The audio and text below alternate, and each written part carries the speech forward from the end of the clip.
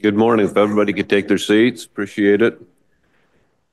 Okay, we'll go ahead and begin with the roll call of the commission, starting with Region 1. Yeah, Dave Bobbitt from the Panhandle region, Region 1. Don Ebert, Clearwater region, Region 2. Good morning, Tim Murphy, Region 3. Mike Roach, Region 4, Magic Valley. Good morning, Jordan Charette, Region 5, the Southeast region. Good morning, Brody Harshberger, Region 6, Upper Snake River Valley region. And good morning, Ron Davies, Region 7. Next thing on the agenda would be agenda changes. Director, do you have any changes to make to the agenda? Anyone? Seeing here none. Review of public comment. Director Fredericks. Thank you, Mr. Chairman. So fair bit of comment to review from last night. It looked to me like we had 60 to 70 members of the public present, and 30 of those people provided oral comments. We had representatives from the Idaho Houndsman Association, the Eastern Idaho Houndsman Association, Idaho Trappers Association, Foundation for Wildlife Management, Teddy Roosevelt Conservation Partnership, Idaho Wild Sheep Foundation, Idaho Wildlife Federation, International Wildlife Coexistence Network, and Living with Wolves. The majority of the folks that were here and provided testimony were from one or the other of the Houndsman associations. So, as typical, I will start with the comments relating to agenda items, and starting with 5A, which is big game season setting.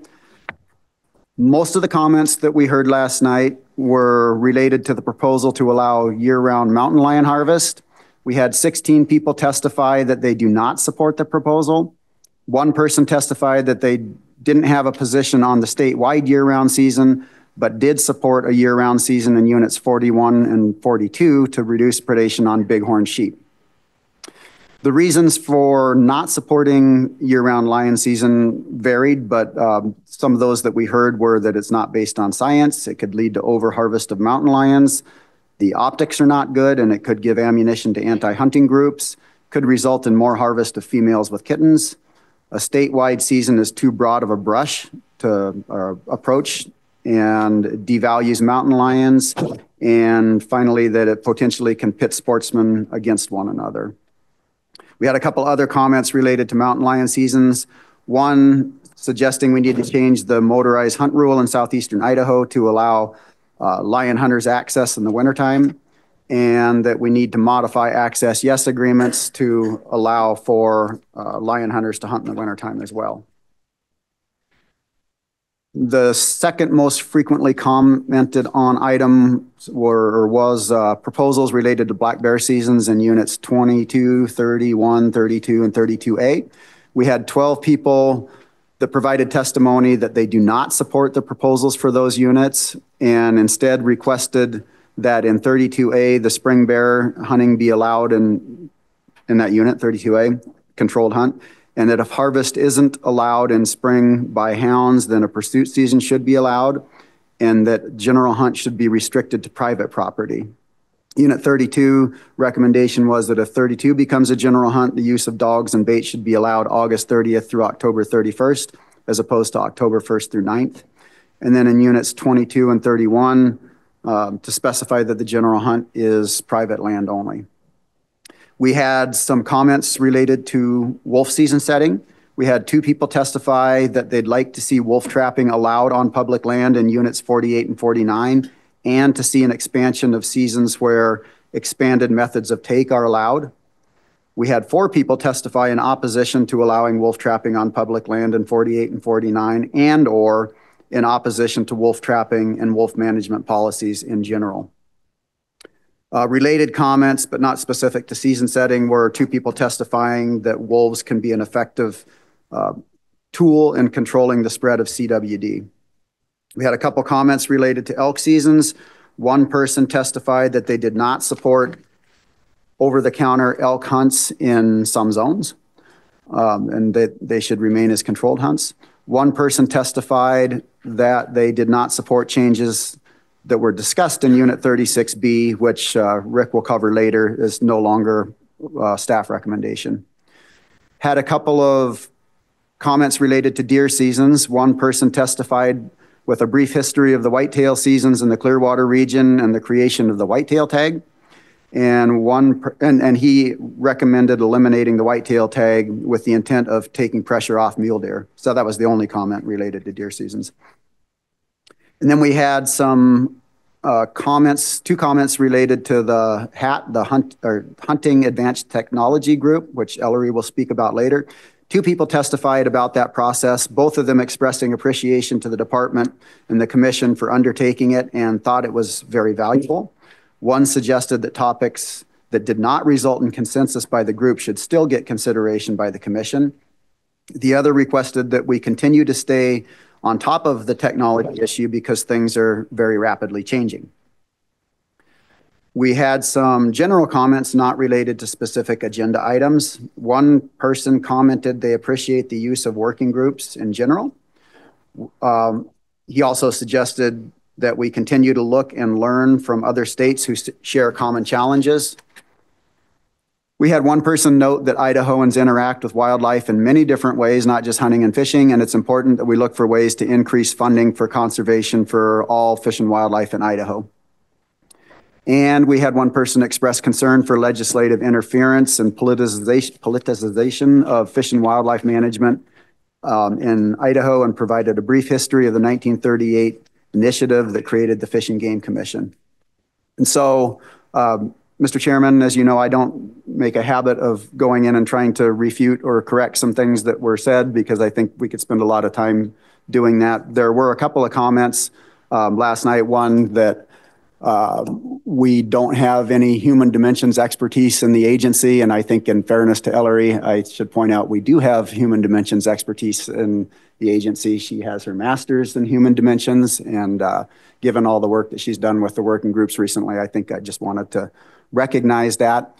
There was another comment that I found more troubling. That was troubling, Ellery, but more troubling was a comment about trapper education for wolves. There was a allegation that department staff who are instructing the class are advising people to leave wolves in traps for 72 hours because that's an effective way of drawing other wolves into the area and increasing the catch. And I was fairly certain that wasn't the case, but wanted to follow up on exactly what that person heard. And I can assure everyone that that is not something that we or anybody else instructs in wolf trapper education. In fact, the instructor on this particular class goes out of his way to recommend that people do check their traps every 24 hours and take wolves out of them. So for a variety of reasons, not just the humanity of it, but the quality of the fur, so the animal doesn't escape. There are a number of reasons why we do encourage people to check their traps regularly and not leave wolves in traps, and I didn't want that to go unstated. We had a number of written comments. We had a letter from Blaine County Commission expressing appreciation for the recommendation that the wolf trapping seasons in units 48 and 49 not be changed. We had two letters critical of predator or native carnivore policies and seasons, specifically wolf trapping, expanded methods of take, hunting with hounds, mountain lion hunting, and efforts to delist grizzly bears. We had two comments from archery hunters in the Weezer River bear units indicating they've never had conflicts with hound hunters in September. And we had one email comment stating the following, that they support a year-round lion season. They do not support an increase in muzzleloader controlled hunt tags in 36A for elk. And they do not support limiting technology related to the hat group, limiting technology without clear data to show how it affects success rates. And finally, the last comment, we had 3 emails from one individual. Comments were short. They were essentially links to information or misinformation on the internet related to chronic wasting disease. And the comments were limited to the subject line. They were, "Your fake CWD science project," "Lord, you people are sick and evil," and "You people disgust me." And I don't say that to make light of it or to validate those comments in any way, shape, or form. I just think it's worth noting that the type of the type of comments that you subject yourselves to as unpaid commissioners. And so there's an effective way to communicate with the commission and get their ear, and this isn't the most effective way. Perhaps more importantly, I think just in terms of chronic wasting disease, and we're going to talk about season setting that relates to chronic wasting disease, there is a considerable number of people that want to will chronic wasting disease away just by pretending it doesn't exist. And so that is a challenge for all of us going forward, not just in the department and the commission, but for all deer and elk hunters in general. So I think it just kind of is worth pointing that out. Mr. Chairman, that concludes my summary of public comment. Thank you, Director Fredericks. Yeah, and I guess I would just echo some of the comments that you made regarding the public hearing itself. I think that I can speak for the entire commission when I say that we do appreciate the fact that people make the effort to get here, to get up in front of a room full of people and make comments. I know it's not easy, and a lot of people drive quite a distance to do so. Some of the things that you hear, though, is that we don't listen, but I can't agree with that. I think that just because we don't always agree with the statements that are made doesn't mean that we're not listening. Another comment that I kind of took a little bit of exception to yesterday was that we're favoring one group over another, and I really don't think that's the intent or desire of the commission. I think that for the most part that we are trying to do what's best for the resources that are out there. So appreciate all the comments, both written and in person. And with that, we will move on to the next agenda item, which is the consent calendar. I trust that the commission's had a chance to review the minutes and financial report. And are there any changes that need to be made? Mr. Chair, I'd like to change the minutes to reflect that the February 6th meeting and the February 13th meeting that I was in attendance. I wasn't confirmed at that time, but I was physically present and hopefully I contributed at that meeting. So anyway, we could just change that from the former Commissioner Cameron to myself. Thank you, Commissioner Roach. To see if I was awake. we just wanted to make sure you were paying attention, and I'm sure those changes will be made. And I'm assuming that we do not. Do we need an action item, Kathleen? Good morning, Mr. Chairman, Commissioners. Since there was a change, then it would be best to make a motion to approve the consent calendar as amended, whether Mr. Roach might make that motion or not.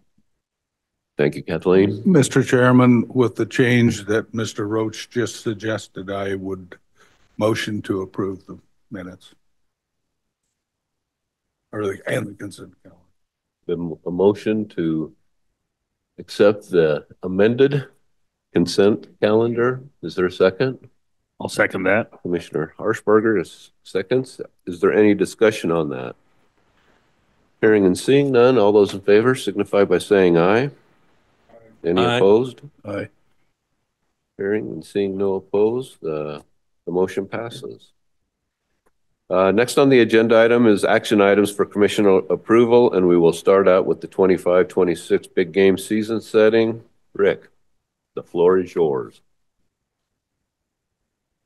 Good morning, Mr. Chairman, Commissioners, Director Fredericks. Can everybody hear me okay? Kind of a history with this microphone.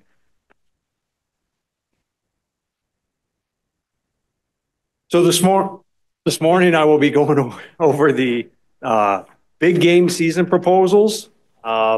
This will take a while, but hopefully everything is laid out clearly. I will pause occasionally to answer questions.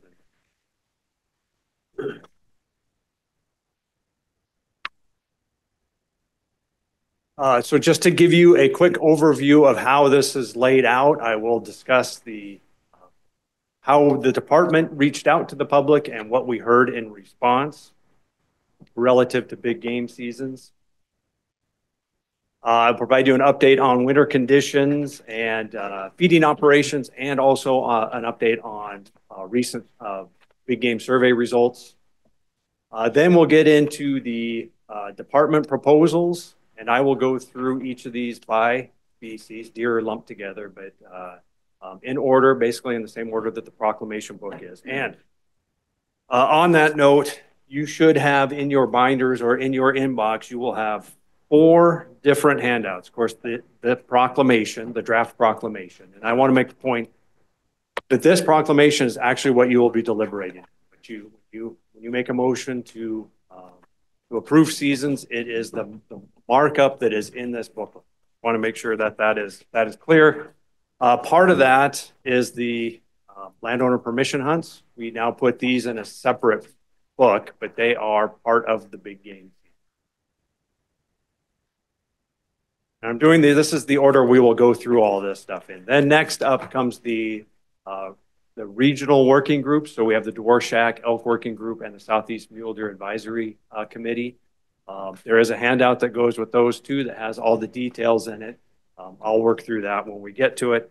And then lastly will be the Landowner Appreciation Program. That has its own proclamation that's based on the control nuts, and I'll explain that when we get to it. But I just want to be clear, there's lots of material here. I hope this is a logical way to work through it. Again, I'll pause for questions, but please, if anything is unclear, interrupt as I go along. So we'll review the department proposals, then discussion and a motion to adopt big game seasons for 2025 and 2026 to include the landowner permission hunts. And then, like I said, I'll bring up the regional working group proposals. We'll discuss that, some of the background and what they are actually proposing to the commission. And then lastly, the landowner appreciation program.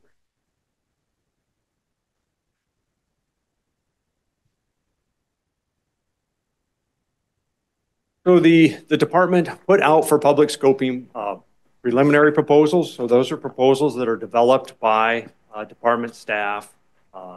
And those went out in February. At that point, there were 163 proposals across all 7 species that were scoped with the public. And scoping is a broad term. It's basically us putting the information out there and soliciting input back to us on those proposals. So lots of different avenues for that. Social media posts, there are about 70 posts that garnered more than 340,000 views, more than 150,000 direct emails to licensed buyers, and then media releases both at the regional and statewide level. All of those intended to either get people to come to open houses or to go to the Fish and Game website, or both, and provide input on the seasons. Around the state in the regions, the regional staff hosted 27 open houses and public meetings with about 670 people in attendance total. And the official public comment period when our online system was up and going and collecting input was February 8th to the 23rd. And we received, once all the comments, the redundancies were cleaned, we had about 14,200 submissions on 163 proposals. Lots of input. That's what we want. That's what we're looking for. Just as a comparison, in 2023, we had about 11,000 online comments, but in 2021, we had about 44,000 comments. A lot of wolf proposals in 2021. And in 2019, we had about 3,000. So I think people are finding this to be a good way to provide comments to the department. Of course, year-round, we collect comments from the public in various ways, and you heard a bunch last night. So there are other avenues. It isn't just online in that 2-week period in February. And we have tallied all that in the mix here with the online comments. Quick look at winter conditions around the state. So mostly around average snowpack in the state, a little bit higher in parts of southern Idaho. And that is having some effect on big game right now. Elk calf survival is about average. Elk calf survival is usually pretty pretty good, better than mule deer. Our mule deer fawn survival right now is a little bit below average. I think that's a reflection of the winter conditions in the southern part of the state. I think it's supposed to be 80 degrees here today, so it's hard to imagine that, but we do have a pretty robust snowpack.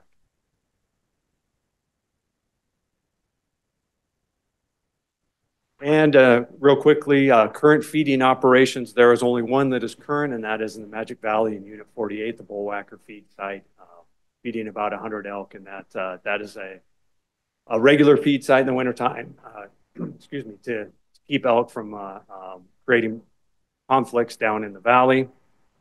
In the Upper Snake and the Sugar City feed area, they were feeding up until mid-March, feeding about 500 elk, and that was to keep elk out of feedlots and from wandering onto the highway where they create a human safety issue.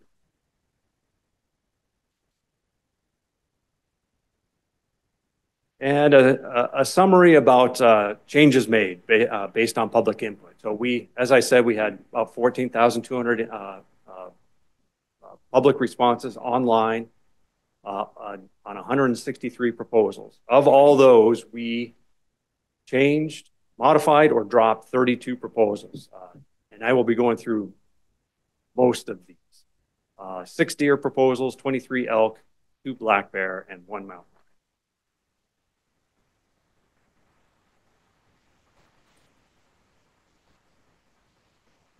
And I mentioned new survey data. We completed a mule deer survey in the Smoky Boise mule deer data analysis unit. So you can see on the map there, it's a big area, stretching from Unit 39 on the west side all the way over to Unit 50 on the east side.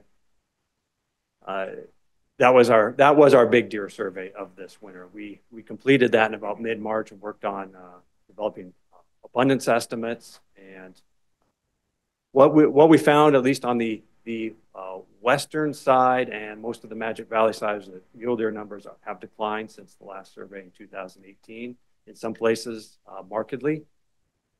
Based on that information, we are proposing there's 2 proposals that have been dropped and 5 proposals added.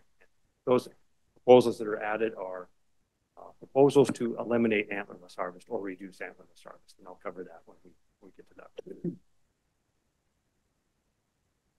Okay, any questions before I move into deer proposals? Okay. So what I will do is I will go around the state, region by region, and I will just summarize the bigger items. As I said, there's 163 proposals that were scoped. I'm not going to go into detail on every single one of them. That would, nobody here wants that. Happy to answer questions. We've got lots of folks in the room if we want to get into more detailed questions. But at my level, it will be high-level major changes. That's really what I'm going to focus on. In the Panhandle zone, the Panhandle region, one of the main proposals there is to increase whitetail harvest in the CWD management. Reminder, CWD was discovered there fairly recently. The CWD management zone is that portion of Unit 1 in Boundary County east of the Selkirk Crest, so really the northeast part of Unit 1. And the proposal is to add extra tags to increase whitetail harvest within that CWD management zone. So 100 extra antlered tags across 2 hunts and 1,000 extra antlerless tags across 3 hunts. Again, that's a response to CWD, and those proposals were supported by the public. In units 2, 3, and 5, the proposal is to reduce extra antlerless tags in those areas where they're seeing a decrease in whitetail depredations. Those were originally put into place where they're having conflicts with private property. Those conflicts have largely been alleviated, so the proposal is to eliminate those antlerless X tags. Total decrease of 275 tags, and those proposals were also supported.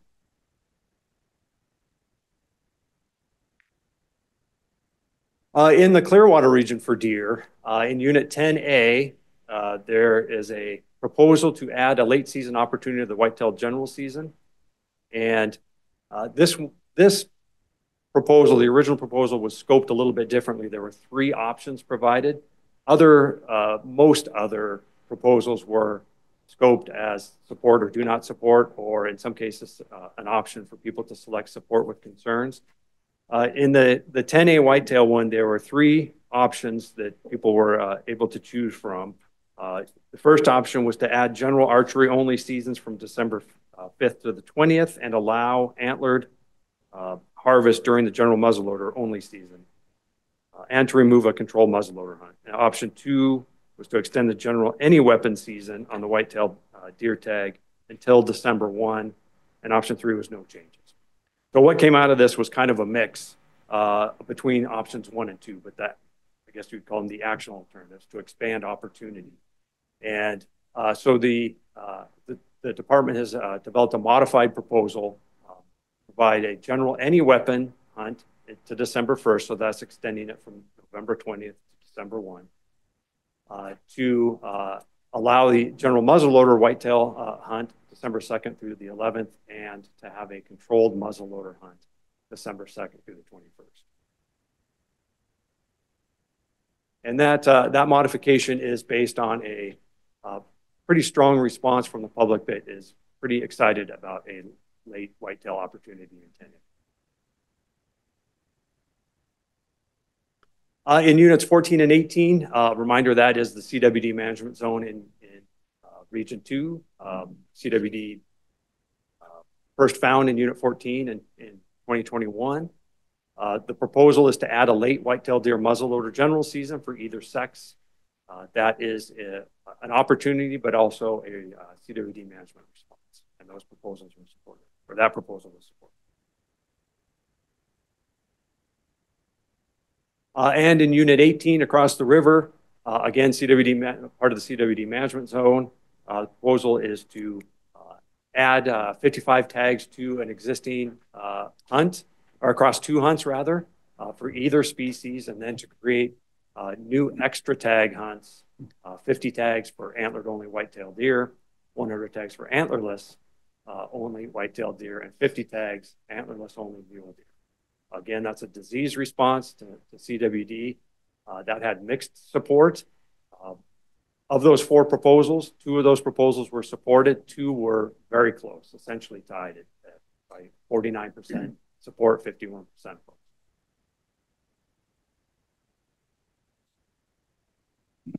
Moving on to the Southwest region, in the McCall part of the Southwest region, the proposal is to extend by 1 week the youth-only antlerless, the antlerless portion of the general season for mule deer, and that was rolled back. The general season is October 10th to the 24th. That last week during that general season, the first week youth can harvest an antlerless. That used to be during the whole season. That was rolled back after the severe winter of 2016-17. Deer numbers are in much better shape now than they were then. Taking that week off also creates lots of confusion and some unfortunate enforcement situations. So the proposal is to allow that last week of the general deer season for youth to harvest an antlerless deer. In the Nampa part of the region, the original proposal was to, there's a either sex mule deer hunt in, it covers both 39 and 43, and as a note, 43 is in the Magic Valley region. The original proposal was to reduce that either sex hunt from 2,000 tags to 1,500 tags, and at the same time add an extra antlerless mule deer tag to Unit 39. The idea, or the need being to increase antlerless harvest where we have seen a decrease in herd health.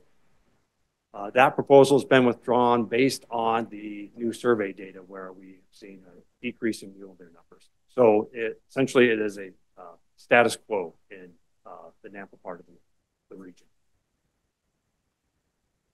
And then in units 41 and 42 in the Owyhees, the proposal is to modestly reduce the buck tags in the late controlled hunts due to declining success rates and a thought that deer abundance is on the decline.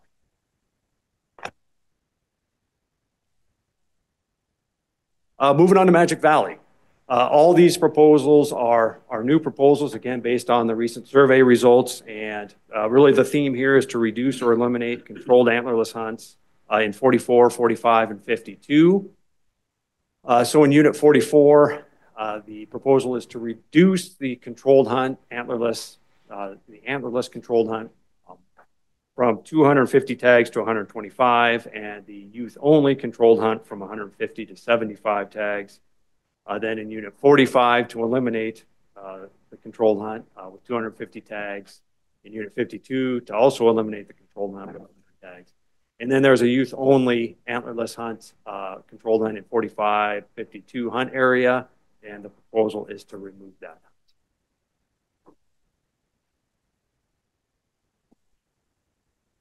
Moving on to the southeast, really the thing there to talk about is a change or a proposal in whitetail opportunity. The department is proposing a whitetail only extra hunt there. The original proposal, the map on the right there is that 66A-1X hunt area, so it covers a lot of the region. The original proposal was whitetail deer only, antlerless only, 200 tags with a long season from August 30th to December 31st. Mixed support on that and concerns raised by the public included a desire to manage whitetail deer populations for additional opportunity, meaning grow the population. And we heard from landowners about potential trespass issues. Most whitetail are on private property in the region. So the modified proposal based on that public feedback is same hunt boundary, whitetail deer antlerless only, but 100 tags and a shorter season date, October and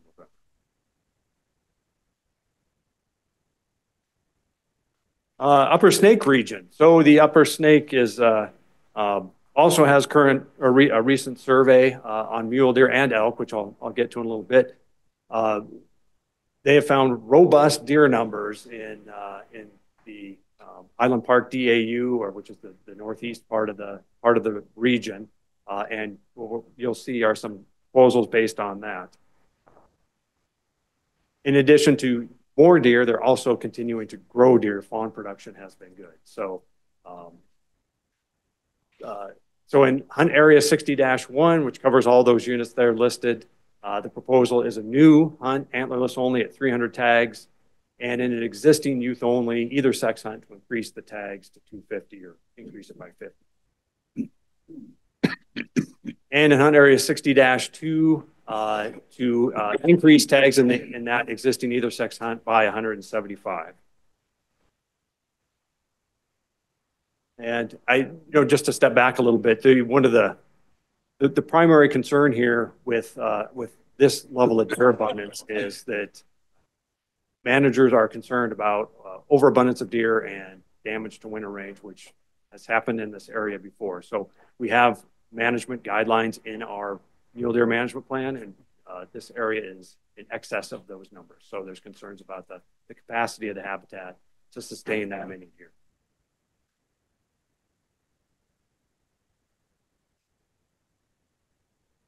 In Unit 62, there are two proposals for new hunts, one either sex hunt at 100 tags and a youth only either sex hunt with 50 tags. And across all those proposals there, public support is mixed. People are generally supportive of youth only hunts. People are often not supportive of antlerless only hunts. And we see that reflected in the public comments. Again, this is something that the department is proposing. We think this is important for maintaining herd health and winter range conditions. And moving on to the salmon, the theme there is to expand whitetail deer opportunity by removing private land restrictions and extending the season dates on the short range weapon only component of the general deer season. So the proposal there in hunt area 21-1X, which covers a lot of units, is whitetail only extra antlerless hunts across two hunts, to change the season dates and to increase the tags to 400 from 250. And similarly in hunt area 36A-1X to change season dates and increase tags in those two hunts as well, also by 150. And both of those proposals received public support.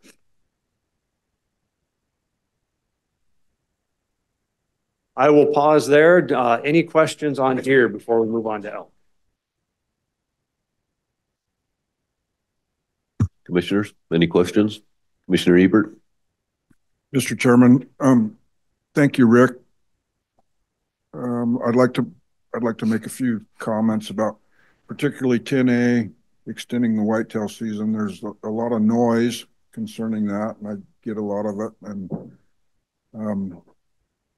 you know, I sit through some kind of brutal public meetings, and there's a contingent that has made indication that maybe I'm just not informed. And I'd like to assure everyone that I am very informed. I think anybody in this room from the department knows that I do everything I can to know as much about this stuff as I can. You know, I work really hard at it. And it's a little bit humorous to me when people come forward and say, you need to follow the science, when you look at the Fish and Game employees, and basically I'm sitting in a room full of scientists that do this every day for most of their life. They're dedicated, they're professionals, they work really hard, they're very smart, capable people.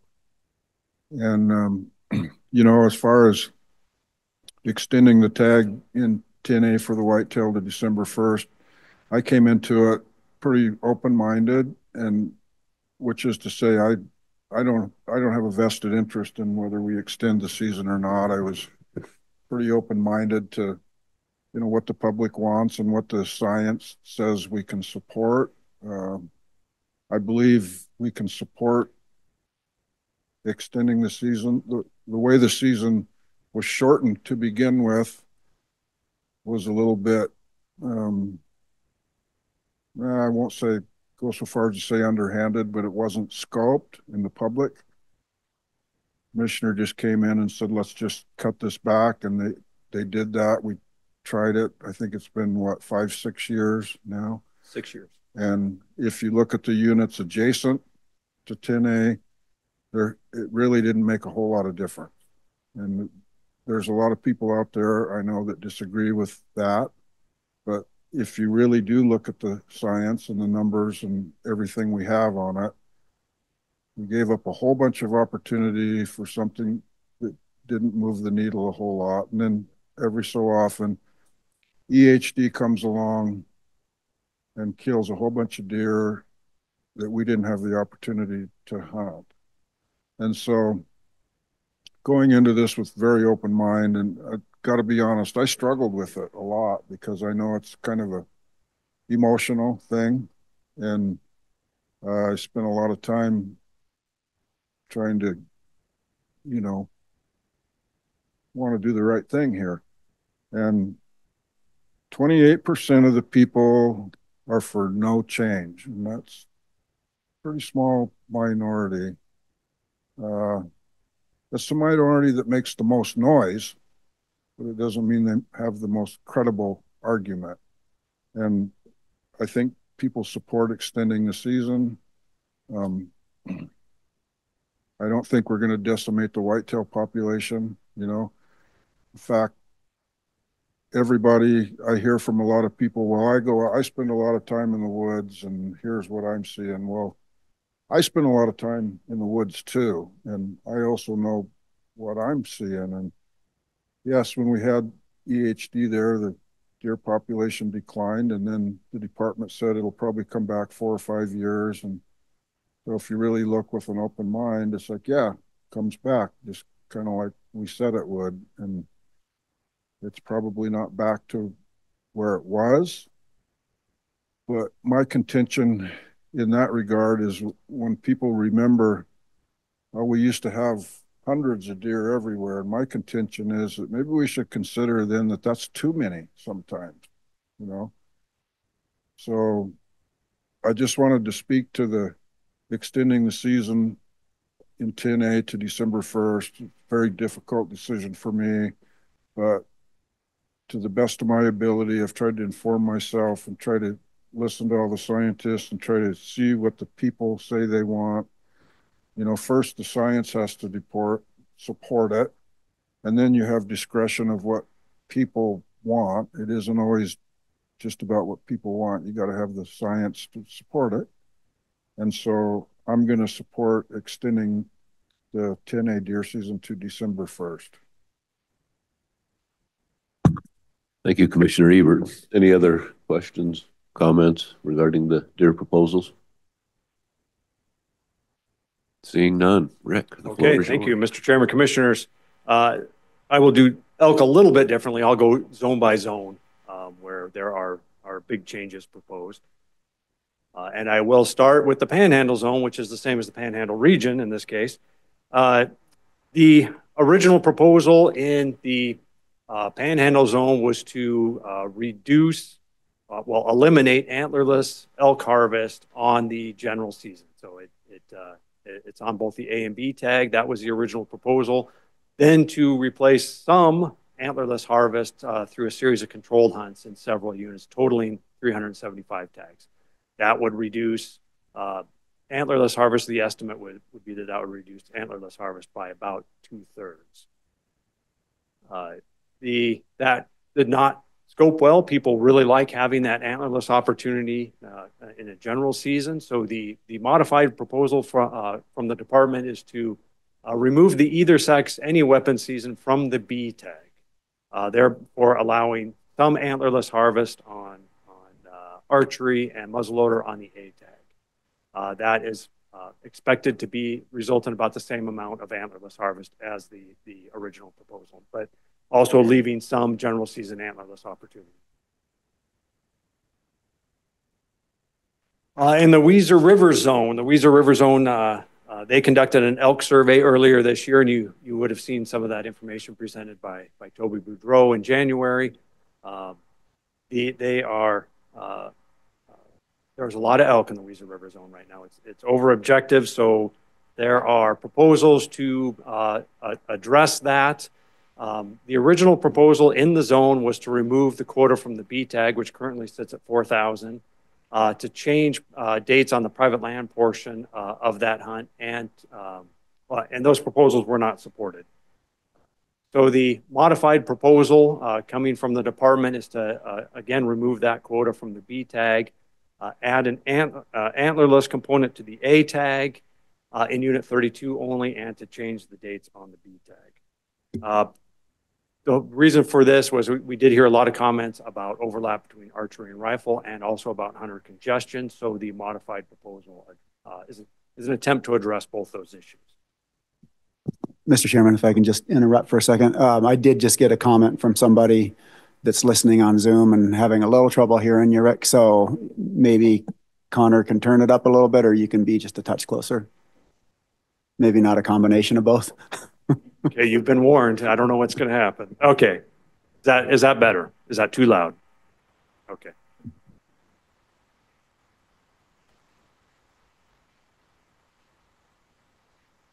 Sticking with the Weiser River zone, in hunt area 22-1, which is units 22 and 32A, the proposal is to add and modify the antlerless controlled hunt across 3 hunts to add 250 tags across those 3 hunts, and those proposals are supported. And then moving right next door to the Brownlee zone, also well over objective in that zone. That zone is unit 31 only. The proposal there is to add a B tag, antlerless only, and add a new controlled hunt, antlered only with 75 tags, any weapon. And to add a new youth only controlled hunt, antlerless only with 100 tags. And to increase tags in the existing antlerless controlled hunts to add a total of 95 tags. And all those proposals were supported. Moving over to the Smoky Bennett zone, this zone has a history of large-scale depredation issues with elk. And several years ago, the zone was over objective for cows. There's a lot of antlerless opportunity added. 2 years ago, we kind of backed off that, and we are proposing to back off that a little bit more now, changing the B tag, the any weapon antlerless only portion, and those 3 units there to reduce that cap by 100 from 700 to 600. And in Unit 44, eliminating the antlerless only 150 tag cow hunt there. Both those proposals are supported, and the modeling suggests that removing these or changing these will allow modest herd growth in that zone. That is the objective. In the South Hills zone, the original proposal was to add a B tag to the general season, uncapped, Unit 56 only on the very east side of the zone, antlerless only. And that was not supported by the public. There were concerns about hunter crowding and trespass issues. So the modified proposal is to add a B tag with a 500 tag cap, Unit 56 only, antlerless only.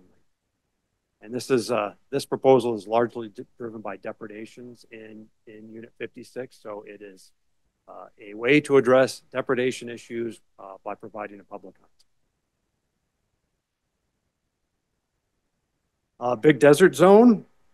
These proposals are also depredation driven. On the B tag, which is an any weapon antlerless only in units 52A and 68, the proposal is to increase that quota by 100 tags to 350 and to extend the season date to December 31st.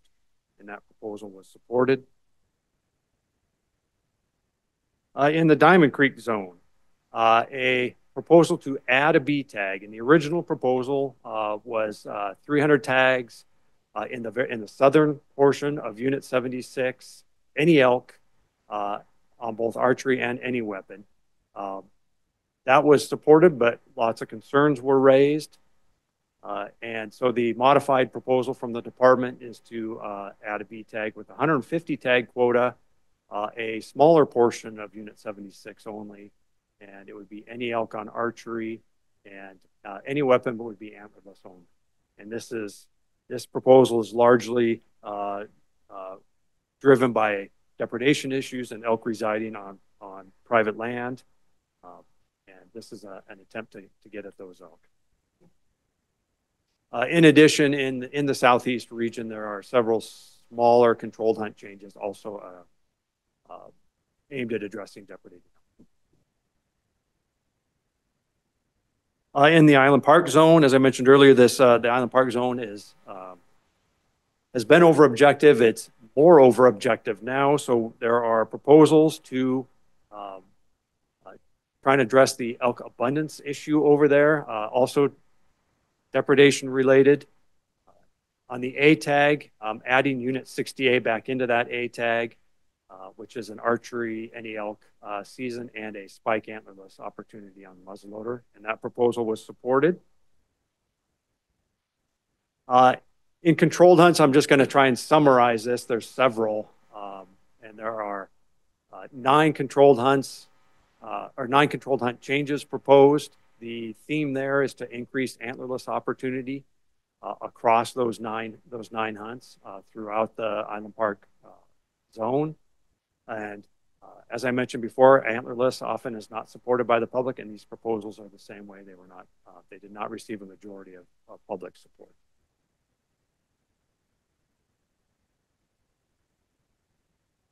In the salmon zone, the original proposal was to remove Unit 36B from the B tag and to reduce the cap. The estimated 5-year average elk harvest in Unit 36B was about 507. So the idea was to reduce the cap by that amount.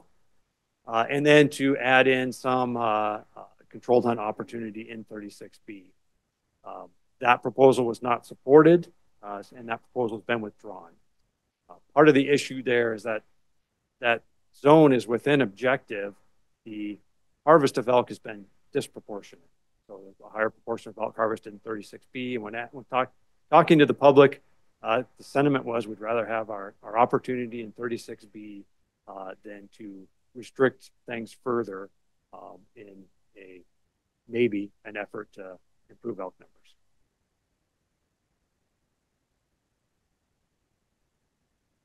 Okay, any questions on elk before I move on to pronghorn?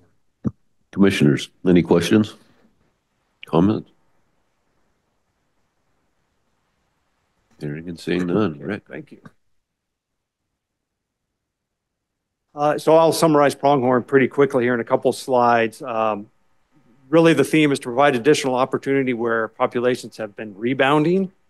Pronghorn were hit pretty hard in certain parts of the state. Winter before last, we had pretty severe conditions in the east side of the state. That actually went farther west than we first thought. But in hunt area 44-1, which is Camas Prairie, the proposal is to increase tags in the any weapon hunt by 25, so bring it up to 100, and to add a new doe fawn hunt with 100 tags. And really that doe fawn hunt is aimed at depredating pronghorn. And hunt area 60A-1 in the Upper Snake, that is a hunt area that existed up until 2 years ago. It was archery only. Pronghorn numbers have improved, so the proposal is to bring back that hunt area but make it muzzleloader only, either sex, with 30 tags.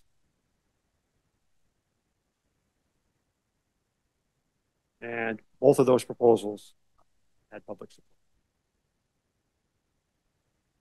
And a new thing this year is to propose changing some of the unlimited archery hunts to buck only. This is something new for us. The map on the right there shows the hunt areas that are proposed. That is 8 of the 16 total archery pronghorn hunts in the state. And this area is identified for a particular reason. These are areas that were hit pretty hard by the winter before last. We have seen pronghorn numbers improving. At the same time, we've seen a disproportionately high harvest rate of does by archery hunters. As pronghorn numbers dipped, it appeared that archery hunters, well, the data shows us that the archery hunters were taking more does, a higher proportion of does. So the proposal here is to change these hunts to buck only, and to, in that process, we would add a definition of buck to the proclamation in the pronghorn section, provide a picture. Essentially, it would be a black cheek patch and horns over 3 inches. Those are the hunt areas listed there. I won't go through all those. I think the map tells you a lot more. And these proposals across, they were all scoped separately, and they all received support from the public.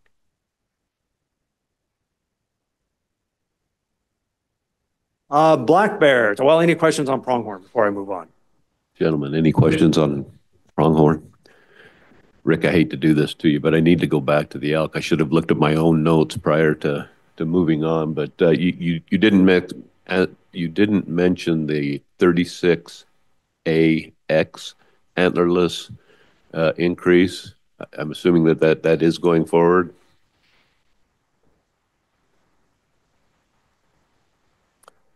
Let me look. Page 56, according to my notes.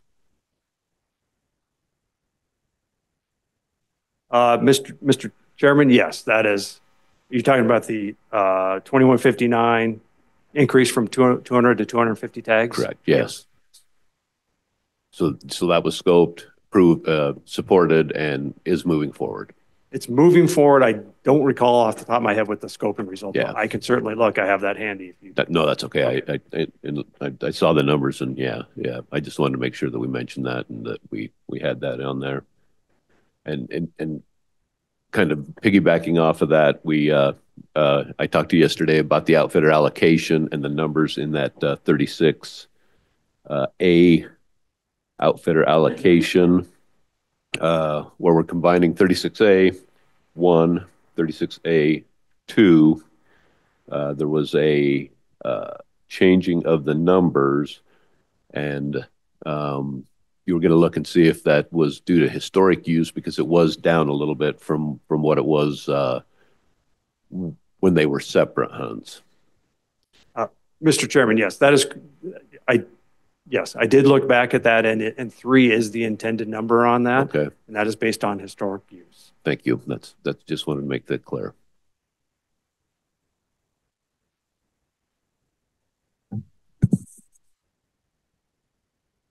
Mr. Chairman, back on the pronghorn, you answered my question really well. I was going to ask a question on why moving the archery to a buck only and not the general seasons. However, do we see maybe an increase in does going where there will be an opportunity for does in the general season? The controlled hunts versus the archery hunts only. Like why not, like, let me ask it differently. Why not do both the controlled hunts and the archery hunts and a buck only, even though the data shows they're not shooting as many does? Mr. Chairman, Commissioner Shred, it's exactly for that reason that we don't see the proportion of doe harvest on the rifle hunts that we do on the archery hunts. And we'll see how this goes. It did scope very well with the public. We did have a discussion about expanding that to other hunts, but we would not be able to do that without scoping it. So we should have this conversation again in a little less than 2 years. Any other questions? Okay. Okay, Mr. Chairman, Commissioners, thank you. So moving on to black bears, and I will preface this by saying there are a handful of modest changes to black bear proposals in other parts of the state, mostly expanding opportunity where it doesn't currently exist, but bear densities are very low. So Magic Valley and Southeast regions, really. Other than that, I'm gonna go through some of the Weiser bear material as best I can. In Unit 32A, the original proposal from the department was to eliminate spring and fall baiting, eliminate spring hound hunting, modify the general season hunt boundary. And the overall objective here was to reduce black bear harvest, which had increased more dramatically than we had expected after the season changes were made in 2020.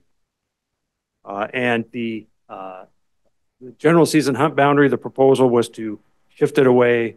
It currently is on or within 1 mile of private land, and to change that to outside the National Forest System boundary. That proposal was not supported. The department came back with a modified proposal to eliminate the spring and fall baiting and eliminate spring hound hunting, leave the hunt boundary unchanged.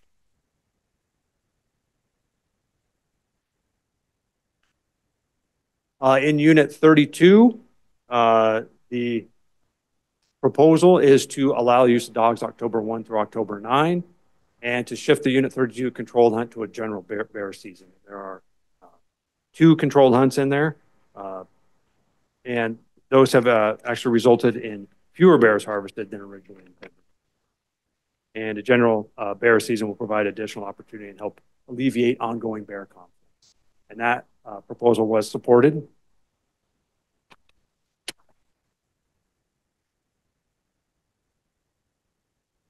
And in Units 22 and 31, the original proposal was to allow use of dogs October 1 through October 9 in both the general and controlled hunts, and again to modify the general season hunt boundary. And that would be the same change as before, changing it from on or within 1 mile of private land, changing it to outside the National Forest System boundary.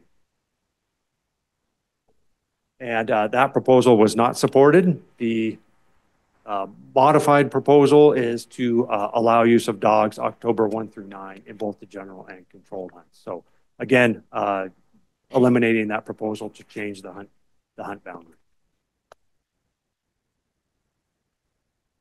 Any questions on bears? Commissioners, questions, comments? Mr. Chairman, I have a modification I'd like to make through a motion, if I may. Okay. Please, Commissioner Murphy. It has to do with Unit 32. That's the most southern unit of the Weiser watershed.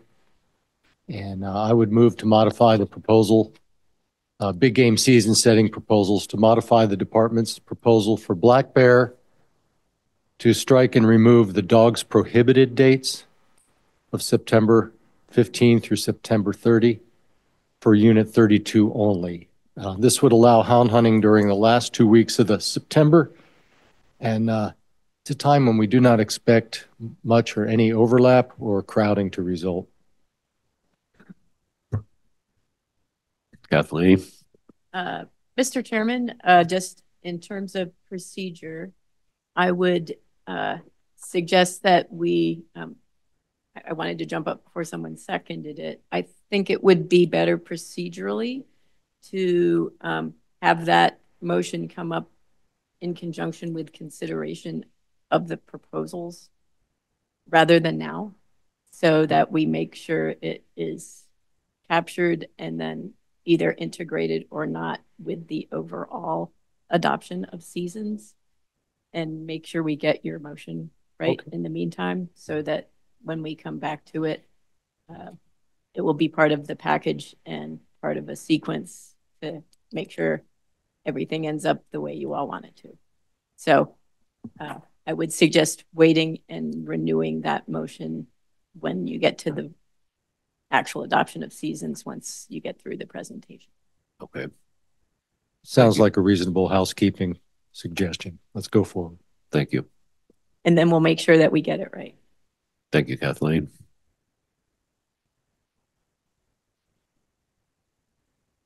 Any other questions, comments on the bear proposals? Okay, seeing and hearing none.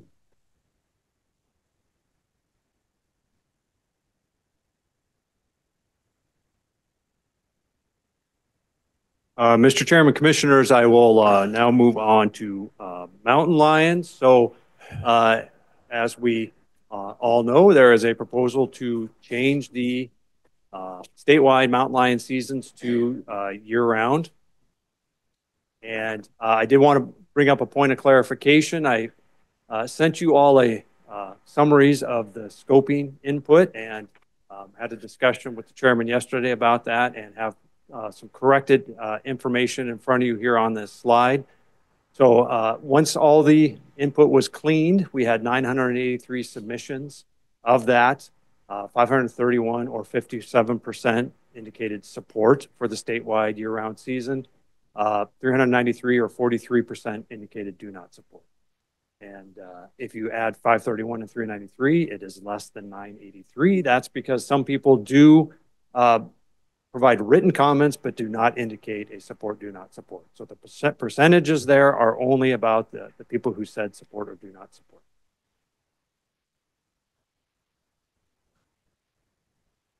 So the proposal here is to create or to extend seasons year-round statewide. And the justification for that, or the push for that, is that it is a consistent interest from a suite of stakeholders to address predator populations and that have impacts for big game, livestock, and human conflicts. We expect the harvest on this, given the dates, that most of the harvest would be incidental around the state and would not contribute to any type of population concerns. Another proposal, or two proposals really, are to add second lion tags to units 10A and unit 45. And those proposals are supported. And lastly, well, again, two proposals in here. One, to simplify the non-resident hound hunter permits within the Selway elk zone. If you look at the 2024 proclamation, it is an entire paragraph describing where people can go and divvying that up. That has a separate non-resident hound hunter permit limit of 46 for the whole zone. Our proposal is to simplify that and just say 46 permits zone-wide. In units 41 and 42, the proposal is to allow unlimited non-resident hound hunter permits in those two units where we have concerns with predation. You heard some of that last night on bighorn sheep, also on mule deer. And those two proposals are supported. Any questions on mountain lions? Gentlemen, questions? Commissioner Schrapp. Rick, can you speak to the biological impact you think this will have on the mountain lion population? I think we heard last night there would be eradication is the only word I can think of. I know that's not the intent of anyone or anyone wants, but that it was going to reduce the population dramatically. Do we expect that to happen? Do we expect harvest to increase? I mean, there was a lot of concern about this proposal and what it was going to do to the population. Can you speak to how that will affect that biologically? Mr. Chairman, Commissioner Charette, the expectation is that there will be some incidental harvest, but no, we do not expect any real population level effects. And I say that based on looking at several other states that have year-round seasons, including Arizona, Utah, Nevada, Oregon, and New Mexico. All have year-round seasons and have robust lion populations. So given the dates of what this would add, a lot of it is really intended for people who incidentally come across a lion and can't harvest them. We've heard that from certain segments of the population that are out there mostly in the summertime, can't harvest a lion if they happen to come across one. That is really what we're talking about. And will that be monitored pretty closely, the population, to see the effects that it'll have so that those fears can be eased? Mr. Chairman, Commissioner Charette, yes, we have mandatory check on all predator harvest. So yeah, every lion that is harvested is required to be checked with the department. So part of that process is taking a tooth that is then used to age the animals. So we keep pretty close tabs on the harvest metrics of both bears, lions, and wolves.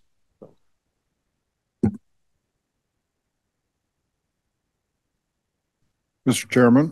Commissioner Ebert. Rick, so if we expect that it will not have a population effect, if we see things start to go sideways, unexpected, what mechanisms do we have to put the brakes on between now and 2 years?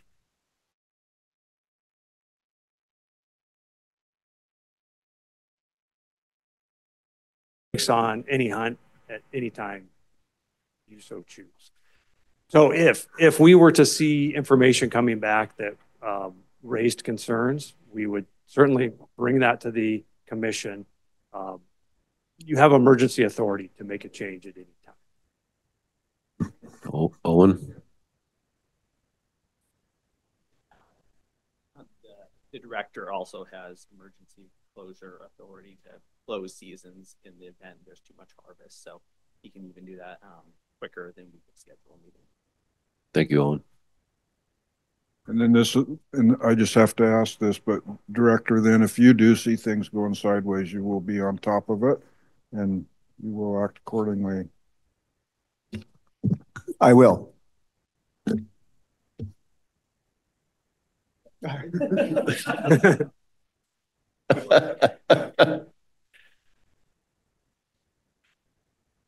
Any other questions, gentlemen? Commissioner Harshbarger. I'm new at this, but if we want to make a proposal to change it, would it be appropriate later, like or now? Mr. Chairman, Commissioner Harshbarger, if you identify that you would like to propose a change, we can capture that now and then come back to it so that we have the list of things you want to take up by motion later so that we make sure they get folded in together. How do you use capture? I'd like to.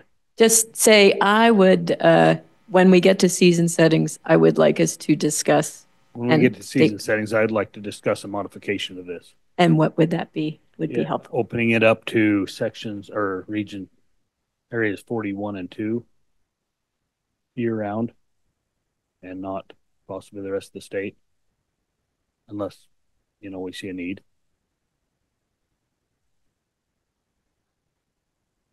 Okay. Mr. Chairman, Commissioner Harshbarger, I will be looking to Kathleen to capture that when we get to that part. Any other questions on lions? Seeing none. Okay, Mr. Chairman, Commissioners, there are no wolf proposals. So with that, I will go right into landowner permission hunts. These are... Rick, excuse me, Mr. Chairman. Commissioner Ebert. We have proposed no changes to wolf proposals. I know there's people out there that wanted us to make changes, and we were, I think all of us individually questioned as to whether we had considered that or deliberated. First of all, we can't deliberate outside of an open meeting, but I think we're all aware of the desires. I mean, we're all very well versed in individually in what goes on here. And, you know, wolf hunting, trapping is, there's a lot of discretion in how we proceed in the view of society and for the population. And I just wanted to assure everyone that we are well aware of the desires by groups and individuals, maybe contrary to what we are proposing. Because we don't necessarily have it on the desk in front of us doesn't mean we aren't aware of it. And, you know, I think we're heading to the direction of the wish of the commission for a variety of reasons.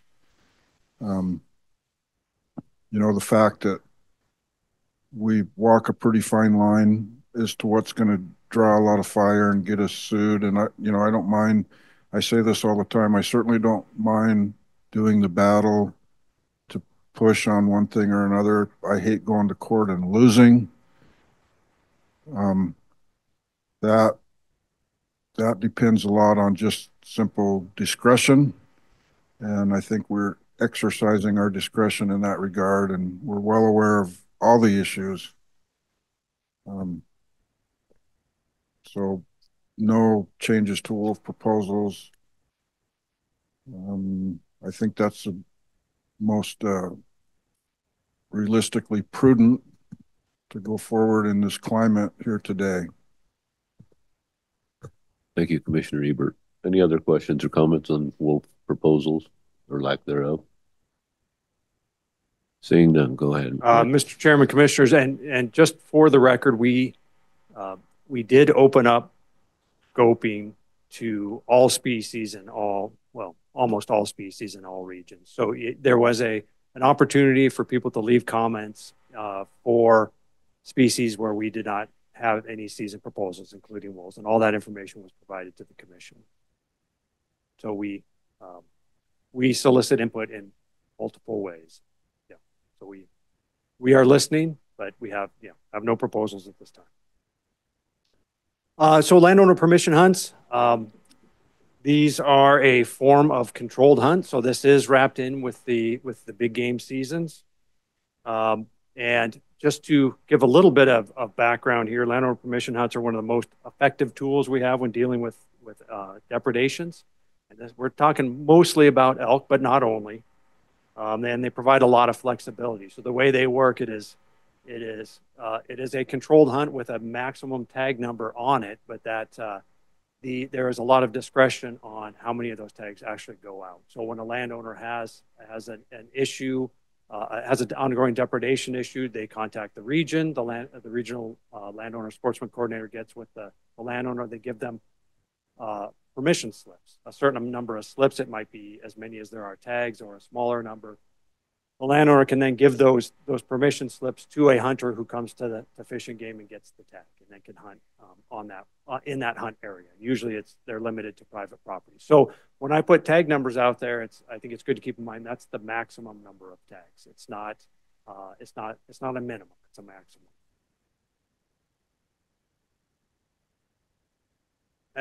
So we have this year we do have one white-tailed deer LPH hunt or LPH in the Upper Snake.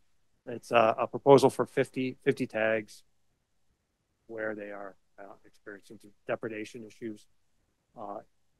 Total, looking at all the proposed changes for elk, we're looking at 15 proposals with a net increase of 880 tags maximum, and that is antlerless only. And all elk LPH hunts are antlerless only. And for pronghorn, we have 2 proposals for a total of 50 tags, and that's in the Magic Valley. Any questions on landowner permission hunts? And you do have a handout with all this in red markup in there.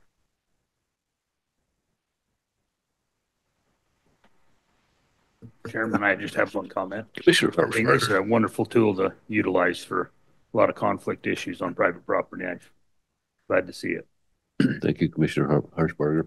Commissioner Bobbitt. Mr. Chairman, Rick, is there any prohibition against people that receive these tags on getting compensation for them?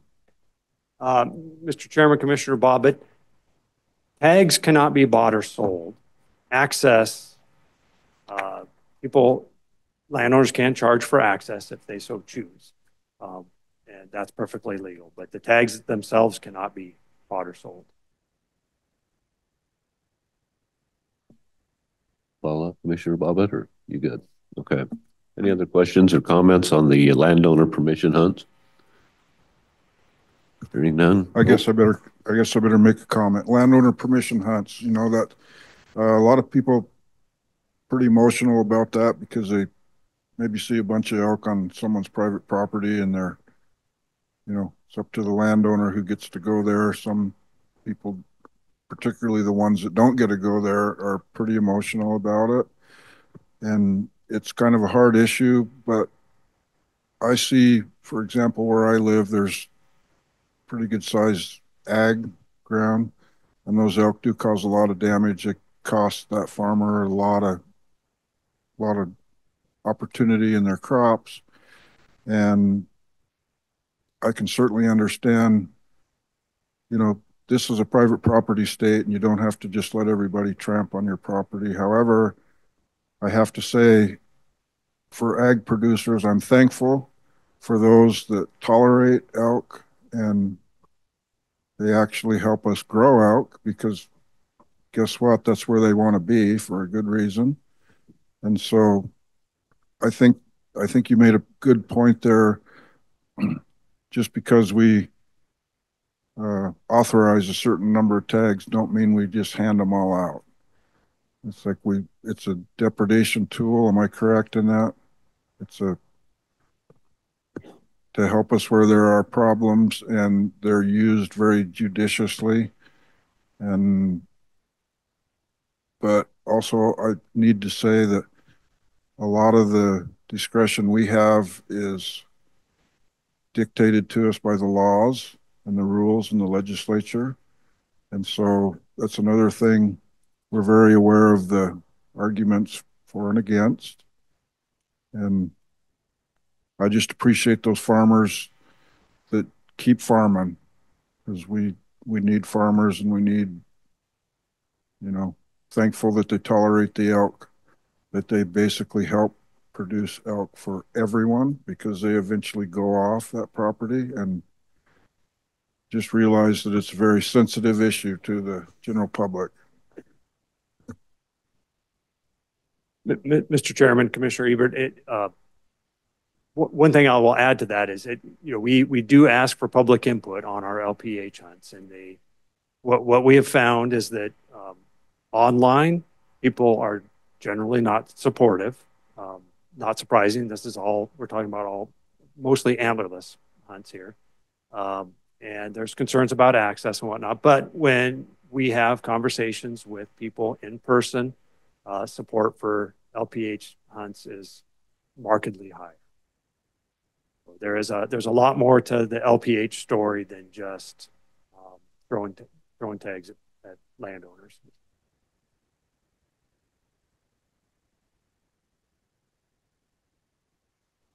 Okay, Rick, go ahead and continue. Mr. Chairman, Commissioners, that concludes my part of the department proposals for big game seasons for 2025 and 2026. So I will stand for questions across the board, or that comes later. So just, Mr. Chairman, just so I understand, we're going to take the 10A elk working group separately. Mr. Chairman, Commissioner Ebert, that is correct. So the 10A working group and the Southeast Mule Deer working group I will cover those momentarily. Okay. Okay, thank you, Rick. That's a lot of information to dissect. I'm going to propose we take a quick 15-minute break to kind of get these minor changes that have been proposed. worked into a suggested motion, and then we can come back and redo that. So we'll reconvene. We're going to go ahead and take a 13-minute break. We'll reconvene at 9:25. No, that's a 4-minute break. Oh, that clock's a long ways away. Let's go ahead and say 9:35. Thanks.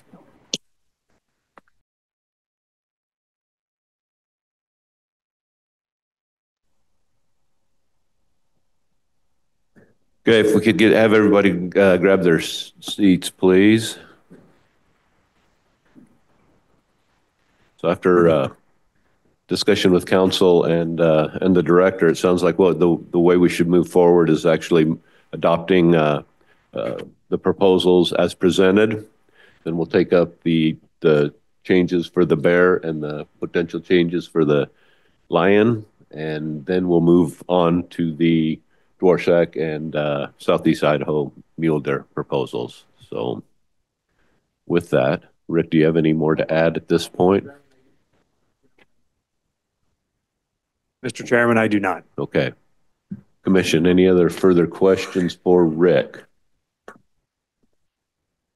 Hearing none, are there any anybody that care to make a motion?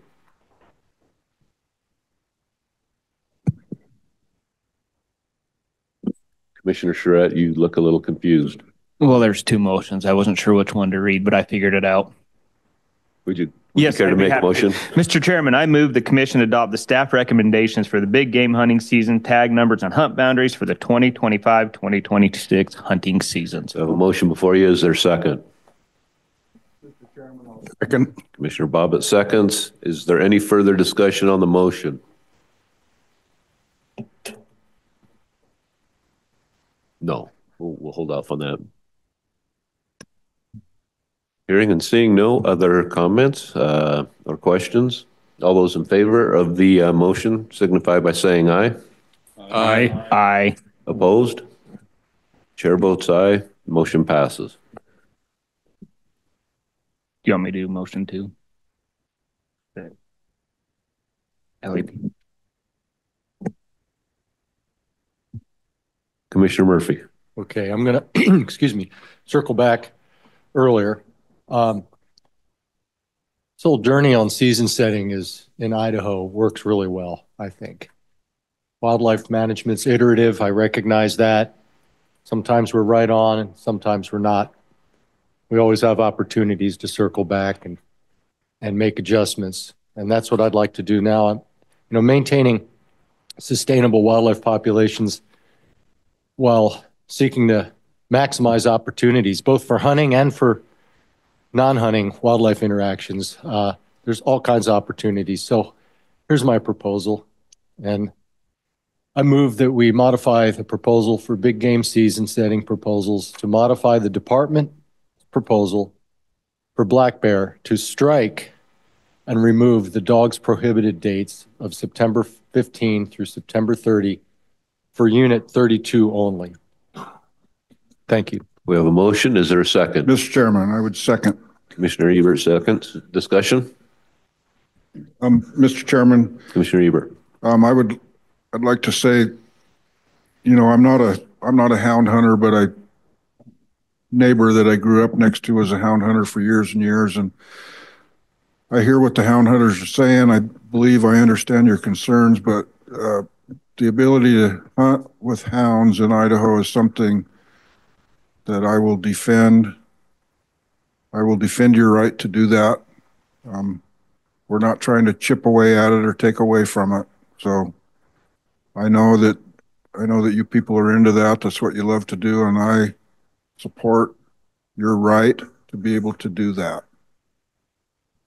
Thank you, Commissioner Ebert. Any further discussion? Seeing and hearing none, all those in favor signify by saying aye. Aye. Aye. Opposed? Chair votes aye. Motion passes. Moving on to the proposed mountain lion changes. Do we have a motion there? I'd like to make the motion that Commission revise the expanded of year-long mountain lion season to just units 41 and 42 rather than statewide. A motion before you. Is there a second? Second. Commissioner Roach seconds. Discussion. Yeah, Mr. Chairman, Commissioner Bobbitt. If that motion's coming forward, then I would like to have Region 1 also included in that year-round lion openings. If I read that, our 5-year elk management plan, that's the #1 predator. We have, 7 units in northern Idaho. We only have 2 that are on plan for objective. The rest we don't know yet. So I'd recommend that, along with the ability of the director to have an emergency closure if we get into an over-harvest situation. So we have an amendment before us, or do we, Kathleen? Kathleen? So Commissioner Bobbitt has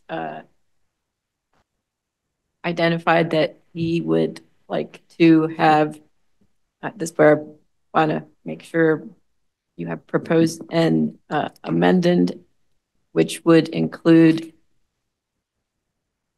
the units in the Panhandle. Yeah, units in Region 1. Mr. Chairman. Yes, Commissioner Tripp. I will speak to it in a second as well, but I would like to make an amendment as well for the Southeast region to be included as well. So keep that when you're thinking about these amendments. So I may suggest, based on what I'm hearing, that you all take a vote on the pending motion or make a substitute motion. And since it sounds like you all have a difference of opinion, you may wish to take a vote on the motion unamended, although you have proposed an amendment. Someone can second it, but I think you may just want to vote, and depending on the outcome of the vote, talk a little more over what you would like to see before making a new motion. Okay, so there is an amendment before you. Right now, there is no second to Commissioner Bobbitt's amendment. Is there a second? You can do that, recognizing you hear a couple of other things. So. But where there's an amendment on the floor, we have to see if there's a second. If there's a second, correct. Right. Is there a second to the amendment?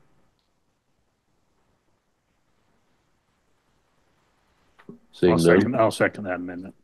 Okay. Yes, that's precisely what you were confusing.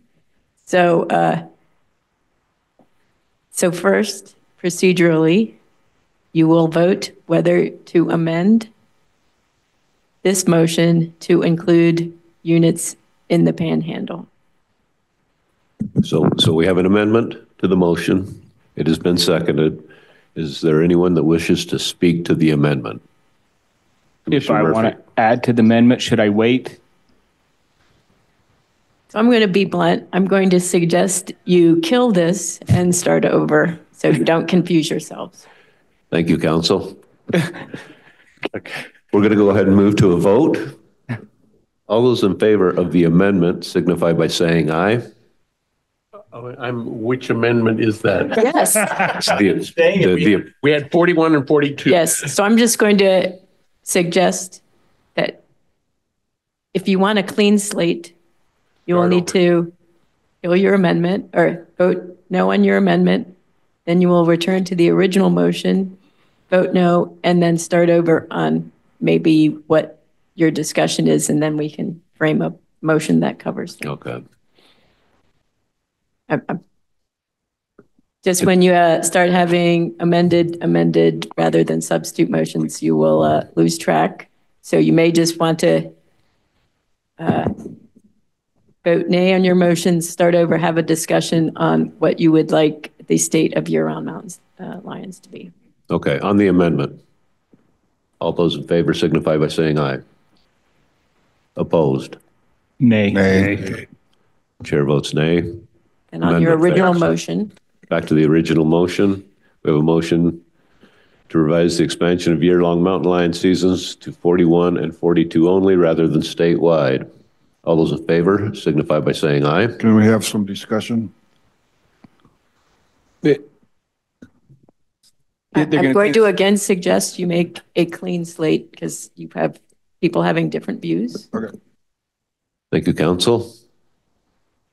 On the motion, all those in favor signify by saying aye. Opposed? Nay. Opposed. Now, Chair Mr. votes nay. Chairman, I would suggest you return to a discussion on people's views on any modifications they may wish to make to the statewide seasons you have adopted. Thank you, council. Okay, so we'll open the floor for discussion on the original moment and or any potential amendments to that. Commissioner Murphy. Yes, and in the greater Owyhees, we not only have population control by mountain lion on the desert bighorn, but we've had many, many years of study, collaring of predator control of mule deer populations in some of the greater Hawaii areas, particularly the southwest, and limiting it to 41, 42, although that country is not the easily accessible country in Idaho by far. It still will increase hunting presence and congestion to some level. I'm not prepared to say what percent it'll increase, but that's a concern I have, as well as not providing for the year-round predator control we have on lions right now, or we would achieve with the statewide proposal. Thank you, Commissioner Murphy. So further discussion? Commissioner Schrepp. Thank you, Mr. Chairman. First of all, I want to say thanks to Commissioner Harpsbarger for bringing this up. I think this is a discussion that we need to have, especially after the concern from last night. If we move forward with Commissioner Harpsbarger's motion, I would like to add Southeast Idaho into that for the simple fact that our mule deer herds are underperforming in Southeast Idaho. And in a recent study that's ongoing right now, we found that the predation rate from mountain lions is pretty high on the mule deer herd. So I can, in good conscience, move forward without including Southeast Idaho in that motion.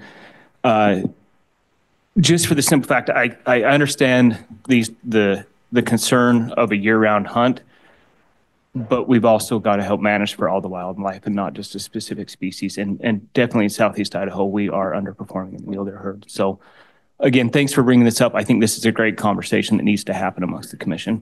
Thank you, Commissioner Charette. Further discussion? Mr. Chairman. Commissioner Ebert.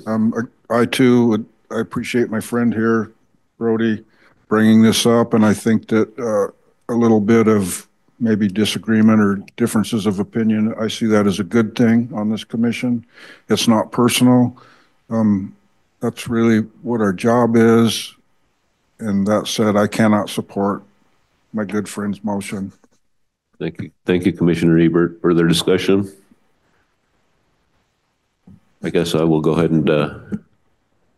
So then procedurally, you have adopted statewide mountain seasons by staff recommendation, and now is the time to revisit if you want to revise that in any way by taking units off or zones off or regions off of the statewide seasons. Thank you, Kathleen. I guess I would just speak in against making the change. I do appreciate the fact that it was brought up. I do appreciate the fact that we have gone through quite a bit of discussion on this. I think that if we were to make these changes, as we saw from Commissioner Charette, that I think we could all include units, much like Commissioner Bobbitt brought up, that should be included in said change. And while I know that the houndsmen are not in favor of this, I think that it behooves us to move forward with this with that understanding that the director has the ability, if in fact things get out of hand, the director has the ability to make an emergency closure on that. So with that, I guess I will look to see if there is anyone that wants to go forward with a motion to revise the mountain lion season as adopted. And you voted on it, yes. We voted on that and it died.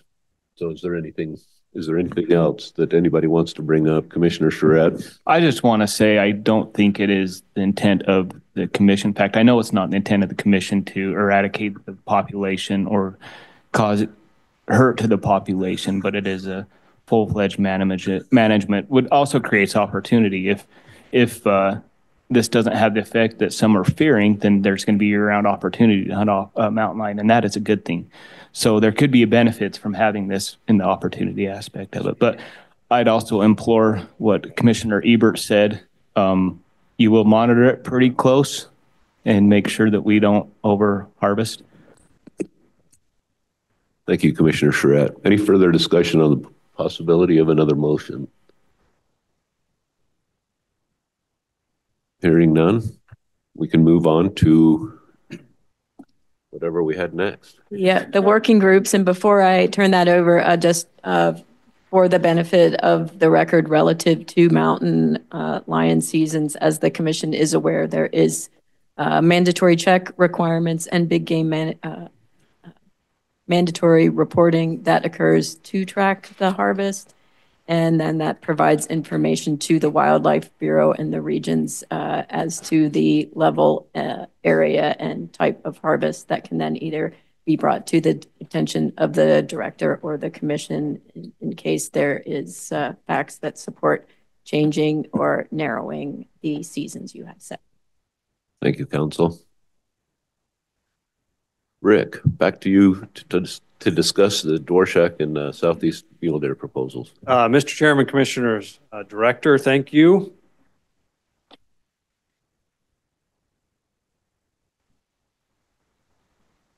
Moving on. So I will go over both working group, a little bit of background on the working groups and the proposals that they have presented to the commission.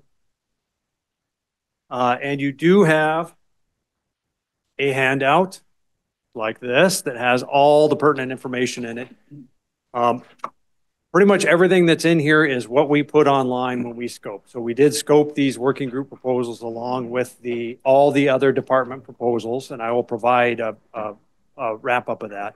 The materials you see in this handout are the materials that were online. And part of that is a staff assessment of the likelihood of these proposals reaching the objectives identified by the working groups themselves.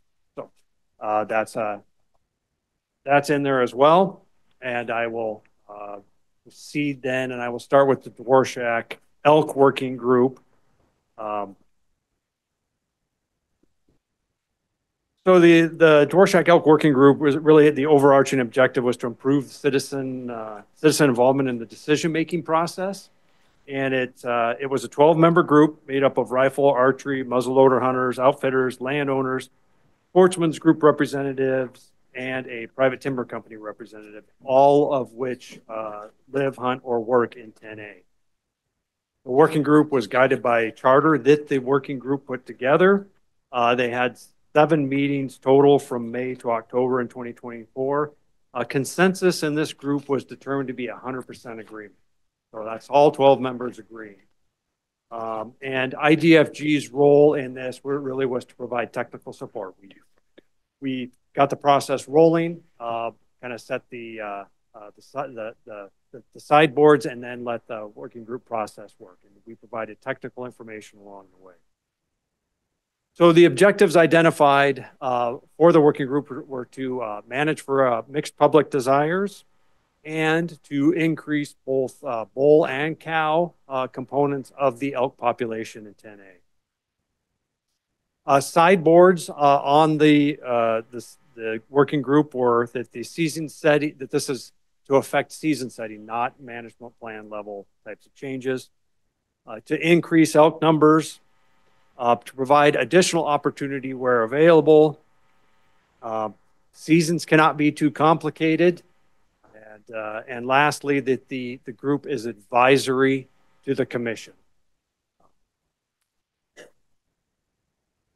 So with that, what the elk working group came up with, I will run through that list now. One thing to keep in mind with the Dworshak Elk Working Group, there's a series of proposals or a series of proposed season changes. They are considered one package. And we scoped it that way. So the idea being that you can't make part of the changes and not the other part and still accomplish the objectives laid out by the working group. So this should be considered as one package of proposals. And I say that because the Southeast Mule Deer Committee operated differently than that. The first part of the working group proposal on the Dworshak A tag is to change the archery from any elk to antlered only. On the muzzleloader component of the A tag to change from spike or antlerless only to antlered only. And to cap that A tag at the status quo with the 5-year average being 1,171 tags. And on the Dworshak B tag, to change the any weapon from antlered only to brow-tined bull only.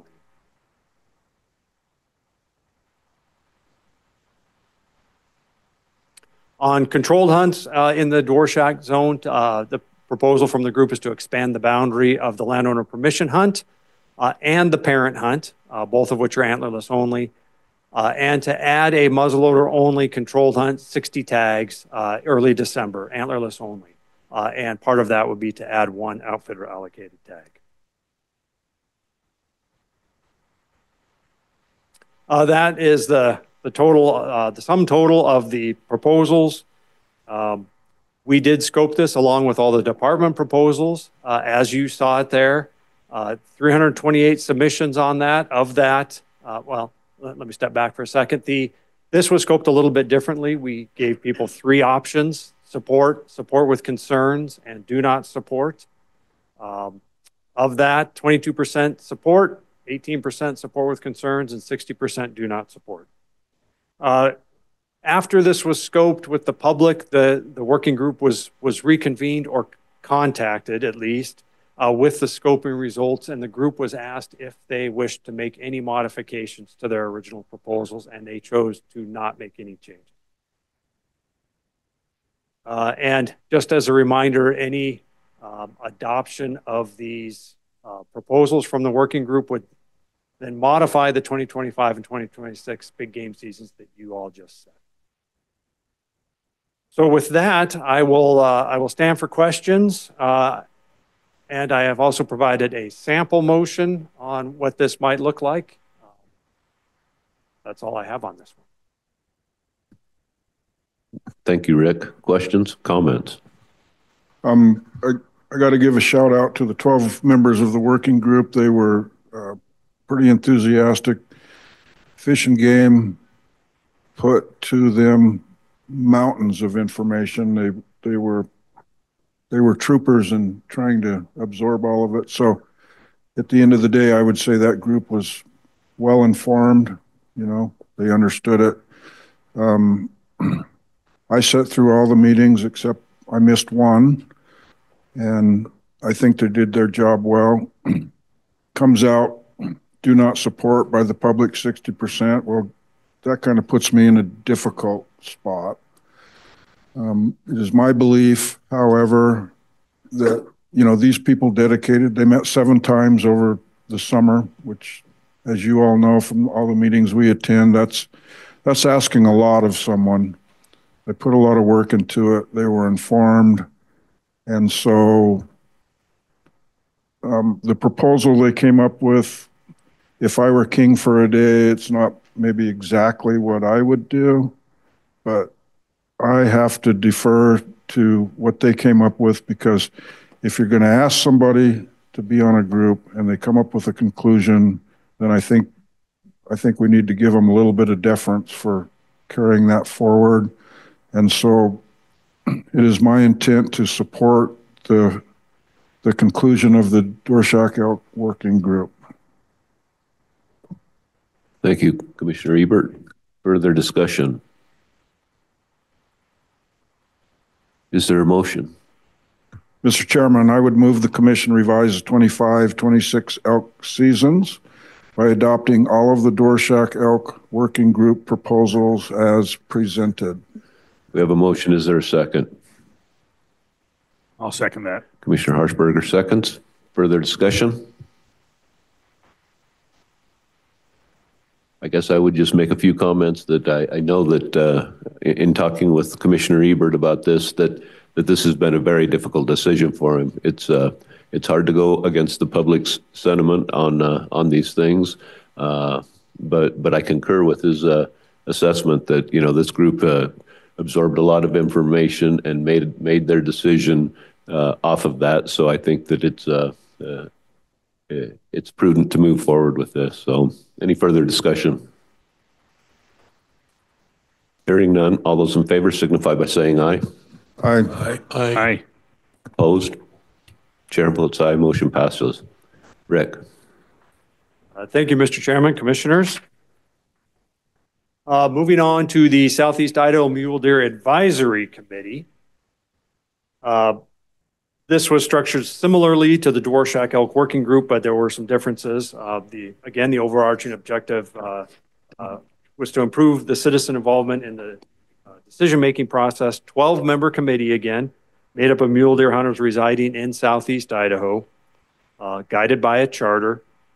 They had 6 meetings total from July through December of last year, and consensus in this group was set at 75%, or 9 out of the 12 members in agreement. Again, Fish and Game's role was to support the process and provide technical information. So the objectives laid out for this working group were to improve the hunter experience and satisfaction in general season mule deer hunts in the Southeast region. And that was identified by the group to mean increase in buck abundance and age structure. Sideboards on the group included maintaining general deer hunting opportunity, to limit the negative impacts to other hunts or units, that this was to be considered experimental, and again, that this group is advisory to the commission. So the Mule Deer Advisory Committee came up with a total of 5 proposals. Again, these were all scoped along with the department proposals, and I will go through them one by one. So proposal 1 is a proposal to convert the general any weapon season in 73A to a muzzleloader only general season, and to expand the dates of the general archery only season to overlap with that same muzzleloader only general season. So adding to the archery October 10 to 24. Public scoping resulted in 425 submissions. Of that, 41% support, 17% support with concerns, 42% did not support.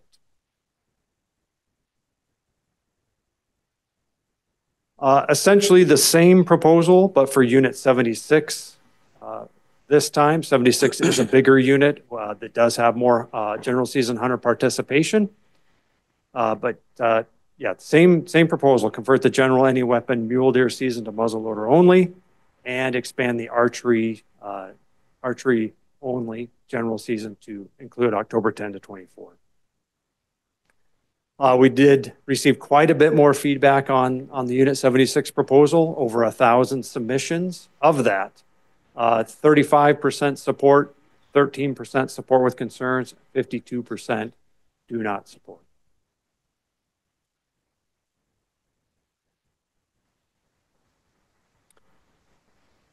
Proposal 3 in Unit 70 controlled hunts. The proposal is to add a 100 tag muzzleloader only controlled hunt in early October and to reduce tags in the any weapon controlled hunt from 170 to 125. So basically taking 50 tags out of the any weapon hunt and adding 100 tags to the muzzleloader.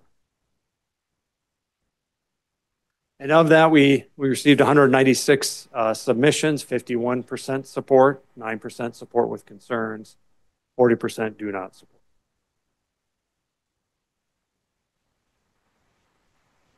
Unit 47, archery hunts. This was converted to an unlimited controlled hunt a few years ago. The proposal is to convert that unlimited controlled hunt back to a general season. Of that, we received 177 submissions, 63% support, 6% support with concerns, and 31% do not support. And lastly, proposal 5, Unit 78 controlled hunts. The proposal is to add a 50 tag, a new 50 tag muzzleloader only controlled hunt in early October, and to reduce the number of tags in the any weapon controlled hunt from 200 to 175. So essentially taking 25 any weapon tags and adding 50 muzzleloader only tags. Of that, for that proposal, we received 209 submissions, 50% support, 14% support with concerns, 36% do not support.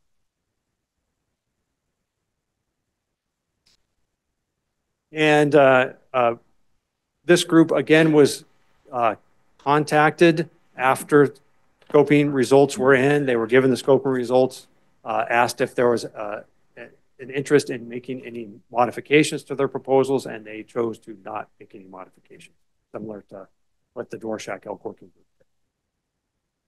So with that, I will stand for questions, and I have a sample motion.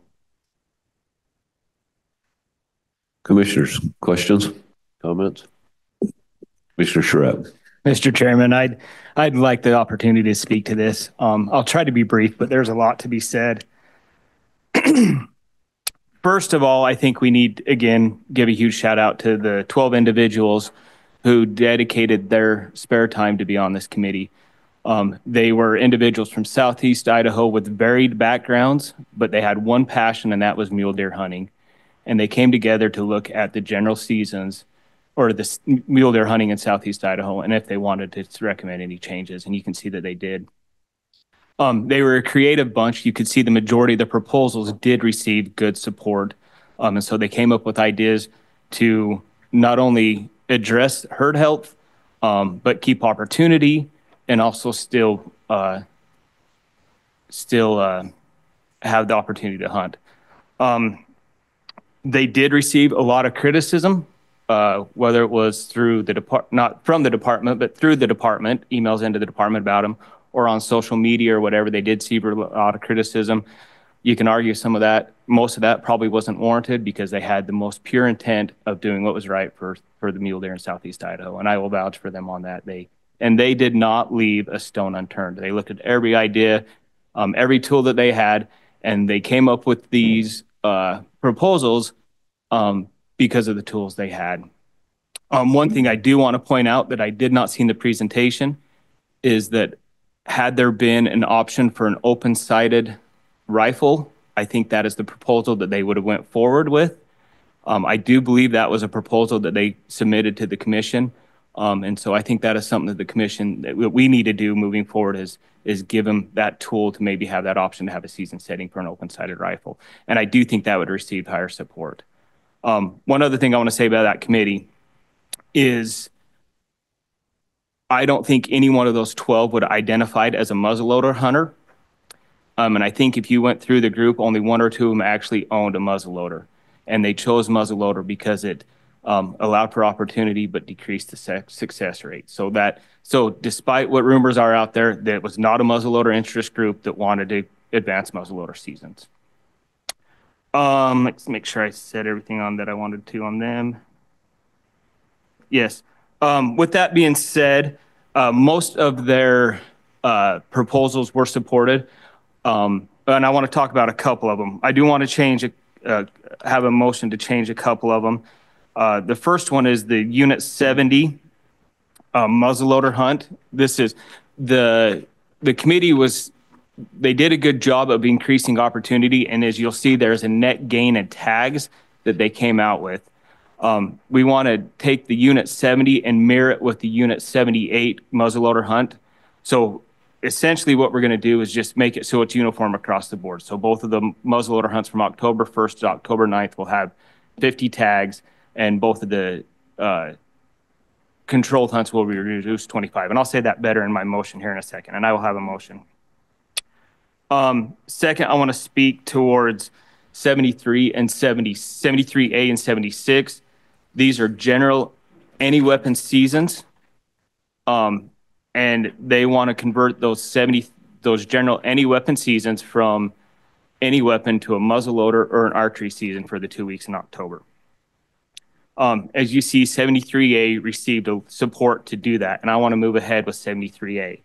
And there's things that the regional departments put in place to why 73A makes sense.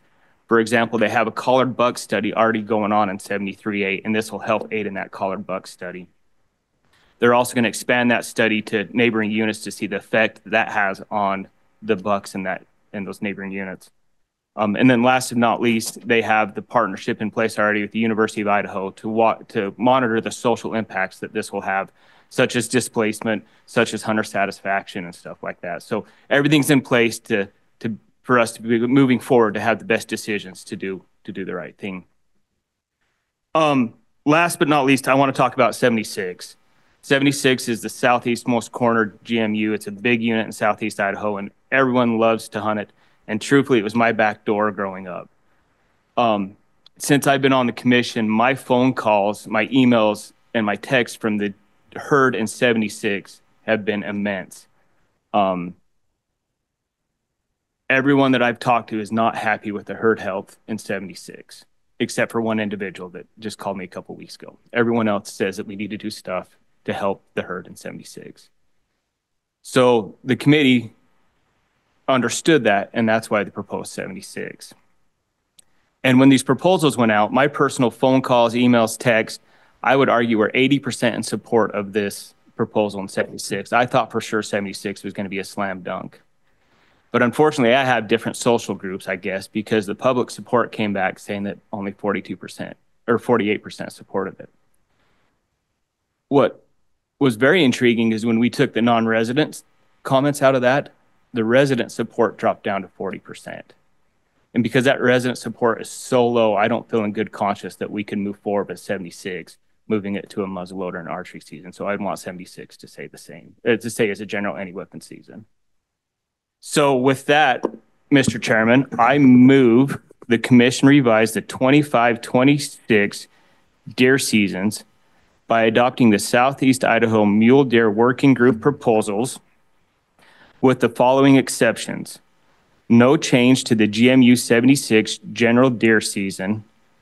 Alter the new controlled muzzleloader only mule deer hunt in GMU 70 to 50 tags, and alter the any weapon controlled mule deer hunt in GMU 70 from 170 to 145 tags. Thank you, Commissioner Charette. Is there a second? I'll second that. Commissioner Harshberger seconds. Further discussion? I just want to say one thing, and this is encompassed as a whole. We get a lot of criticism that we don't listen to what the social pressures are, what people want in their hunts. And I don't know how many times today in Rick's slides, he went out and said, this is what we proposed, this is what we heard back, and this is why we changed it. And that's the same with this Mule Deer Advisory Committee. This is what was proposed, this is what we heard, and this is why we modified it. So kudos to the department and the commission as a whole of being flexible and being able to listen to the social pressures to hopefully have a better hunter satisfaction. So I appreciate that from the commission and from the department. Thank you very much. Thank you, Commissioner Charette. Any further discussion? Commissioner Ebert. Mr. Chairman,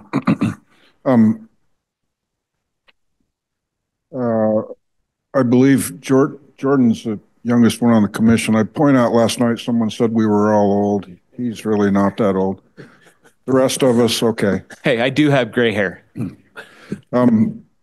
You know, I appreciate what you went through. I know you're very thoughtful. I know that you put a lot of heart and mind into this, and I think you explained yourself very well. And, you know, I got myself quite a few emails, particularly with Unit 76.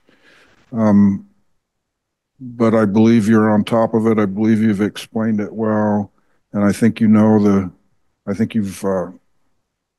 sentiment. So my intention to support your motion.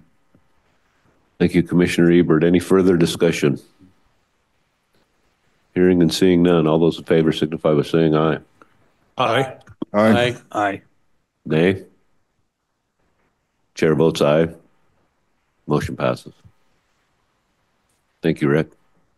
Mr. Chairman, Commissioners, thank you. I also have the next agenda item. Oh, great. Well, why don't you just stay right up there and let's move on to that. Trying to hit the 2-hour mark, so I only need like 5 minutes. You're well on your way. No, this is an easy one, Mr. Chairman, Commissioners.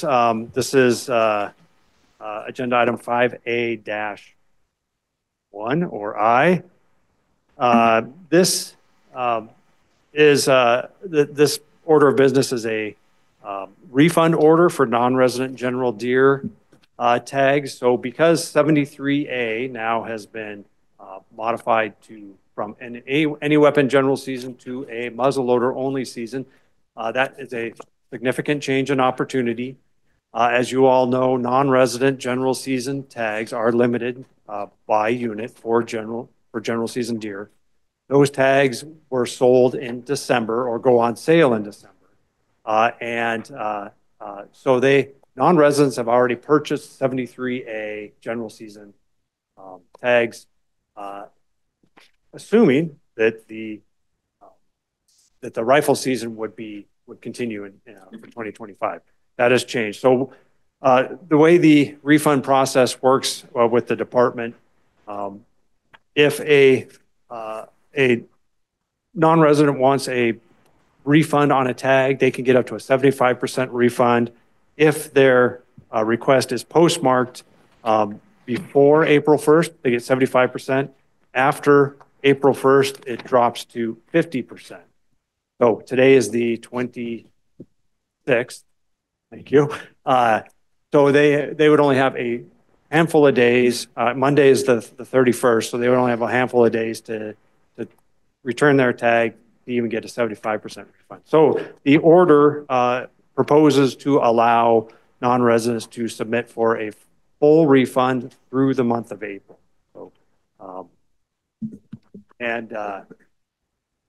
So, I'm wrong. I am sorry. We need to go backwards. I skipped the whole landowner appreciation program. Apologies. This is so we will circle back to that. I'm looking at Kathleen. Okay, I think we're good.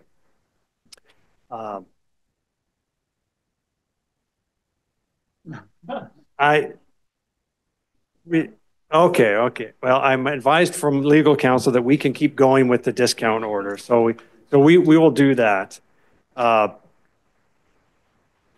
What this discount order would do is allow a full refund through the month of April for the tag itself. There is not a refund process for hunting licenses, which are required to purchase the tag. So, I will go forward to that. So in front of you is a suggested motion.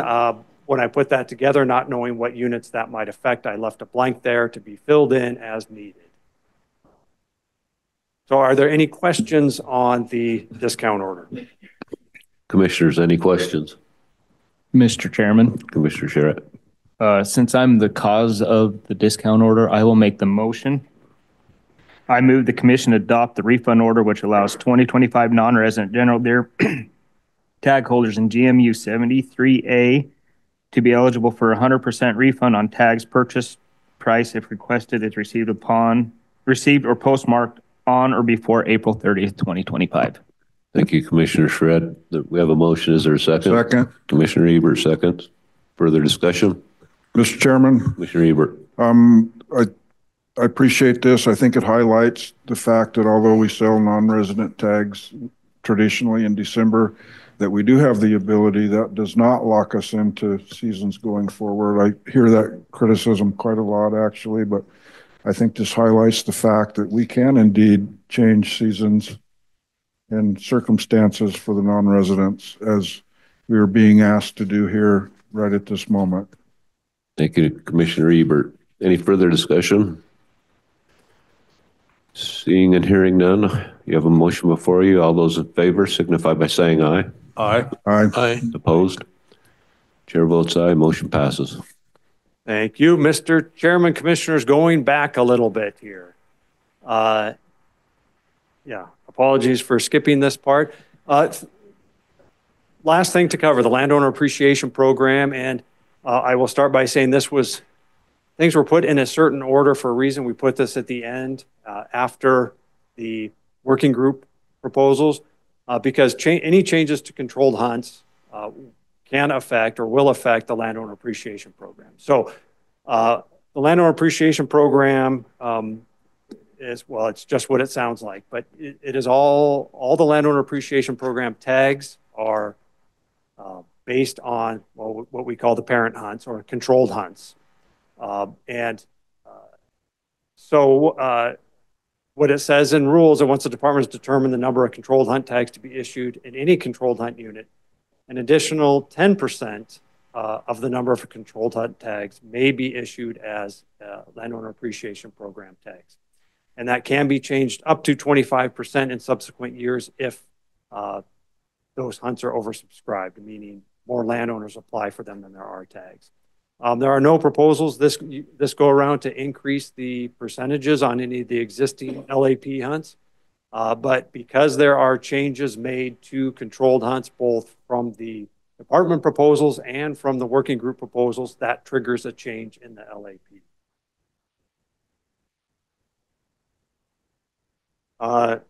And you do have an LAP brochure that has a red markup in it. Really, each one of those hunts is a reflection of a change in the parent hunt. Some of those are new, some of them are changes in tag numbers, some of them are eliminated hunts, but they are all based on that change in the parent hunt. With that, I'd be happy to answer any questions. Thank you, Rick. Questions, comments? Commissioner Ebert, I'm sorry. Mr. Chairman, I would move the commission direct staff to adjust 25 and 2026 Landowner Appreciation Program tag numbers proportionate to any change in their respective controlled hunts. You have a motion before you. Is there a second? Second. Seconded by Commissioner Bobbitt. Any further discussion? Hearing and seeing none. All those in favor signify by saying aye. Aye. Opposed? Chair votes aye. Motion passes. Thank you, Rick. Okay, thank you very much. Appreciate it. Next on the agenda is season setting for spring Chinook salmon fisheries. John Casanelli. Good morning, John. Should have coordinated with Rick better. I could have let him just keep rolling for 3 hours. No. Sorry, I'll get this adjusted. Mr. Chairman, Commissioners, Director Fredericks, appreciate the opportunity to go over the 2025 Spring Chinook Salmon Fisheries proposal with you today. And I will jump right in. Just to walk you through a timeline of kind of why we're here today and what's unique about the way we set Chinook salmon seasons. So what you see in front of you is just kind of a calendar year that walks you through the steps that go into this fairly complex process. And it starts in December with us doing run reconstruction of the previous return year of the salmon that came back last year. And then we forecast what will come back this year. That's done as part of the US v. Oregon Technical Advisory Committee. So it's not done in a vacuum here in Idaho. Our staff is working with staffs in Oregon and Washington, with the tribes, with federal agencies to do a complete Columbia Basin run reconstruction and generate forecasts across the basin. And then as part of that, we have the specific forecasts for our stocks that are coming back to Idaho. So that occurs in December.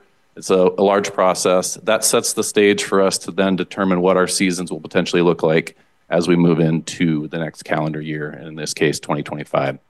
So moving into February, we conduct public meetings, both in person and on the web, and we scope the public on what our proposals will look like, what we are aiming to do, and we get feedback on what they want to see. Fast forward to March, which is where we are today. We bring that proposal to the commission for approval for the spring seasons. Starting here at the end of the month, you'll see those bars below the months that kind of tell you what's going on in the background. We start monitoring the runs in season as those fish actually come back over the dams, and we get an idea of compared to the forecast, what the actual returns look like. That occurs throughout the season. I'll talk a little bit more about that shortly. Once the seasons open in late April for the spring run fish, which is what we're asking you to approve today, we'll conduct pretty intensive on the ground harvest monitoring of those fisheries as they occur so that we know how many fish we're harvesting because we have a harvest share that we harvest up to by fishery, and we know when it's appropriate to shut down those fisheries. You'll see that we also circle back with you all sometimes in May, typically on a call in June to set our summer Chinook seasons. Those are typically in the Lochsaw, the South Fork Salmon, and the Upper Salmon River. Those occur later in the year. And then we also have fall Chinook fisheries in the fall that are set in the 3-year rule cycle. And so we don't come to you to ask you to approve those each year. They're approved as part of the 3-year cycle, mainly because those fall runs are more consistent. We're not harvesting to a harvest share, so we have the ability to kind of set those at a more standard rate. And then obviously we also have all the hatchery trapping and spawning that goes on and the subsequent monitoring of those activities as well. I am going to give you another talk this afternoon on data that we collect at Lower Granite Dam, and I'll elaborate a little bit more on this process, but I did want to remind you here that once these seasons start, we are doing, as I mentioned earlier, fairly intensive in-season run monitoring and coordination. The state gets half of the harvest share. When I talk about harvest share, these are all hatchery fish. We have a brood stock need for all of our hatcheries. That's how many fish we need to get back to the hatchery to get enough eggs to refill the next generation. Once those numbers are met, any fish above and beyond that are split 50-50 between the sportsman and the tribal harvest. And we call those the sport harvest share and the tribal harvest share. Monitoring kind of where we're at in relation to those shares for both us and the tribal fisheries in season is super important because we're coordinating on where each group's at, when we're going to close our seasons, when they might close their seasons, those sorts of things. We also need to know what's going on in Oregon and Washington. We have fish that swim through Idaho and then back into Oregon and are part of Oregon's terminal fisheries. We have some of our fish that are harvested in the main stem snake in Washington before they get to the Idaho border. And then, of course, we're having impacts on ESA-listed wild fish, so we're coordinating with NOAA Fisheries and as well as our funding agencies to monitor. So lots going on, and I'll elaborate on some of those pieces in my later talk this afternoon. What you're seeing in the pictures there are the counting window at Bonneville, where we have people that count the fish as they come over the dams, and then you're seeing one of the adult ladders that the adult fish use to bypass one of the main stem dams on the Columbia. Just a reminder of what the life cycle of Chinook salmon looks like because it plays into kind of how we set the seasons. So our Chinook salmon, whether they're hatchery or wild, they're hatched and they spend roughly 2 years in freshwater here in Idaho. Then those fish will migrate out to the ocean as juveniles that we often refer to as smolts. And then they can come back as 1 ocean fish, 2 ocean fish, or 3 ocean fish. And that's what you're seeing in those adult fish on the figure there. And the bulk of our runs return as 2 ocean fish, so that middle group there. When we set these seasons, the majority of the fish, roughly 70 to 80% in any given cohort, are typically those 2 ocean fish that come back. And so for this year, the bulk of the fish that we'll be fishing on were fish that came from eggs in 2021. But there's also a subset of jacks that would have come from eggs that hatched in 2022. Those jacks will inform us on what the run's going to look like next year. And then we have those big fish that come back as 3 ocean fish that would have come from eggs that hatched in 2020. And so that's the dynamic of kind of how we're fishing on a given population in a set return year for Chinook salmon. The stoplight chart. So I was moved last night when the chairman was explaining the lighting system to the testifier saying, it's a stoplight, you'll figure it out. So I'm going to use that from now on when I explain this chart. It's a stoplight, you'll figure it out. Very simple. There's 27 years here across the top of the chart.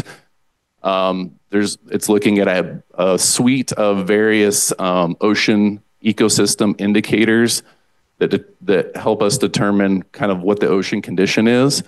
And so then those basically are ranked. Red is bad, yellow is intermediate, green is good. And if you go down the columns, you can see we have years where the ocean conditions can be relatively bad. We have intermediate years, and we have some years where they're relatively good. That bottom row across ranks those 27 years by kind of how they rank within that set. So you can see that 1998, which is the first year on the chart, was the worst year. As far as the average across those indicators, 2028 was the best year. And so you can see currently we're kind of in a mix. We had a pretty good year in 2021, and we're kind of moving into a little more red. And the relevancy here for us that we really pay attention to is what these conditions look like the year our juvenile fish enter the ocean. So that's when these fish are most vulnerable, when they need to really put on the groceries and grow and survive. And so typically that first year in the ocean really has the most impact on how many adults we'll see out of that given year class of fish. So up there in the top right, you'll see the jacks entered the ocean in 2024. The bulk of the adults that I mentioned earlier that would be coming back as two ocean fish to contribute to this year's fishery entered the ocean in 2023. And then we have those older adults that would have entered the ocean in 2022. And I will reference this and show you a little more on this as I move into some of our forecast graphs here in a minute. So this is the 2025 forecast of hatchery fish. You can see the far right there. The 2025 forecast is for just under 32,000 fish. I will note that last year the forecast was similar. It was just under 37,000 fish, and we saw about 5,000 fish, more fish come back in the actual return than we had forecasted, which is always good news. We've talked about this to you in the past that when the runs are improving or you're climbing on this graph, usually you're under forecasting, and when runs are dropping, typically you're over forecasting. And so last year it looked like we were kind of dropping on the dropping side. So we were a little nervous that we were actually over forecasting, and it turned out we under forecasted. And you can see that 2023 and 2024 kind of flatlined. So we're hoping that maybe that's a sign that we're swinging back up and things will be improving, but time will tell. And then you can see across there, we have a 90,000 minimum escapement goal. That's based on kind of these hatcheries have a mitigation goal on numbers of fish they release and what they hope to bring back. And that's kind of the target. And you can see we've occasionally reached it, but we're typically under that minimum escapement goal. So this is where I talked about I would bring back those ocean indicators, and I wanted to line those up with the year these fish entered the ocean and what their actual adult returns look like. And you can see that there's a pretty good correlation there between the red and the green and the yellow, and that for the most part, when fish enter the ocean in those green years, they have a high subsequent adult return. When they enter in those red years, their numbers are lower. There are some caveats to that. You look at 2023, where we had the second best ocean in this 27-year span, and yet our adult returns were just moderate. That corresponded with really poor outmigration conditions. We had some severe drought and really warm river conditions as those fish went to the ocean. And so ultimately, it kind of led to lower return rates than we would probably have otherwise seen. Talking about natural fish, this is the same graph, just a different scale, and you can see that our forecast for wild natural fish is just under 8,000 fish, pretty similar to what we saw last year, unlike the hatchery forecast where we saw a bump in forecast to actual in 2024. The forecast and the actual for wild fish was almost spot on. So that's where we are with wild fish, and just the same sort of data that corresponds with hatchery and wild. You can see when those fish enter the ocean, there's a pretty strong correlation between the conditions there and what we see in adults. I did want to at least show the scale, so I don't want you to confuse these. Sorry, now I'm going in the wrong. I don't know if I can go back.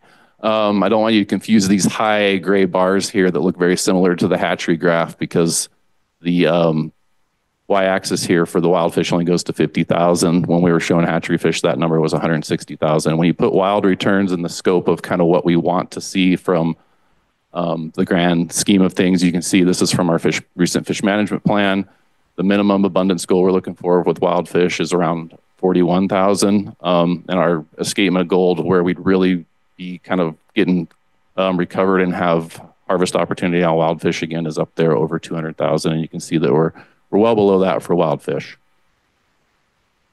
So this is what the actual forecast by basin looks like. And so those top three are the ones that we're talking about today and proposing fisheries on. You can see the forecasted return in the first column, the non-tribal harvest share, so what the sportsman's harvest share would be in the far right column. We're looking at over 1,100 fish for the Clearwater, over 1,200 for the little salmon, lower salmon fishery, and then just under 500 for Snake River. We've also got the summer Chinook forecast and potential harvest shares on here as well, and we'll be circling back and bringing those back to you in May or June of this year. So we did do scoping, as I mentioned, in February. We held 7 public meetings in Riggins, Lewiston, Moscow, Orofino, Cascade, Coeur d'Alene, and Nampa. We had over 250 people comment. Rick would probably call those rookie numbers based on what he was showing you guys earlier related to the big game seasons, but 67 in person and 190 online comments related to our proposals for this year. And I don't have the breakdown of what the comments were. I'll just tell you that for all of our proposals that I'm going to show you going forward, the majority of the people supported those in our scoping. So this is the, you've seen these matrices or these tables before. These were developed, it's been almost 10 years ago now that we did a large public outreach kind of work group type approach to where we worked with the anglers and the various fisheries to set these tables to kind of determine what our season structure would look like based on the run size. And essentially what happens is the runs get smaller. We could fish 7 days a week and have a 2-fish limit, and these fisheries might only last a week or two. And so people don't want that. They want the season to last a little longer at smaller run sizes. So you'll see on these tables as the runs get smaller, typically the limit goes down and the days a week that we allow people to fish goes down. What that does is it extends the season a little bit, provides a little bit longer opportunity, and that's generally what the public has wanted. So the 1144 number you see outside the margin there on the left is just the Clearwater forecast. That puts us in that tier to where we'd have a 4-day-a-week fishery with a 1 adult daily bag limit. Same format moving through our other fisheries here. The 1249 and the lower salmon, little salmon puts us in the tier where we'd also have a 4-day-a-week fishery for 1 adult with the Rice Creek Bridge to Shorts Creek and the little salmon fishery. And then finally, the Snake River 449 puts us in that mid-tier where we would fish 7 days a week for 2 adults. So that fishery below Hell's Canyon doesn't typically have the participation. It's a pretty remote area. And so we've found that we can have more days a week, higher adult limit, and still not pull our harvest share out of there in short order just because the participation in that fishery is lower than the Clearwater and in the Riggins fishery.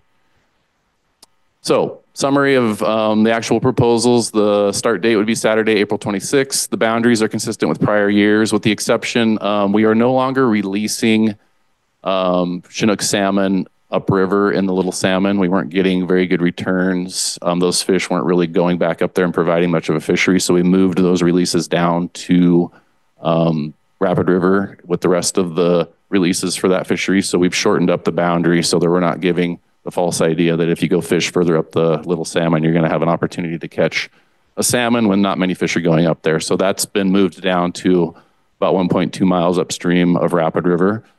4 days a week in the Clearwater, lower salmon and little salmon, 7 days a week in the Snake River, 4 fish per day with only 1 adult in the Clearwater, lower salmon, little salmon, 4 fish per day with 2 adults in the Snake River, and then we have a 10 adult season limit proposed. And with that, the staff recommendation would be to accept the 2025 spring Chinook seasons as proposed, and I'd be happy to take any questions. Thank you, John. Commission questions, comments? Mr. Chairman, good work. I just want to, I sat through one of these meetings this year, and I've sat through several of them, and I got to give a shout out to particularly the Lewiston folks who have compiled all this over the years. They pretty well have it dialed, and they're professional, and they're very good at their job, and that translates into Boise, and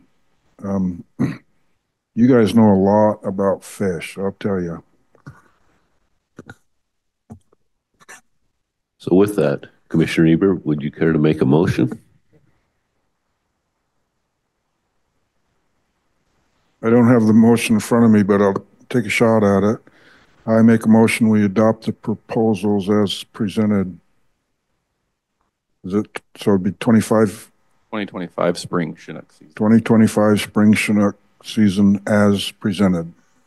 Thank you, Commissioner Ebert. Is there a second? Commissioner Charette seconds. Is there any further discussion? Seeing and hearing none, all those in favor signify by saying aye. Aye. Aye. Any opposed? Chair votes aye. Motion passes. Thanks, John.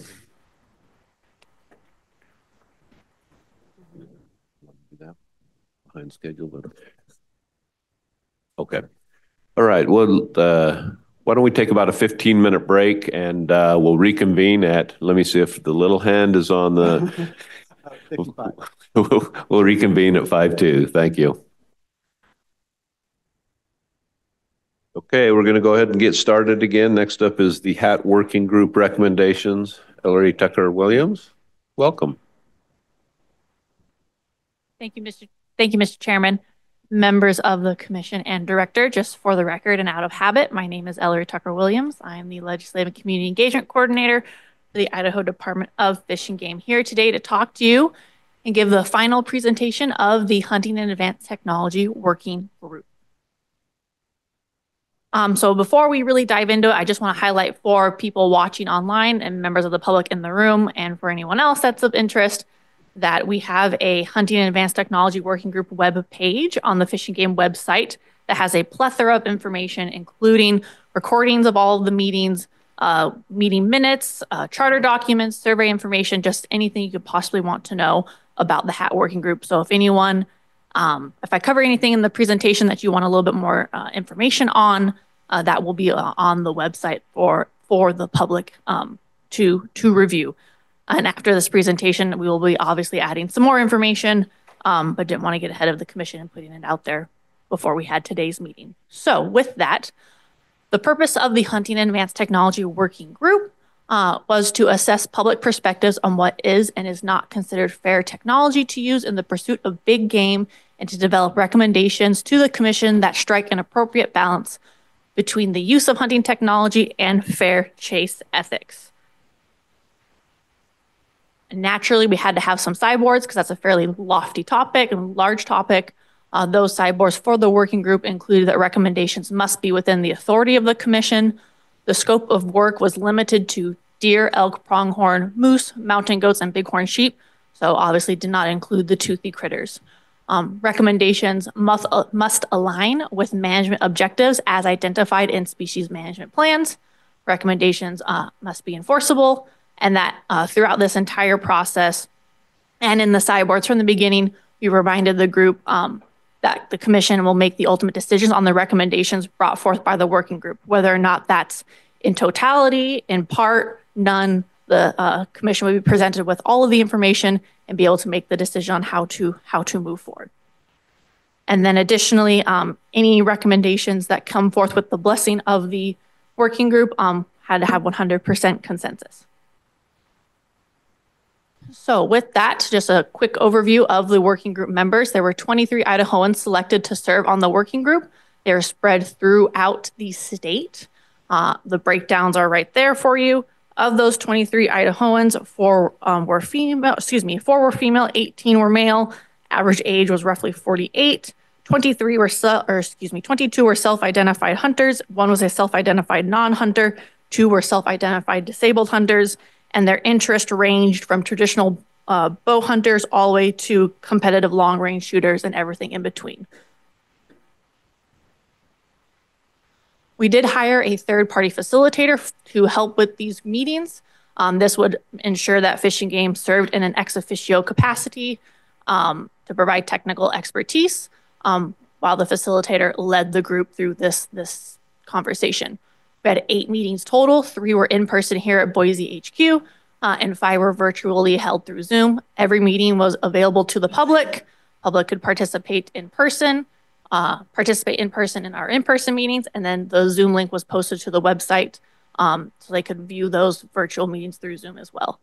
So in total, it equated to 690 person hours minimum just in meeting times alone that this group spent on these issues. That doesn't account for the time that they spend doing their homework assignments. It doesn't account for the time that they spend talking to members of their community, reviewing public comments, any of that, and that doesn't include staff time. So it's definitely well above that. The first several meetings were informational and consensus building. Our folks heard from various state agencies, hunting technology industry representatives, as well as fair chase hunting organizations. And after they were inundated with a ton of information, they started going down the recommendations development process. So we approached this topic with a 4-pronged public engagement. approach. Obviously, we're talking about the HAT working group right now, but to support the HAT working group and their discussions and deliberations, we also utilize the technology and fair chase survey, as well as a public feedback form. And then should the commission direct the department to incorporate any of the recommendations during the ZBR process of reviewing Chapter 8, there would be additional public comment opportunities there as well. So going into a very quick high-level overview of what we heard from the Technology and Fair Chase survey. Again, this survey and its total report, as well as the survey itself, is on the website. So if anyone's interested in diving into the details of that, I would encourage them to go to the webpage and read that full report, which is available to the public. So this survey was sent to over 15,000 resident big game hunters in Idaho, and we received 2,170 responses, which equates to a 2% margin of sampling error. So a margin of sampling error refers to the statistical difference between survey results, which is the sample, and population estimates. In other words, the MOE is an indicator of how accurately the survey results can be interpreted to reflect the views of the overall population. So essentially a 2% margin of error is really good. So the survey results as presented are weighted, and results should be interpreted as statistical estimates that reflect the target population, which is our Idaho big game hunters, plus or minus the margin of error. So essentially that's saying that we can extrapolate this to the greater Idaho big game hunting population. So general findings are that over 90% of hunters indicate that they hunt deer and elk and rank those species as most frequently targeted. And 75% of big game hunters are primarily rifle hunters. So just quick high level in summary, through that survey, we learned that fair chase is an important hunting ethic that the majority of hunters in Idaho adhere to. Over 90% of hunters agree or strongly agree with the 6 specific fair chase ethics as defined by the Boone and Crockett Club. And hunters report the least amount of support for smart optics, modern night vision, thermal and thermal rifle scopes, thermal imaging optics, artificial intelligence for animal identification, and drones. Less than half of the hunters agree that modern muzzleloader technology, smart optics, modern night vision and thermal rifle scopes, thermal imaging optics, artificial intelligence, and drones align with the tenet of fair chase. Hunters are fairly evenly divided in terms of the amount of concern that they expressed for advanced hunting technology, leading to decreased hunting opportunity in the future due to increased hunter harvest rates, and the majority of hunters support the maintenance of existing season lengths and existing tag numbers with current equipment restrictions in the field. So switching gears to another data set is our public feedback form. So on our HAT web page on the Fish and Game website, we had an open public feedback form that any member of the public could submit their comments, no word limits or anything like that. So we basically said, if you're interested, tell us your thoughts. So I think it's very important to provide a little bit of clarity as to what this data set can and can't do. It's not an apples to apples comparison with the survey data. The survey data is statistically relevant sample of the Idaho hunting public. This is a self-selected group. So it's important to note that the public feedback comments reflect the opinions of a self-selected group of hunters rather than an unbiased representative sample of the general hunting population. So while we can compare the two and look at where the two data sets align and don't align, they're not a straight apples to apples comparison. So with that, we received 267 unique comments through that process. Multiple comments from the same person were combined into one, and blank comments were deleted. 257 of those comments were from Idaho residents, only 10 were from non-residents, and that included folks from Washington, Montana, California, Oregon, Wyoming, and Oklahoma. So as you can see on the graph from the public feedback comments that we received, thermal imaging, long-range shooting, drones, and location sharing and live feeds had the most opposition. And again, these buckets, we did not create these buckets of technology. These are what kind of happened and came across organically in the data as folks submitted it. An interesting thing to note with the long-range shooting is that while there's lots of concern expressed for long-range shooting, if you then kind of go and dig into the details of what was asked in the survey, when you start looking at kind of the different ways where one could potentially limit long-range shooting, support for those potential opportunities, or excuse me, those potential restrictions starts to dwindle fairly significantly.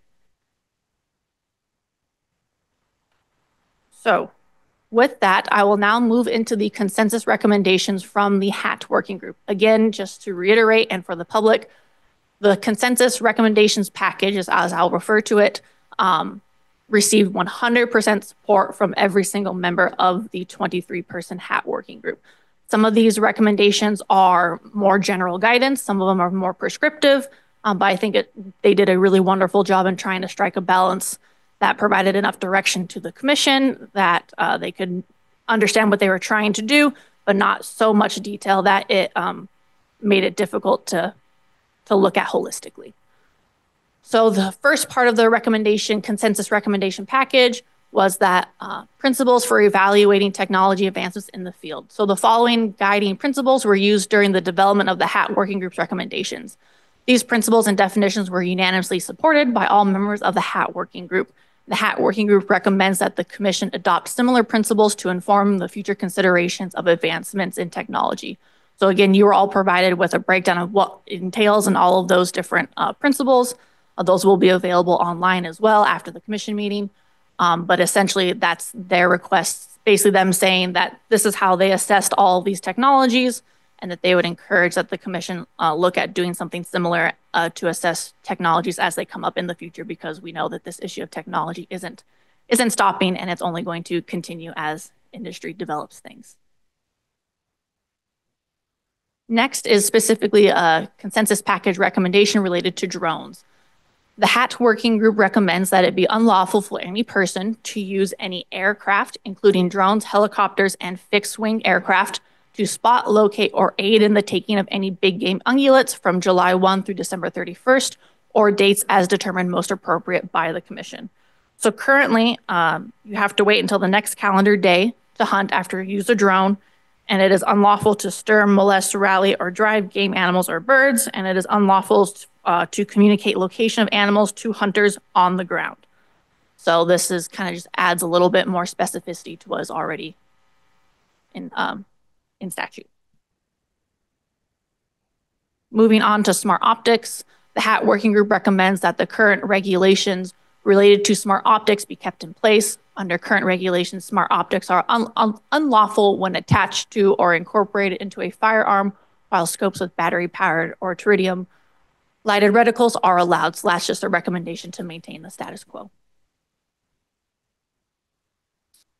Muzzleloader technology, again, the HAT working group recommends that maintaining the current muzzleloader regulations for muzzleloader only seasons.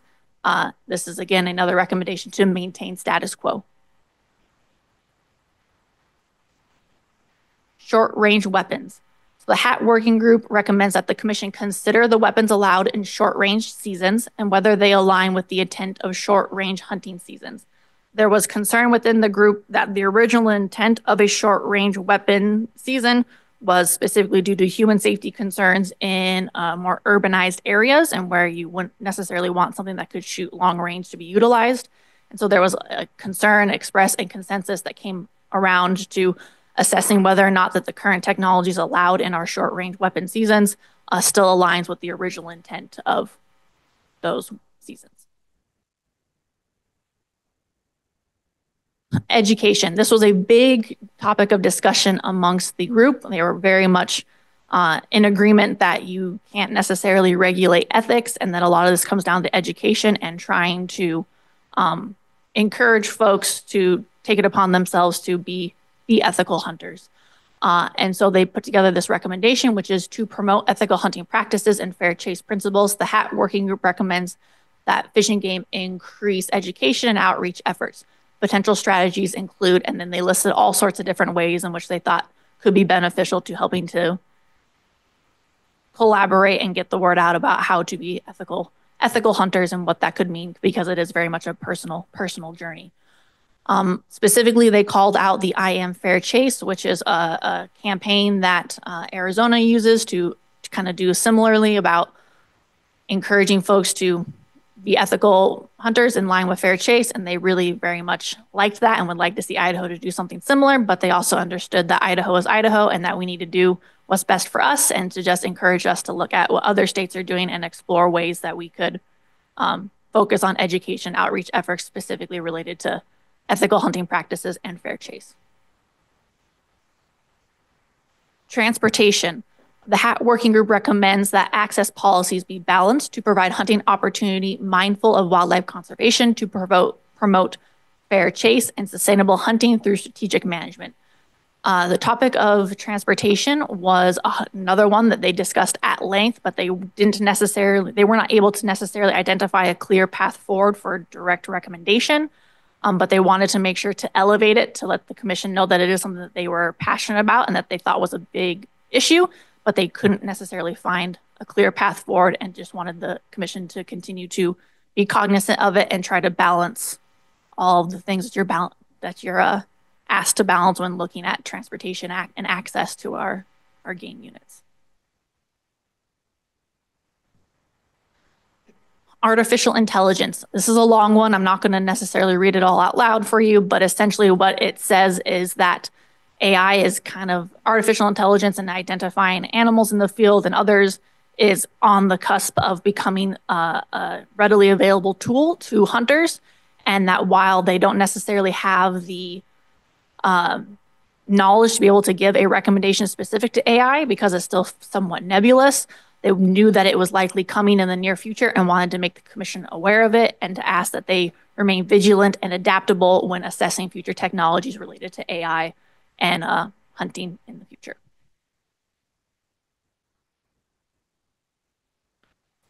And then lastly, related to modern archery optics, the HAT working group recommends keeping archery equipment regulations as is. So that completes the consensus package. So everything that I stated, I believe it's 9 total technologies, all of those recommendations received 100% consensus from the HAT working group in moving them forward to the commission for consideration. There were 3 recommendations that the group almost reached complete consensus, but they were 1 vote shy. And the group in discussions during their last meeting did ask and did agree that they be discussed in front of the commission, acknowledging that they did not reach consensus, but that they are worthy of just being considered and highlighted for the commission because they were just 1 vote shy. So as you can see on the screen, I have struck the language that says the HAT working group recommends because the HAT working group does not recommend because our direction was that they needed to reach 100% consensus, but it was still worthy of at least explaining to you how close they got and why it didn't quite make it across the finish line. So specific to night vision, there was draft language that was not approved, that it be unlawful to use night vision technology mounted as well as handheld equipment for scouting, hunting, or retrieving big game ungulates from July 1 through December 31st or dates as deemed most appropriate by the commission. The initial discussion, there was 2 folks in strong disagreement. However, after discussion and clarification with Fish and Game, the final vote count was 21 in neutral or support, 1 in disagreement, and 1 absent. And the disagreement was due to perceived unenforceability of the recommendation, that it was already illegal to hunt big game ungulates at night, and that there was overlapping seasons with species where this technology would be allowed. The second draft recommendation that did not make it because it was not received 100% consensus was thermal imaging optics. So the group, again, put together this draft that was not included in the consensus package because it did not reach 100% consensus, was that it would be unlawful to use thermal imaging technology for scouting, hunting, and retrieving big game ungulates from July 1 through December 31st, or dates as determined most appropriate by the commission. Similarly, there was 2 votes in disagreement originally, but after discussion and clarification, the final vote was essentially 21 neutral or support, 1 in disagreement, and 1 absent. And similar concerns were raised as to why the individual was unable to support the drafted recommendation due to perceived unenforceability of the recommendation and overlapping seasons where that technology would be allowed. And then the final grouping that I want to talk about is transmitting trail cameras. Again, just for the purpose of making sure it's crystal clear, the HAT working group does not recommend this because they did not reach consensus. They were 1 vote shy, but wanted it highlighted for your knowledge. So for the purposes of hunting and scouting big game ungulates, it'd be unlawful to use transmitting trail cameras from July 1 through December 31st or dates as determined most appropriate by the commission on public or public access property. Initially, there was 4 votes in disagreement with this, but after discussion and clarification, it came down to 21 neutral or in support, 1 in disagreement, and 1 absent. There were several folks on the working group that did not agree with this this draft recommendation. However, they recognized that they recognized that they would be willing to move it through the process and gather additional public buy-in through the rules process should the commission direct the department to do so, and wanted to put it out to the public in a transparent fashion for them to be able to provide further comment on whether or not they would be supportive of such a potential regulation. The individual who was in disagreement and unable to move forward with supporting this draft recommendation was due to inadequate public support for such technology regulations from the statewide survey. Then we're going to get into what was also discussed, but essentially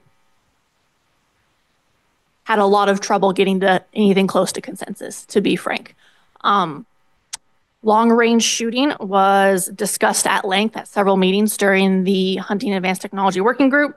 It was the most divisive topic discussed, with passionate folks on either side of the discussion. Commonly discussed topics related to long-range shooting and comments made were that the cat's out of the bag, how do you put the toothpaste back in the tube, long-range differs from person to person, you can't define it, you can't regulate ethics, how can you enforce long-range shooting restrictions, long-range hunting isn't hunting, animals have to have a chance to detect or evade. To be effective at long distances, it takes immense practice and skill development. It's not as easy as people make it out to be, and it doesn't sit well with the non-hunting public. So as you can see on there, there was a couple different discussed long-range shooting related recommendations. A lot of heated discussion, a lot of folks on either end of the issue, and the group ultimately decided not to move forward with any long-range shooting recommendations just due to the fact that they did not believe that they stood a chance at reaching any type of consensus.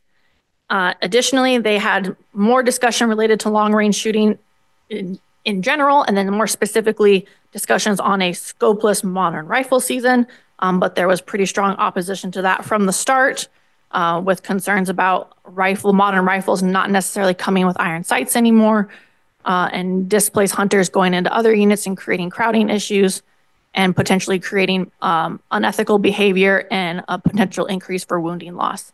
And then they discussed even further, moving from a modern rifles with no scopes to a optics limited option, where you have a modern rifle where you have a limit on the power of scope, and that receives similar opposition to the scopeless modern rifle season. So another recommendation that was discussed but ultimately not moved forward was related to advanced technology, but also not so much, but again, just moving it forward for your awareness. That it was discussed was there was conversations around a desire to do everything in Fish and Game's power to keep units from going to a draw to maintain opportunity for our sportsmen and women and future generations. So including in that, they wanted to include that the commission consider going from like an all weapons hunt to a muzzleloader only or a short range or what have you, basically trying to exhaust all options before going to a draw. A lot of folks were in support of this. However, there was a good number of folks that kept them from reaching consensus around it, that Fish and Game already does this, and that there's a lot of other factors that go into why a unit goes to a draw or not. That's outside of technology and outside of the purview of the group. And so they did not think that they had enough time to work through all of those specifics and come up with a recommendation that would be helpful, so that it did not move forward. So before I jump to that, any questions for me, Mr. Chairman, or members of the commission? Thank you, Hillary. Questions, comments? Commissioner Bobbitt. Yeah, I'd just like to say that I think the group did a fantastic job, and you did a fantastic job, the facilitator, the department, and I personally really appreciate the work that was put into this. Thank you. Thank you, sir. Any other comments? I'd like to make one. Commissioner Hershberger. as we put that together, I thought to myself, when you were talking about that 600 or 700 hours, I thought that saved us 600 or 700 hours of conversations, because we've had that too. So that helped really condense it. Thank you. Yes, sir. Well said, Brody. Okay. All right. So on the screen in front of you is a proposed motion specific to the consensus recommendations, which again received 100% support from the HAT working group. And those recommendations are listed below, so you know what exactly is included in the consensus package. Mr. Chairman, I'd like to move that the department incorporate the consensus recommendations of the Hunting and Advanced Technology Working Group in developing negotiated rule-making proposals, public outreach, and policy recommendations. You have a motion before you. Is there a second? I'd like to second that, Mr. Chairman. Commissioner Murphy seconds. Any further discussion? Hearing none. All those in favor signify by saying aye. Aye. Any opposed? Chair votes aye. Thank you. Thank you very much, sir. And then as a reminder, we talked about at the beginning, but I'm bringing it up again here. It is the commission's ability to not only move forward or consider not only the consensus recommendations, but anything else that the group discussed. So some of it, all of it, or none of it, right? That's what we said. So wanted to make sure you're made aware of those. And because the group, the HAT working group, did identify that they were unable to reach consensus, but thought that these three technologies almost made it over the finish line, they wanted to highlight them for your consideration.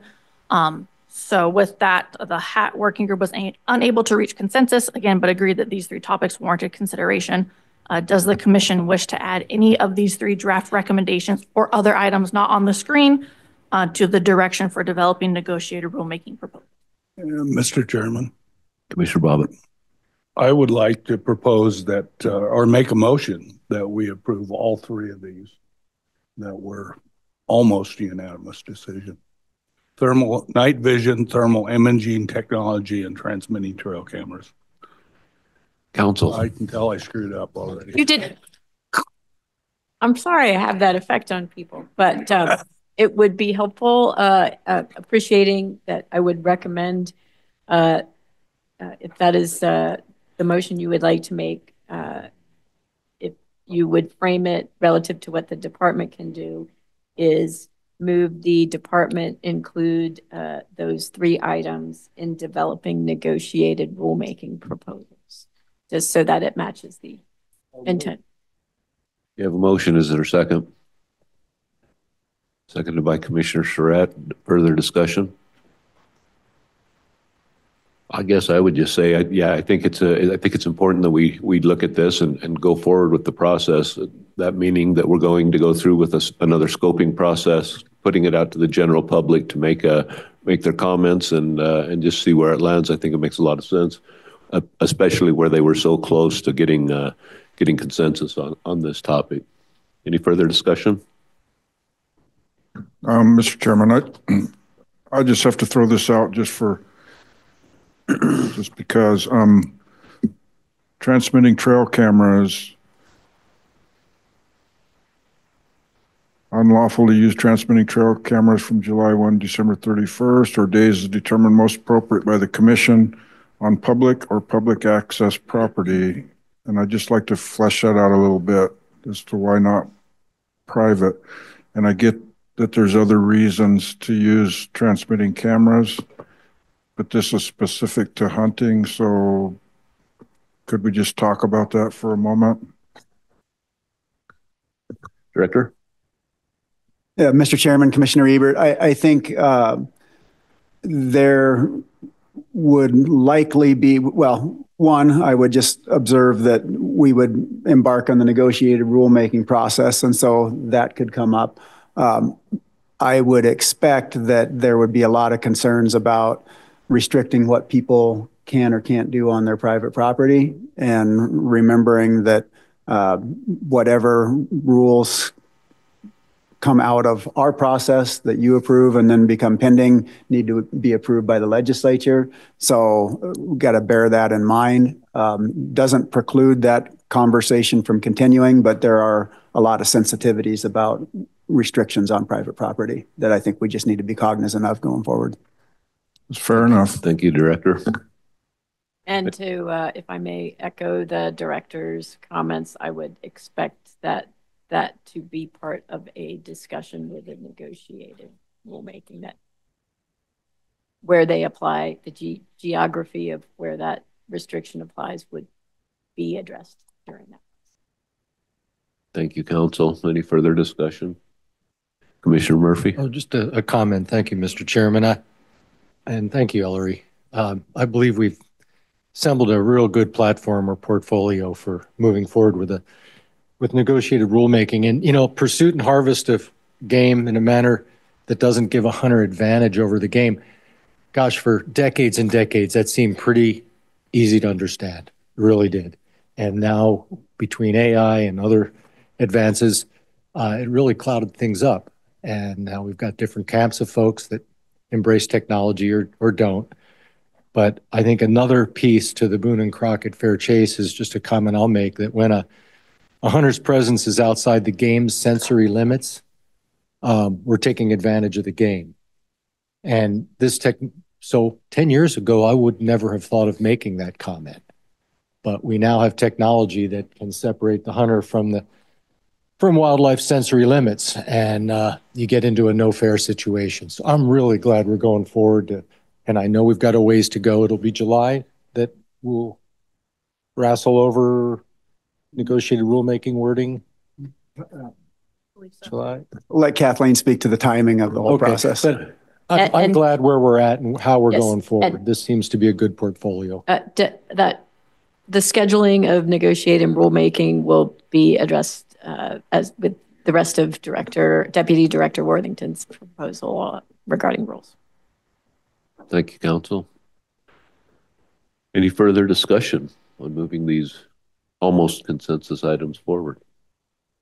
Seeing and hearing none, all those in favor signify by saying aye. Aye. Aye. Aye. Any opposed? Chair votes aye. Motion passes. Thank you, Ellery. Any other items? Mr. Chairman, I have one. Commissioner Schrett. Actually, I got a couple, but the first one is the shocker, I know. The Southeast Idaho Mule Deer Committee, they wanted to propose and it was talked about in the HAT committee about open sights rifles. And I think that would be another good thing to move forward with the negotiated rulemaking. And if that takes a motion, I'd make the motion. If it's just a simple head nod, I'd move with a head nod to do open sighted rifles to negotiated rulemaking and see if that would be something the public wants. Director. Mr. Chairman, I would, my assessment of that would be that with that direction, with that recognition that was something that working group was supportive of, didn't come out the same way in the HAT committee. Nevertheless, again, in the negotiated rulemaking process, we can present that as something for consideration as well. I'd like a little more information on it, whether it's a statewide thing or regional thing, or whether there's support for it or not. I don't think it's a terrible tool to have in our tool belt if we need in the future. Thank you, Commissioner Schrett. Any further? Mr. Chairman, Commissioner Ebert. I just wanted to mention that long-range shooting still an issue. It's all on the forefront of our minds. It proves to be a pretty tough nut to crack. I think I'm going to have to go with the wisdom of the HAT working group. Maybe now is just not the time to address that. That doesn't mean we may never address it again. It's just that's kind of a tough one to enforce or to put a set of rules around something like that. So I appreciate what conclusion they came up to with that, and I support what they came up with. We'll just keep it in the back of our minds, but we're not going to deal with that right at this moment. Thank you, Commissioner Ebert. Well said. Any further discussion? Commissioner Schrett.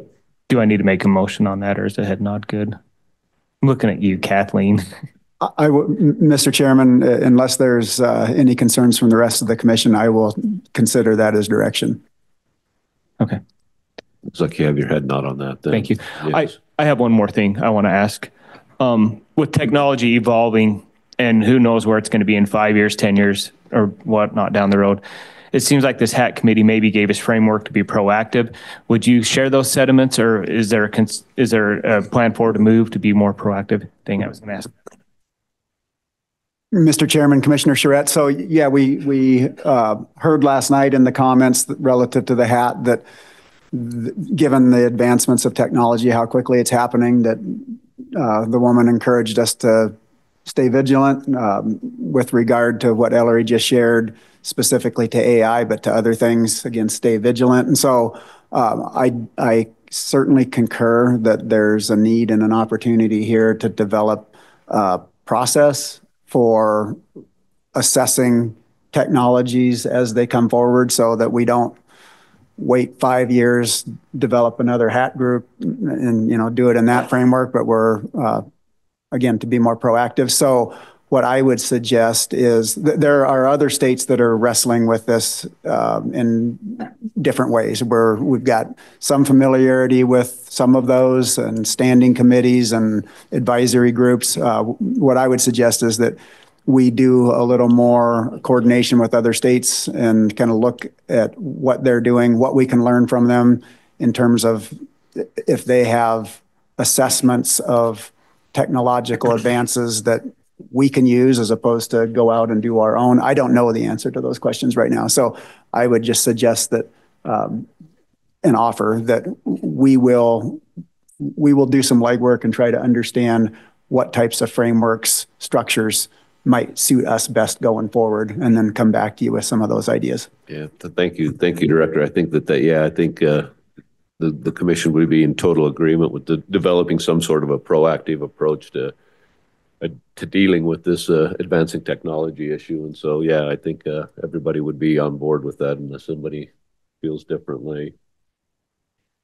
Excellent. We haven't voted. Okay, let's go ahead and have a vote. All those in favor of advancing the 3 items that were unable to reach consensus but worthy of consideration that were mentioned before, signify by saying aye. Aye. Are there any opposed?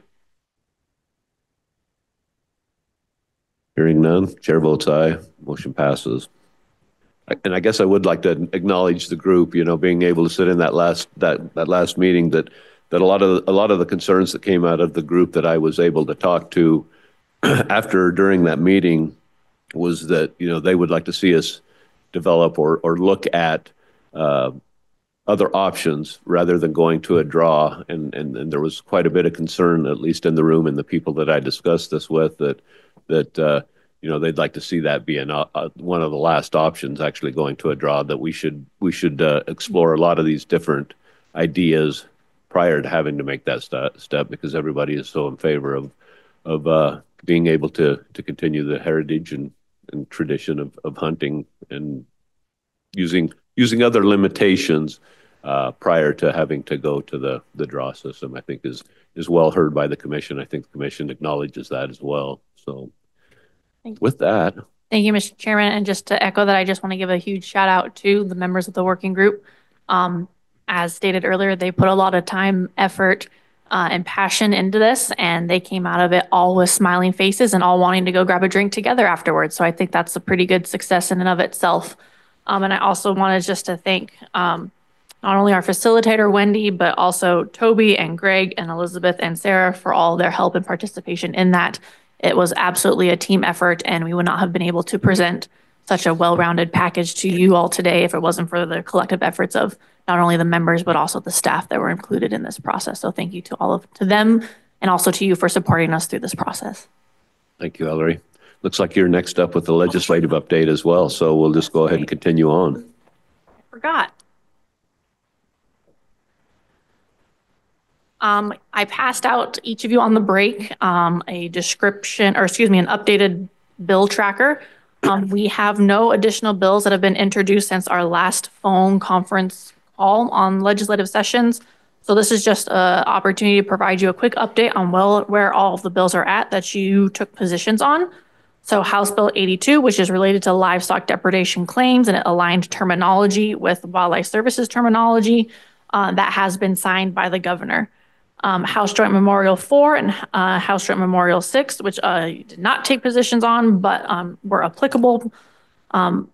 Those both have passed both the House and the Senate. The muzzleloader bill, House Bill 128, related to allowing sabbats in muzzleloader only hunts, is currently on the governor's desk waiting for his action. And then we have 5 different bills that are currently still have not received a hearing in the House committee, which is the first committee it has to go through. And those are 2 related to wildlife translocations, 3 different ones related to outfitter deer and elk tag allocations, and 1 related to a mule deer doe hunting moratorium. All of those were introduced. The commission took positions on all of those, but they have not received their first committee hearing and therefore have not proceeded through the process. Moving on to Senate bills, we have Senate Bill 1003, which was the fishing game permits and fines by Senator Foreman, which basically said that if you have outstanding fines or restitutions and you're not on an approved payment plan, you cannot purchase a hunting or fishing license or trapping license. That has proceeded through the process and was signed by the governor. Senate Bill 1011, which was the Winter Feeding Advisory Committee bill, which added a requirement that there be an agricultural producer on each of the winter feeding advisory committees. That has received the governor's signature as well. Senate Bill 1012, the Depredations Appeals Board, which creates an appeals board to the determinations made by Wildlife Services. That has proceeded through the process and was signed by the governor. And then Senate Bill 1013, which was the hunter education curriculum requirements and also exemptions for guided trapping excursions. Similarly, that one has proceeded through the process and did receive the governor's signature. And then Senate Bill 1086, which was related to landowner rules and trespass. If you recall, that one was about giving the ability for enforcement officers to charge someone with trespass if they violate the conditions of access. That one did pass through the Senate, but it has not yet received a hearing in its House committee. So that essentially is a very, very fast, high-level overview of where all the bills are at that the commission took positions on or chose not to take positions on. We are hoping that the legislature goes home soon. They have to still pass all of their budgets. I've heard rumor of not this Friday, but maybe next Friday at the earliest. This time of year is not quite sure. We'll see how it shakes out, but I'm hopeful that maybe they go home, not this Friday, but next Friday, but we'll see. Any questions? Thank you, Ellery. Questions, comments? Hearing and seeing none, thank you. Appreciate it. All right, thank you very much. Just a point of clarification, our conference call then on Thursday will not happen, I'm assuming.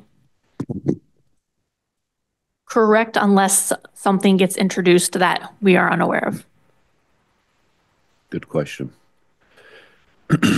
Next up is rulemaking budget update by Deputy Director Amber Worthington.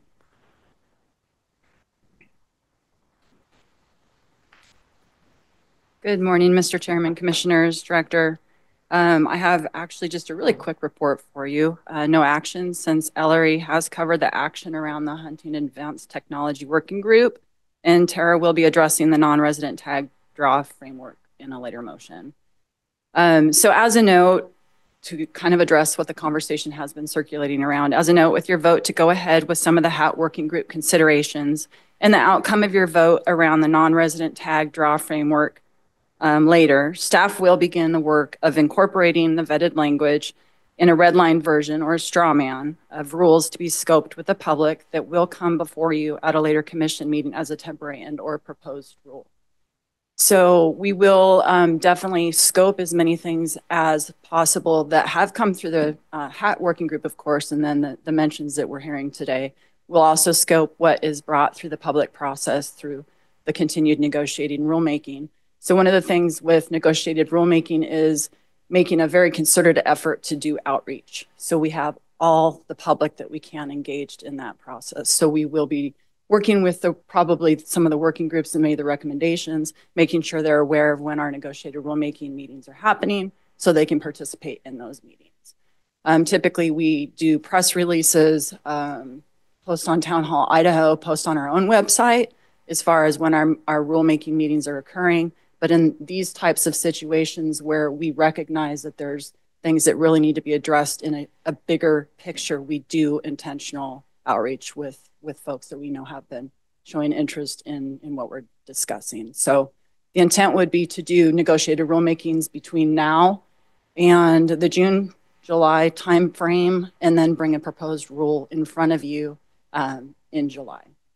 So hopefully that addresses the questions that were around that. On to the session update. As you may recall, with the change in the process in the Joint Finance Appropriation Committee, our budget is broken into two pieces and parts. One is the maintenance budget, and then the other is the enhancement portion. As previously reported, the maintenance portion of the budget, which is House Bill 248, is included in the Natural Resources Appropriation Bill. That covers our base operations, and that has passed out of the House, but is still being held on the Senate calendar. We have been assured that there is no concern with that budget particularly. The enhancement portion, which is House Bill 450, includes all of our line items and our replacement requests for things like fleet and computers. As of this morning, House Bill 450 was sitting on the second reading calendar, so that is moving through the process. For session 2025 rules, they have passed out of both committees, compiled into Senate Resolution 111 and House Resolution 15, and have been adopted by both houses. Finally, session 2026 rules update. The rules that the Commission approved in January for new rulemaking are scheduled for publication in the Office of Administrative Rules Bulletin for May. Those rules are Chapter 3, Public Use of Lands Owned or Controlled by the Department of Fish and Game, and Chapter 19, Rules for Selecting, Operating, Discontinuing, and Suspending Vendors. We also will be continuing the work on Chapter 4, 8, 16, and 17 that were open last year. And as a reminder, those are the rules around licensing, taking of big game, trapping and taking of fur bearers, and use of bait for hunting big game. And with that, I stand for any questions. Commission, any questions? Thank you, Amber. Next up is the Angus Creek property acquisition. Sal, welcome. Thank you. Good morning, Mr. Chairman, members of the Commission, Director. We have two lands projects here in front of you today to bring in front of you. The first one is the Angus Creek mitigation donation. This one is to kind of get you aligned in the world. This one is located in Region 5. It is adjacent to the Blackfoot River WMA. To give you a little bit of background on this project, so due to impacts to the Blackfoot WMA from operations of the Rasmussen Valley mining operation, the department entered into a mitigation agreement in 2016 with New West Industry. That agreement recognizes the need to mitigate for 111 acres of surface disturbance on the WMA, and in part requires New West Industries to donate a property, this one being the one that we're talking about, in exchange for that disturbance to the land that is on the WMA. So this is a donation. It's as I mentioned, Blackfoot WMA is focused on cutthroat trout fishery as well as some upland game and big game opportunities out there. This parcel does have a stock water right. And so this is a pretty simple one. It's a donation, like I said, so there's no cost involved. We looked at we will, if approved by the Commission, it is our responsibility to pay fee in lieu of taxes. We estimate that to be under $100 a year, as given this is dry rangeland in this area. It will be managed as part of the Blackfoot WMA. It's pretty straightforward, so I don't know if I can make it any more complicated than that. Thank you, Sal. Questions, comments, or motion? Mr. Chairman, I'd like to make a motion. Commissioner Schrepp. Just a reminder that the Commission went to the Blackfoot WMA last July. It's an awesome place. They've done great work, and the work they've done for the cutthroat trout there have been amazing, so this is a good acquisition. So I move the Commission accept the donation of 167 acres from the Angus Creek property. You have a motion. Second by Commissioner Bobbitt. Any further discussion? Hearing and seeing none, those in favor signify by saying aye. Aye. Any opposed? Chair votes aye. Thank you. Motion passes. All right, I have one more. Go for it. So this one has a little bit more nuance to it. This is the Moores Creek property. The two areas that we'll be talking about, so to, again, align you in the world, this is adjacent to the Boise River WMA, which is in Region 3, not too far from here. If you look at the map, the Moores Creek property is that little orange rectangle up there in the upper right-hand corner. Boise River WMA is the hash marked area there. I believe the commission took a tour of the Highway 21 overpass a year or so ago. That is the small red square there, so you can kind of get a feel for where this area is at. This is, as I will get into in the presentation, there is an exchange component of this. We were approached by the conservation-minded landowner who would like to provide this 109 acres to the department. It will be managed as part of the Boise River WMA. Again, this area is, again, the map on the right shows you a little bit of an outline as to where the property sits adjacent to other public lands and department-owned lands. This area is big game winter range. It is also in a migration route. It maintains connectivity and is adjacent to other public lands. As we talked about a little bit before, it is close to the Highway 21 wildlife overpass, and I'll get to that in the next slide. This area is experiencing increasing development risk. There are some subdivisions that are popping up close by this parcel.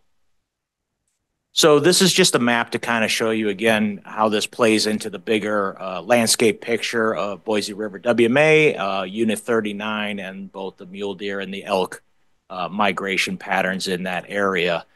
Map on the left is collar data for the department. This is for mule deer. Map on the right is elk collar data. The hotter the color, the more numbers of animals that are migrating through that area. You can see the little rectangle in there. While it's not a huge component of this migration route, obviously if that was to go to a house or two, it would have some potential impacts just in the area as far as wildlife as well as recreation. So again, just kind of outlining it, it's a quality habitat. The regions have looked at it. It's a mixed shrub, riparian, some scattered trees. Again, we talked a little bit about upland species and non-game species that would benefit from this area. It is 109 acres.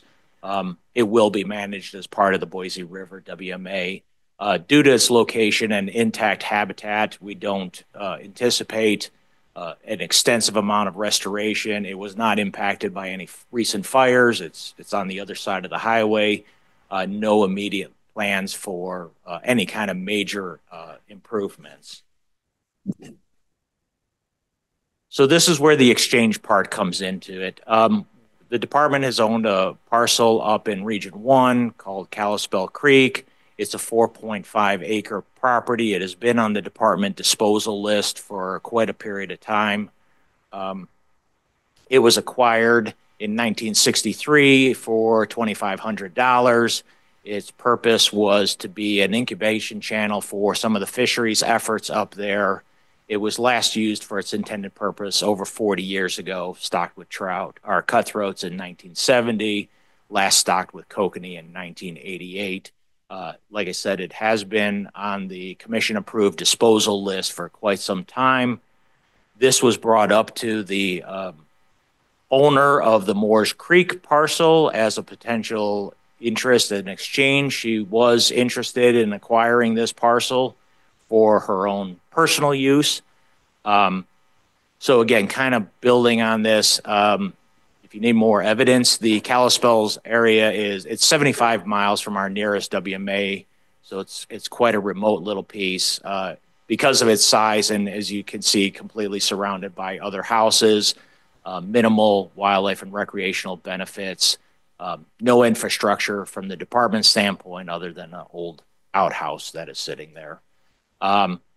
It's surrounded by other subdivisions, and again, from a management standpoint, it has lost its value as far as the department goes. It's been kind of a management headache as far as motorized trespass from the adjacent homes there. So you're kind of wondering how this all comes together. So what we are proposing is that the department would receive the 109-acre Moores Creek property, which is appraised at $700,000. In exchange, we would give the landowner the 4.5-acre Kalispell Creek property, which is appraised at $280,000, and then we would provide an additional $420,000 of license access funds to make the transaction complete. With that, I'm happy to stand for any questions. Questions, comments? I got a question, Chairman. Give me I don't understand the 420,000. What's that acronym you're using there? What's it stand for? If you go back a slide. I'm smart enough to do that. There we go.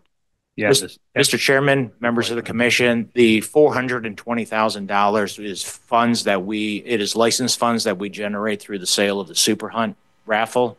And so because of the difference in the value, in order to compensate that, to get to the $700,000 value of the Moores Creek property, we would give the individual the Kalispell Creek property and then an additional payment of $420,000. Mr. Chairman, Sal, what kind of appraisals does the state get for both properties? What are they called? Are MAI appraisals? I've heard some terminology. Mr. Chairman, members of the commission, I believe we did a yellow book appraisal on both of these property. I would have to defer to Steve Elam, but I believe we may have had the actual same appraiser do both parcels. And that's the state standard. Correct. Gentlemen, Commissioner Murphy. Thank you, Chairman. Now, I've often said that habitat fragmentation is flat out habitat loss, and Treasure Valley, holy smokes, is a real good example of how subdivision and development can slice and dice habitat equal fragmentation. And I think the whole commission has been to the overpass, and many in the room have been there. And the overpass is there for one simple reason. It's one of the most important corridors for transportation to critical winter range for big game, and it's also an area for upland bird habitat that's really important that also faces fragmentation. So I support this vigorously. Be appropriate to make a motion? Please. Okay, thank you. I move the commission complete the land exchange as presented by staff to acquire the 109-acre Moores Creek property. You have a motion, seconded by Commissioner Bobbitt. Any further discussion? Hearing and seeing none. All those in favor signify by saying aye. Aye. Any opposed? Chair votes aye. Motion passes. Thank you. Thank you, Sal. Next up is season setting. Peregrine Falcon take. Jeff, how are you? Mr. Chairman, Commissioners, Director Fredericks, I think I can get us to lunchtime on time. As stated, I will be presenting the recommendations for season setting of take of peregrine falcons for falconry. A little bit of background. Peregrine falcons were listed as an endangered species in 1970. They were delisted in 1999. The U.S. Fish and Wildlife Service authorized take of nestling peregrines for use in falconry in 2004. This was extended to first-year peregrines in 2008. Most states, most Western states, now authorize take of wild peregrines for use in falconry. Collectively, nearly 70 permits are allocated per year, but only about 25 birds are actually removed by falconers from the wild. In Idaho, we've set these seasons on 3-year time intervals since 2013, and the commission has authorized 2 take permits per year. And this is based on about 5% of the annual production of peregrines throughout the state, based on surveys that have been conducted. One of those permits is for a nestling from the Salmon region or a hatch year bird from anywhere in the state, and the remaining permit is for a nestling or hatch year bird from anywhere in the state. So applicants need to be a resident, they need to be a master falconer, and we get on average about 4 applicants per year. Since 2013, Idaho falconers have taken 11 peregrine falcons from the wild, And this equates to about a 45% success rate on an annual basis. The last Peregrine Falcon survey was conducted in 2021. There were 55 territories that were surveyed at that time. 38 of them were occupied. That was a 69% occupation rate, and 43 chicks were produced. So this, we believe, allows for a take of about 2 peregrines on an annual basis. And there has been no change to this recommendation since inception in 2013. These surveys were discontinued as the U.S. Fish and Wildlife Service was reassessing restrictions on peregrine take by falconry. The department anticipated that peregrine take would become what the Fish and Wildlife Service calls normalized, which means that peregrine falcons would be treated like any other raptor that is for use in falconry. However, the draft environmental assessment associated with peregrine falcon take is currently on hold, and the Fish and Wildlife Service is awaiting guidance from the current administration to determine the next steps in regard to allowing peregrine take. So the department floated these proposals to the public, and we also reached out directly to the Idaho Falconers Association. These were posted online from March 18th to March 25th. So just yesterday, this closed. There were about 15 unique submissions that we heard. It was very similar to the input that we received last time, primarily from the Idaho Falconry Association.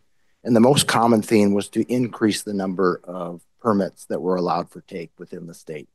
There were a handful of comments associated with just general opposal or opposition to peregrine take of any kind. So after internal discussion, reviewing the public input, and a review of the permit success rate over time, the department would like to present a modified staff recommendation. And that recommendation is to allow the regulated take of peregrine falcons for use in falconry during 2025 through 2027 to include 4 permits. And so this would be 2 permits that would be statewide permits for nestlings or juveniles, and 2 permits that would be limited to nestling take only in Lemhi and Custer counties or juvenile statewide.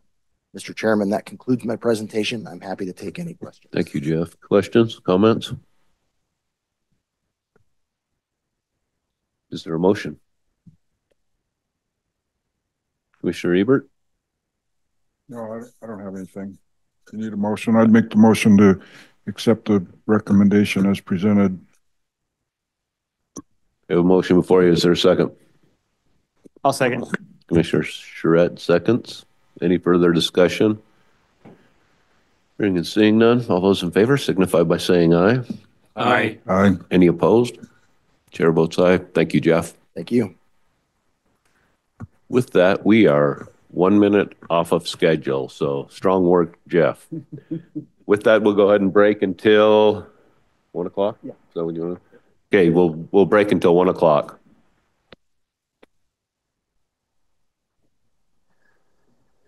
Okay, we're going to go ahead and reconvene the meeting. Next up is the State Hunter Education Instructor of the Year by Tenere Alberti.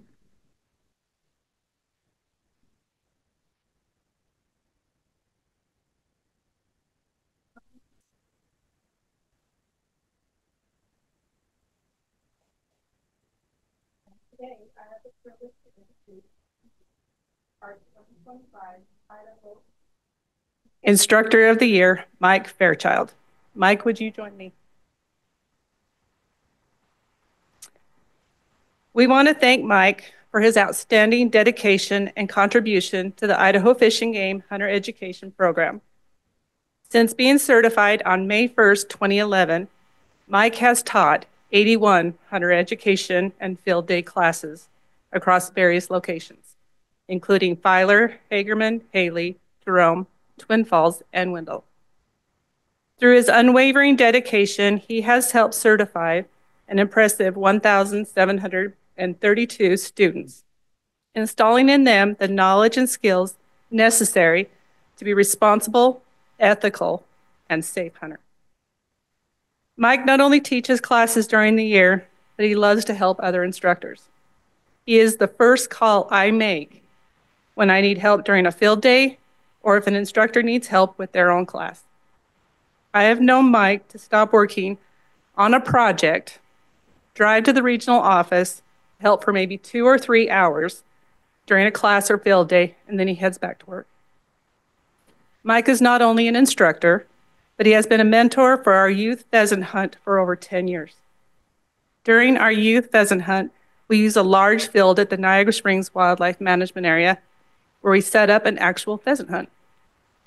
Mike accompanies each hunter, along with a member of the local dog club, to teach the youth about muzzle control, safely navigating through the fields and tall brush, observing the dog's movements, and understanding the importance of safe zone of fire and self-control.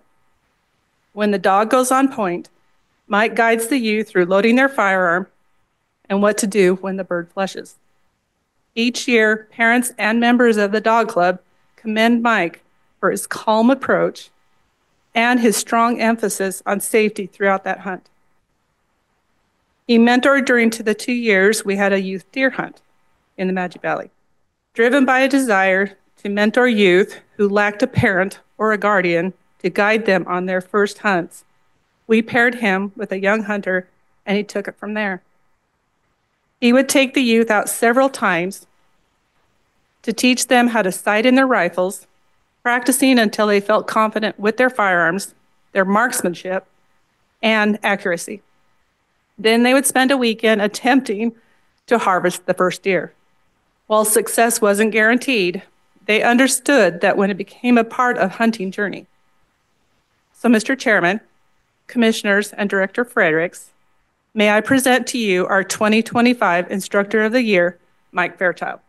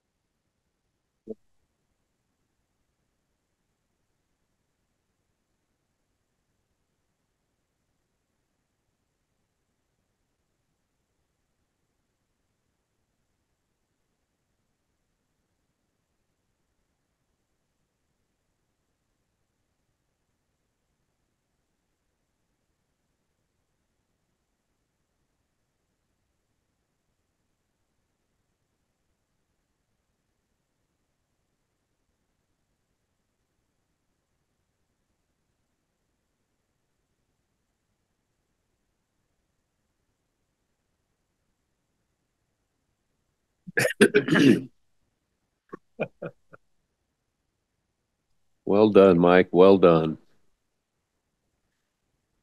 Next up is non-resident tag draw framework. Tara Reichert. Hi, Tara. Good afternoon, Mr. Chairman, Commissioners, Director Fredericks. Since our last meeting in January, we've been working to determine how we can implement a draw framework to issue non-resident general season deer and elk tags. So today I'll be sharing what we've learned and what we could possibly offer for the 2026 season. Technology's working, great. So just a very brief summary on the journey we've been on to get to this discussion today. Back in early 2024, the non-resident tag issuance advisory group was formed. They were created to review our current over-the-counter process, review that process, and develop recommendations based on that review to the commission. The primary recommendation that came out of that group was to transition from our current over-the-counter process to a draw process. That recommendation came with a handful of other recommendations about what a draw framework could look like, including group applications requiring a hunting license to apply, and some special ways to issue some of our more unique tags like Disabled American Veteran, DAV tags, and youth tags. And then at our most recent January commission meeting, we got direction from you to investigate the possible options of implementing this draw framework, and what that might all entail. Which brings us to today. Over the last few weeks, we've been meeting with several of Brant staff members, Brant being our third-party vendor who manages the software for our licensing system, as well as our licensing team to discuss functions of the licensing system that we could utilize to create a draw for non-residents, and obviously to understand what challenges or limitations we might have in the immediate near future if we were to implement something soon. On a very positive note, we have a lot of system features already pre-built into the system that could put us on a good path to do a draw this upcoming year.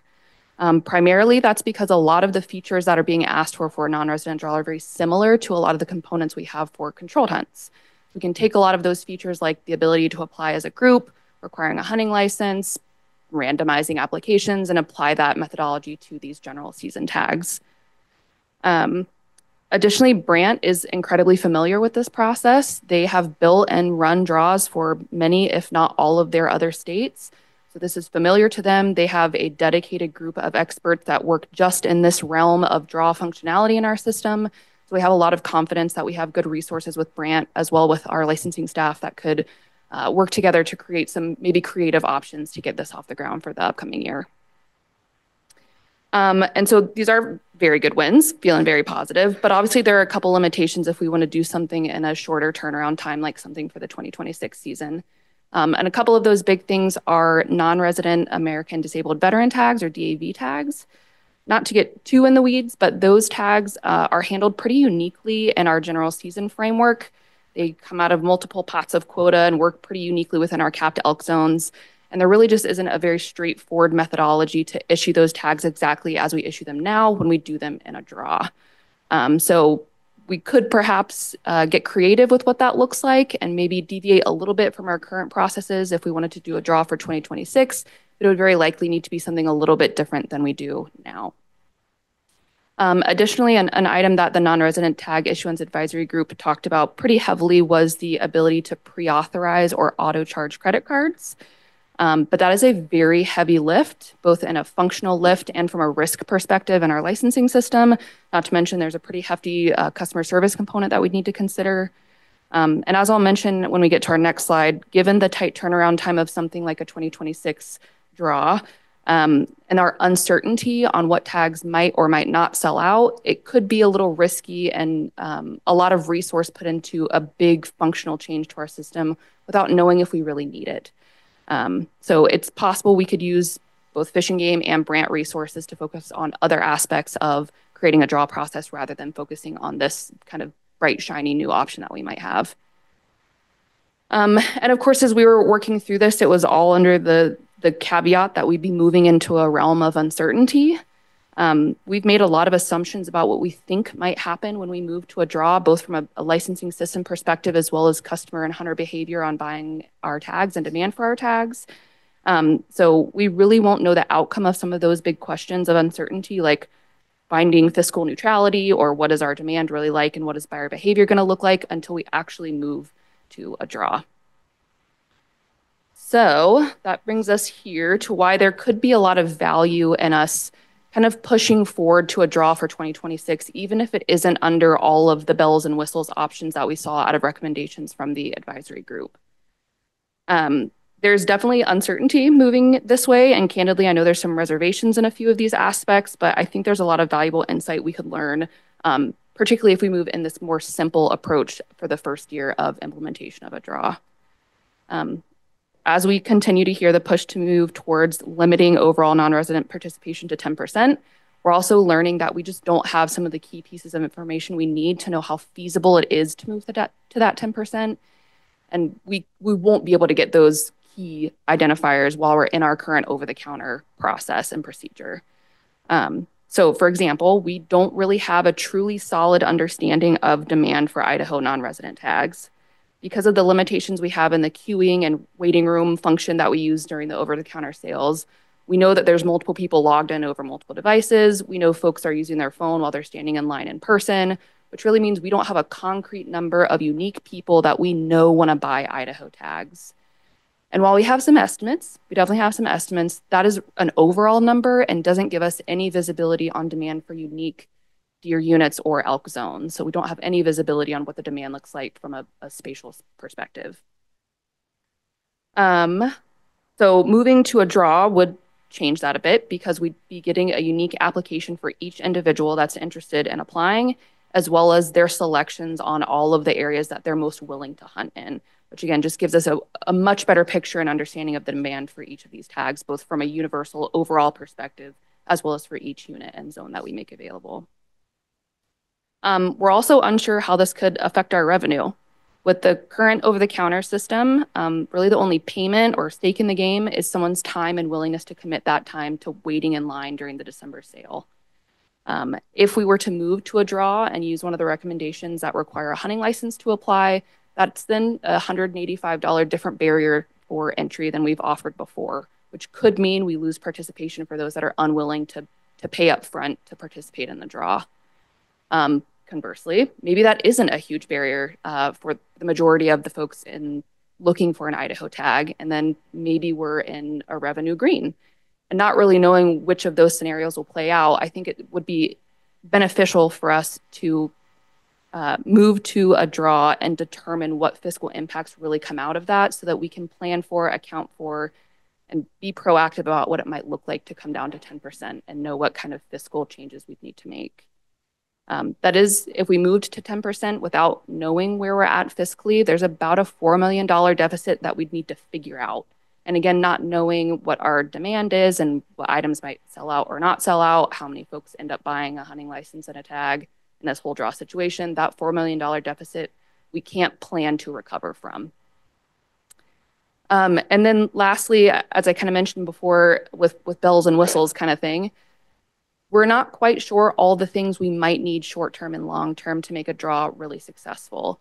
So like I mentioned previously, the ability to pre-authorize and auto-charge credit cards, we might not know if that's necessary. Maybe we're still selling out of tags, and that really bright, shiny, difficult to build, high-risk thing isn't really necessary for us to build long-term.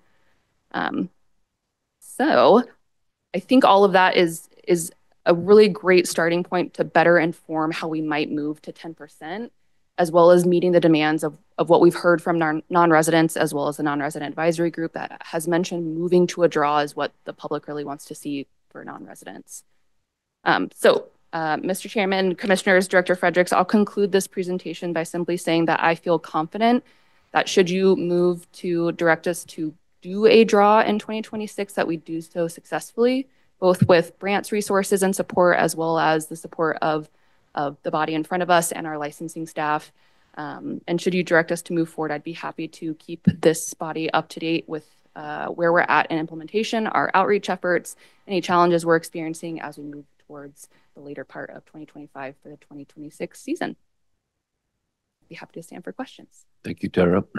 Questions, comments? Commissioner Bobbitt. Mr. Chairman,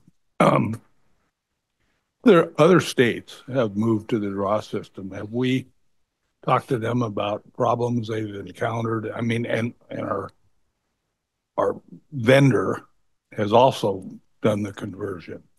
So it seems to me that we want to take the most successful one and maybe try to copy that. Is that in process? Or Mr. Chairman, Commissioner Bobbitt, yes, absolutely.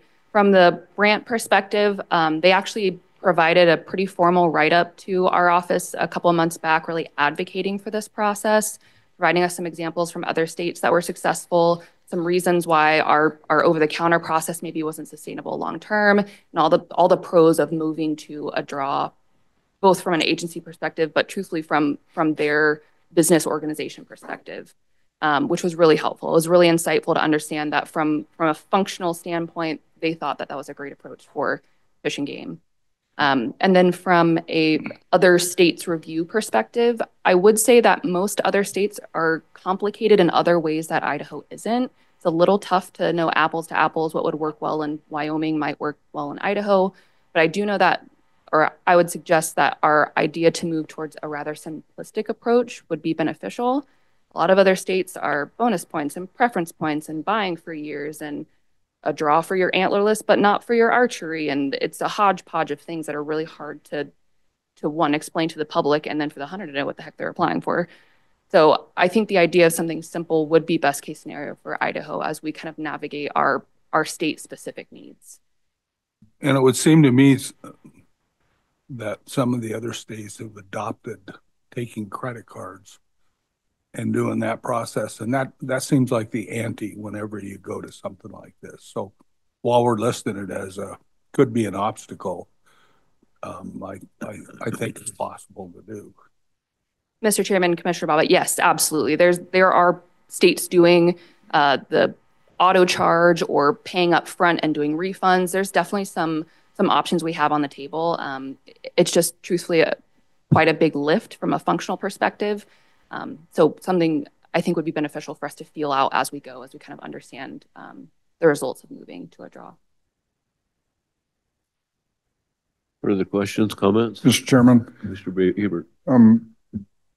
Along with this conversation, I think I would like to acknowledge, I believe I have a pretty thorough understanding of how this affects outfitters and allocation, and particularly if we move to a 10% non-resident participation, that will affect outfitters, and we're going to have some hard conversations with the outfitting industry and possibly some legislators and then this body.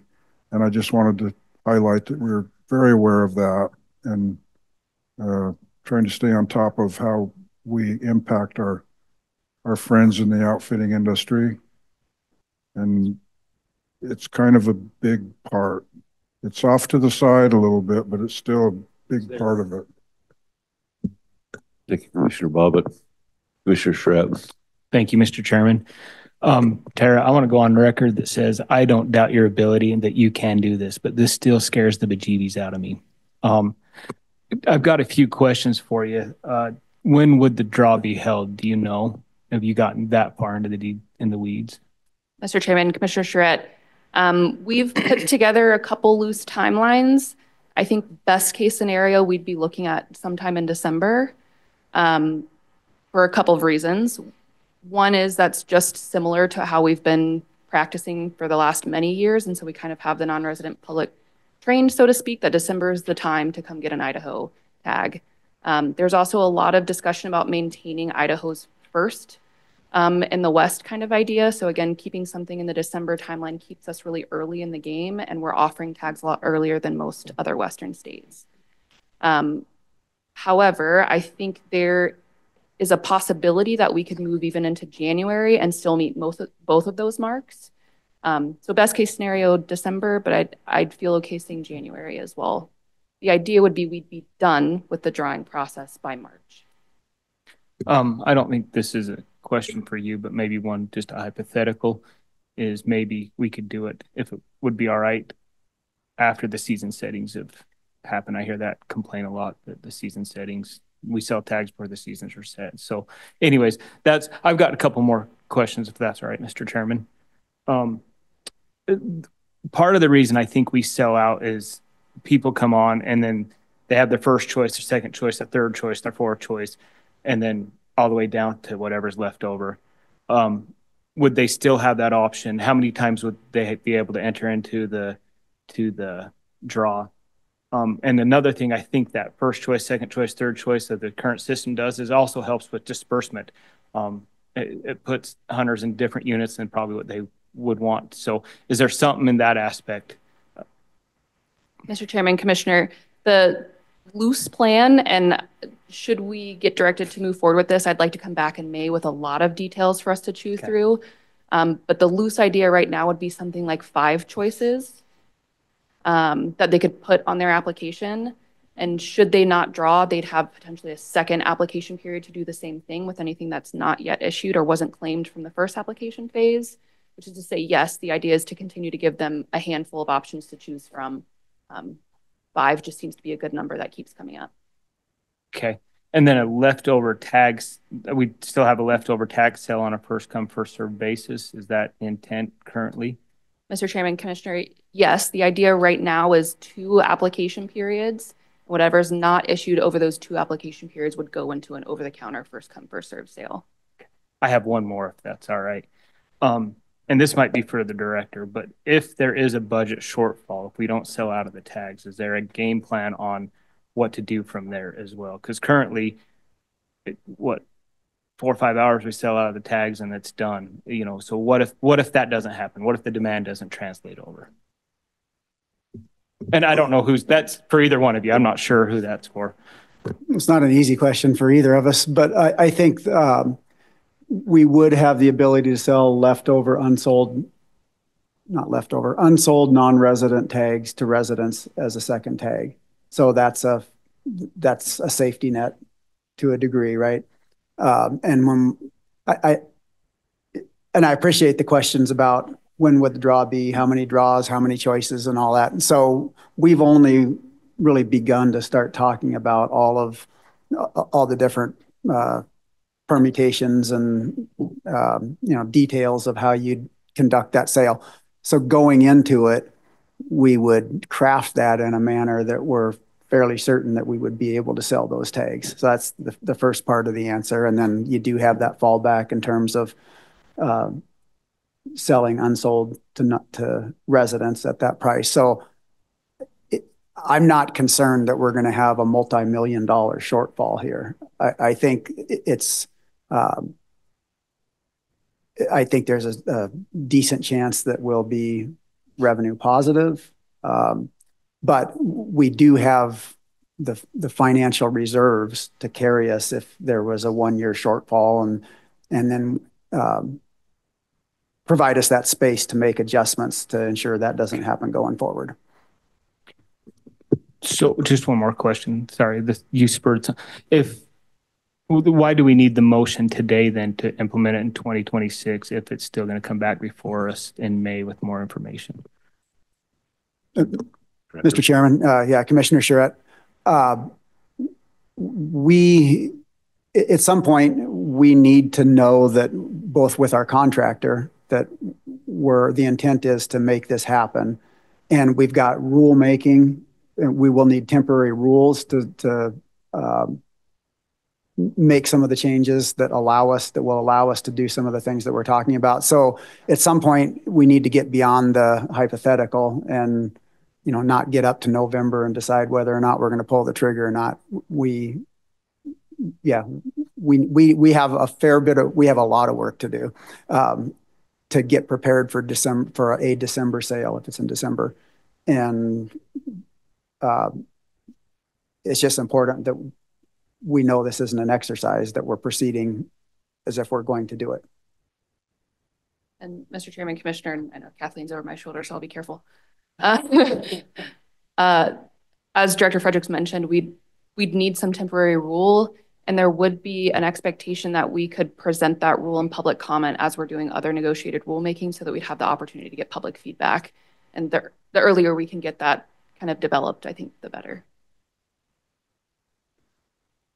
And to reinforce those two prior comments, Mr. Chairman, Commissioner Charette, so the motion is about allowing the department to proceed with the rulemaking proposals so that can be done and develop the administrative bulletin notices, et cetera. So that's why for today, especially because of the constraints of what is required for temporary rulemaking, which in order to do this for the 2026 license year, the commission needs the approval of the governor's office and to meet the legal requirements for that. So that's why it is beneficial to have a motion and clear direction on that. Mr. Chairman. Mr. Bobbitt. Yeah, I was hoping I was going to get in before you so I could go make you sit down.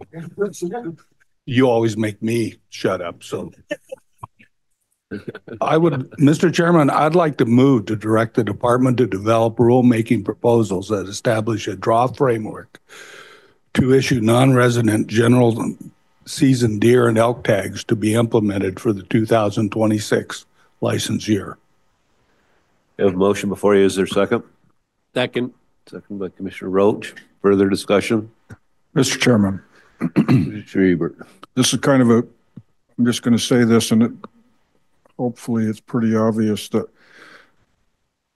we will still have the ability to do the over-the-counter sale in place in case we fall short of implementation. I mean, in other words, I wouldn't want to end up in December or January with, oh my God, we don't have any way to sell non-resident tags. Could you calm me down a little bit on that? Mr. Chairman, Commissioner, I'll channel my inner Kathleen. I believe that's a great question, and I think it would be best to write our temporary rule to allow for either option. So yes. See, this way you can make me come back up as well as make me sit down. Mr. Chairman, Commissioner Ebert, so the rulemaking is to set up the additional rules. You have controlled hunt rules in place. This allows you to have temporary rules in order to match or choose various options for eligibility, et cetera. But the ultimate pushing of the button of which is done, or if you needed to switch, would still be available. This is not saying a temporary rule that this must be done by a draw framework. It's allowing you the framework to do it. Thank you, Council. Further discussion? Mr. Chairman, just an observation that, or in addition to the question Commissioner Charette asked, is the communication with the public is also a big piece of this, right? So as we get to the point where we're 100%, not when, or not as, but when we get to the point that we're 100% confident that this is a go, we'll need to be communicating that to the public and non-resident public, and even in advance of that, communicating our intent. Thank you, Director. Any other questions? You know, I'd just like to make a comment. I've talked to the other commissioners, but this has been a tough one for us to pull the string on. We've all got resident people with families that love the system we're on now. In my personal case, it was just a lot of deliberation, and it's the fairness of our decision and our inability to plug those holes through our vendor or whatever that I think it's necessary to go. But it was, personally, it was a tough one to get over. And in conversations I've had with other commissioners, it's been the same thing. It's not a snap decision. This was thought through and people took it really seriously, but I think it's time now. Yeah, I guess I'd just follow up on that. Yeah, I've been pretty reluctant to go to the new system. I like the old system. I like the fact that we had we were pretty unique in the West with the ability of people to put in the effort and get these tags. With that being said, I guess Tara, let's say that we move to this system and it doesn't work and it blows up or something. What are the difficulties if we did want to move back to a system much like what we have now? Mr. Chairman, I think from a non-functional standpoint, it might be more of public understanding to kind of roll it back. I think there'd need to be a lot of why conversation should we go that route. And it would be interesting to understand if the why was because the system couldn't handle what we were asking of it, or we didn't have the demand that we thought we did. I think whatever answer that might be, should it not go the way we want, would be a very different comeback story to moving to an over-the-counter process.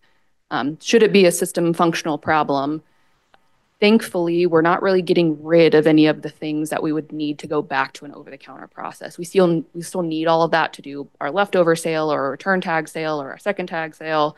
So all of those levers that we usually pull to make the over-the-counter system work, we'd still have available to us. Thank you, Tara. Commissioner Charette.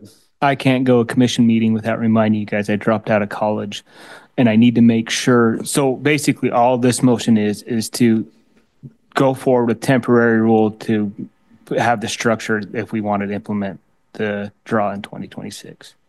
Did I understand that correct? Mr. Chairman, Commissioner, yes, that's correct. Thank you. Further discussion? Seeing and hearing none. All those in favor signify by saying aye. Aye. Opposed? Chair votes aye. Motion passes. I guess in using this framework for non-resident general hunts is another step in helping the commission and the department look at what's involved in moving forward to that benchmark of a 10% non-resident participation for deer and elk hunting. So we'll look forward to hearing updates on the process and other discussion on non-resident management in the future meetings regarding trying to reach that goal. So thank you, Tara. Thank you, Mr. Chairman. Thank you.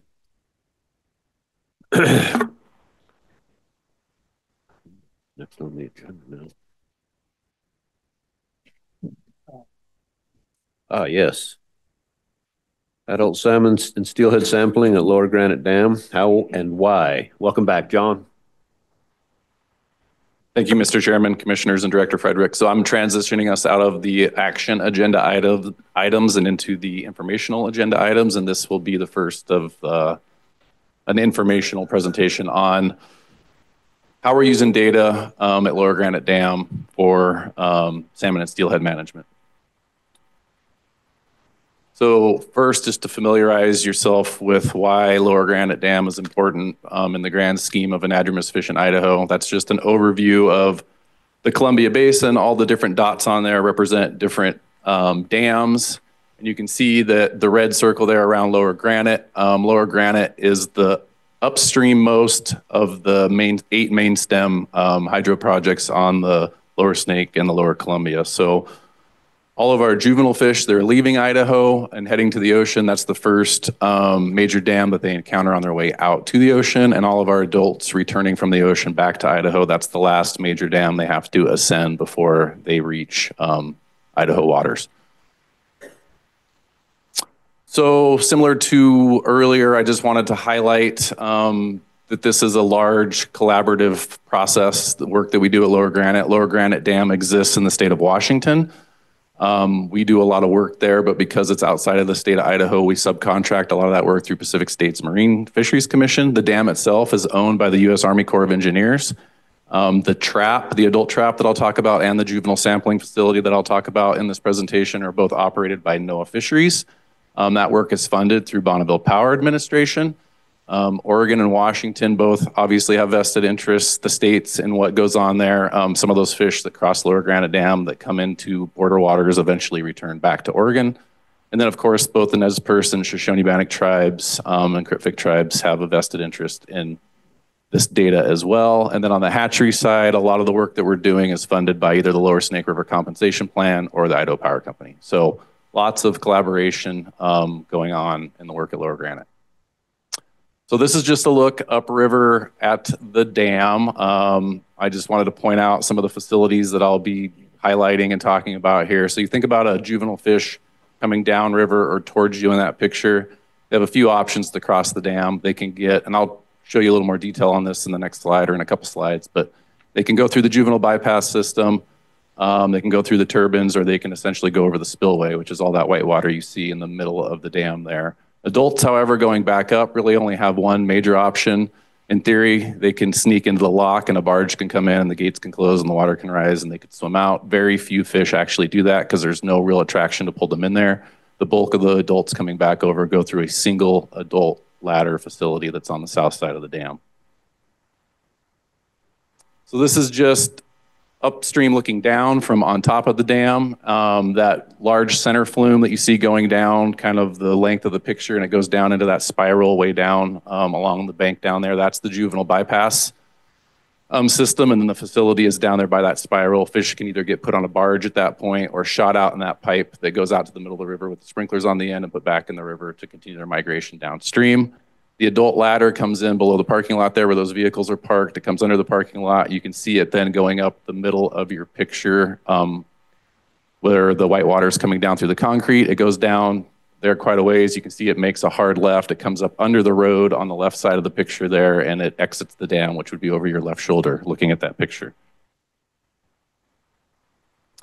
So this is just, I'm not going to spend a lot of time talking about the juvenile piece today. I want to spend most of my time concentrating on what we get out of the returning adults, but I did want to talk about the juveniles briefly. So this is just a diagram that shows you the different routes that juvenile fish can take as they're out migrating. And so you can see the fish that get diverted down towards the turbines. We don't want fish going through the turbines, but that is not a death sentence for juvenile fish. So there's been a lot of work done on fish-friendly turbines, those sorts of things. And so fish can actually go through the powerhouse and through the turbines and still exit out and continue on their migration. You can see there's a screen there at the turbine entrance area that shunts fish up the dam and into the juvenile bypass system. That then routes them through that pipe system I showed you in the earlier pictures, sends them down to the juvenile bypass facility where they can get sampled and either put on a barge or allowed to go back in the river. But with increased spill that we've seen through various court orders and agreements over the last 6 to 8 years, we're spilling a lot more water at the dams with the purpose of a lot more fish staying in the river, going over the spillways and continuing down the river naturally. And that's actually the preferred route for these juvenile fish to make it out to the ocean. And so there's a couple different types of spill. There's the surface spill, there's the conventional spill, but fish going over the spillway has increased. As far as data that we're collecting from juveniles in the bypass system, this is my last slide devoted to juveniles, and I'll just touch on, I mentioned earlier, juveniles or smolt that are out migrating. We're getting information related to the species of the fish, the age of the fish from scale samples. I think we've talked to you guys about that in the past, how you can look at a scale under a microscope and look at the rings on the scale almost like rings on a tree and get the age of the fish. And you can also tell an adult fish when those fish left freshwater and when they came back to freshwater.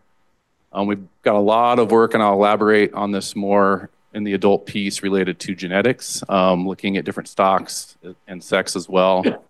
Wild fish get tagged in these bypass systems to increase our sample size of pit tags in wild fish. And then, of course, I've mentioned a couple times already, there are some fish that get transported. So just a few more pictures to familiarize you with the adult piece. So this is just a zoomed in picture of the adult, a section of the adult ladder. On your left side, you think about historically when there was no dams and fish were swimming up the river, they were just slowly climbing over the several hundred miles from the ocean until they get to Idaho. Now the water is very laminar and flat where the reservoirs exist, and then they get to the dam and they got to make up all that elevation that they haven't been making up. And so these they climb as high as the dam. You can see the steps that are in there and the way they're built with these inserts to provide some pocket water where they can rest if needed, but slowly but surely they make their way up these ladders. The picture on your right is the adult trap facility. So that's that corner I showed you earlier where the ladder circles and goes under the road and goes back up towards the dam. There's a gate on that corner that we can program to open and close at certain intervals. So if you want a 20% sample rate, that gate is set to open 20% of every hour. And basically any fish coming up the system is then shunted into the adult trap, which is in the background of that picture. That's the adult trap facility. So because pretty much every fish has to swim up this one ladder, and then we have the ability to open this gate and sample at a certain rate, we get a very representative, strong sample of all the fish coming back over the dam. It's one of the best, if not the best, adult sampling facilities in the entire Columbia Basin. So what are we looking at as far as adults go at the dam? First of all, I wanted to touch on window counts. I showed you the bottom picture earlier. That's actually the window at Bonneville. So there's windows at all of the dams as the fish come up. The top picture is the window at Lower Granite.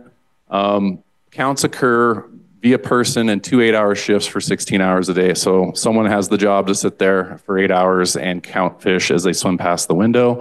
And then there's 8 hours of the day. I think it's from 9 o'clock at night till 5 in the morning where there's no counts occurring because most of the fish pass during daylight hours. A pretty boring job when there's no fish going by, or it's an easy job if you get one fish going by, like in that top picture. It can be a pretty exciting job if it's like the bottom picture where you've got these huge runs coming through and you're trying to determine if that fish is an adult or a jack, which is what the lines on the windows represent, what their species is, if they're hatchery or wild, how many of them are coming through. As far as the trap goes, there's a list of things that we're getting off of fish there for the adult trap. Again, it's species, it's size, it's what their external marks and tags are, it's what their internal tags are, so we're scanning them for tags. Any injuries they might have gotten from things like seal bites or gill nets, those sorts of things. We're taking scales for age, and then genetic demographics as far as fin tissue. And then we're also continuing to put pit tags in wild fish, or NOAA Fisheries is continuing to put pit tags in wild fish because as those fish migrate up the various tributaries in Idaho, there's lots of different pit tag arrays that can detect those fish. So the tags remain important beyond crossing Lower Granite. So this is just a video. We'll see if it's going to work. So this is just showing you kind of the organized chaos. You can see she's got a hatchery fish there. She just scanned it for a coded wire tag. Now she's scanning it for a pit tag. This fish is not being sampled any further. It's had a length taken, so it goes into recovery tank. All those fish in that tank in the background are anesthetized to calm them down so we can handle them. Marika is about to pull out what I referred to in my earlier presentation as a 3-ocean fish, or one of those real big adults that spent some extra time in the ocean. She's scanning it for coded wire, which is in the snout. She'll bring it over, scan it for a pit tag along the bottom of the fish. Then that fish is going to get further sampled for genetics, so it's going into a different tank. And then she'll take a fin clip. You'll also notice while this is going on, people in the background are getting the next fish ready, getting their lengths on them so they can send that over to the data recorder. Any wild fish are going to go off the screen to your right to a different tank where NOAA Fisheries will process those fish and tag them if needed. You can see all the genetic data I'm going to reference here, and the rest of my talk is derived from about a paperclip size of fin tissue that Marika just took off with a pair of scissors there. She's got a jack in the background, which is a one ocean fish. She scanned it for tags. It's going back in recovery. Marika's sending that big one on its way, and the process continues. We got another fish. And so you can see this is the dance that we play at Granite when we've got a bunch of fish coming into the trap and we're sampling them and processing them. And she's taking a wild fish over to the other tank, and I think that's that. So I'm not going to walk you through all of these boxes. This is just kind of a shotgun smattering of all the data that we're collecting or the processes that adult data at Lower Granite Dam is informing. And so I'll talk a little bit more about some select topics here as I move forward, but I think there's 25 boxes on this slide, and it's just to show you that the bulk of what we use to manage our anadromous fish is coming in part at least from data collected from fish as they come over the dam, because we're doing such extensive sampling there, and that's driving a lot of different processes for our management. And so I wanted to just kind of pick a handful of topics to finish off my presentation and zoom in a little more on them. And the first one I'll talk about is genetic work that we do at the dam related to wild fish. So within the state of Idaho, with the exception of Chinook returning to the Clearwater because they were extirpated because of the Lewiston Dam, and coho, which were reintroduced because they were also extirpated, all the other wild stocks coming back to Idaho for Chinook, for Steelhead, for sockeye are listed as part of ESA. So because of that, there is a lot of different data that we monitor and want to collect from those fish throughout their life cycle. And so it's been roughly about 15 years now we've had genetic tools in place that really help us better answer some of the questions we want to answer. How many fish? How old are they? When I say how many, I'm talking about from a particular stock, Middle Fork, upper salmon, various drainages in the Clearwater. How many fish are coming back related to those specific stocks? How old are they? How many offspring from each parent make it out? How many of them survive back, and what their genetic diversity looks like. And the reason we're able to do this with wild fish, and specifically salmon, is those fish are very apt to return to their natal waters to spawn. And so you have populations scattered across the state by drainages where fish routinely spawn year after year after year. And so because of that, they become genetically distinct, and we have certain markers genetically that we can sample a fish out of a pool of dozens and dozens of stocks at Lower Granite, and by running a genetic sample, we can say that's a Middle Fork fish, and we know all of the biological data that's associated with it. So this data is going a long ways in helping us monitor these fish, provide data to NOAA Fisheries and others related to how each of these groups is doing. The next one I will touch on is also genetic based, but it's a little different, and that's our genetic marking of our hatchery fish. We've talked, I think, to you guys a few times about parental based tagging and how we basically take a genetic clip from all the hatchery fish that we spawn, and we know which male is crossed with which female, and because of that, any of their offspring that we recover when they come back as adults, we know what hatchery they came from, what brood year they belong to, and who their parents were. And that's a very powerful management tool when you know at such a high rate what the origin of your hatchery fish is. And so traditional harvest share estimates are estimated from pit tags. I talked to you about that earlier. As the fish come up the system, their pit tags are pinging along the way, and we're able to take those pit tags and estimate how many fish are coming back in season. The problem with pit tag estimates is they're typically biased low. So not all tags are detected. Fish are tagged as juveniles, hatchery fish, and so over the course of a 2, 3, 4 year life cycle, they can shed some of their tags.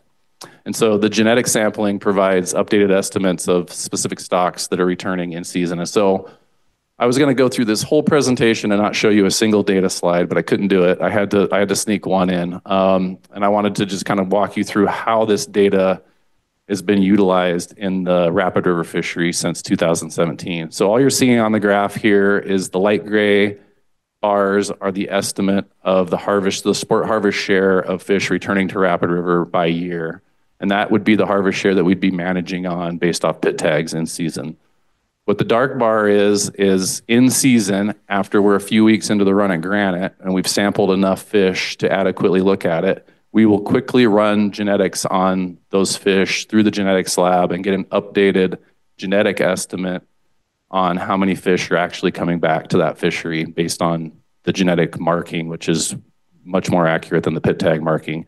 You can see that in 2017, we added 4 additional weeks to that fishery based on that data, 2 additional weeks on the main stem and 4 additional on the little salmon in 2018. It's not always a win, or we don't always expand the fishery. In 2019, the genetic data actually was lower than the pit tag data, and we ended up shutting the fishery down early. You're not seeing any data for 2020 because that was COVID year and we weren't sampling at Lower Granite Dam.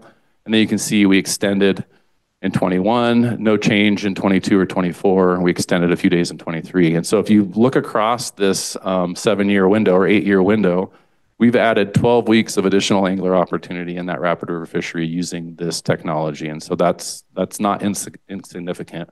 I think the question we tend to get as a follow-up to this is, well, if you're doing it at Rapid River, why aren't you doing it everywhere else? And so that's a little complicated.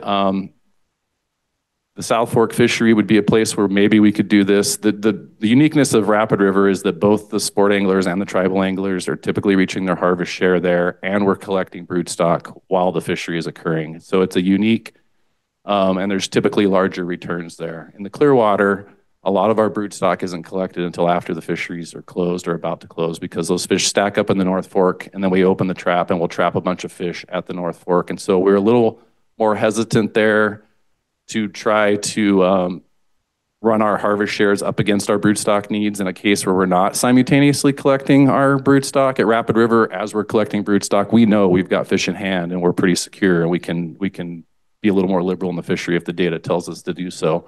We're a little hesitant to do that in the Clearwater, although we do look at it annually and have considered making some level of adjustment there, and that's something that we may entertain in the future.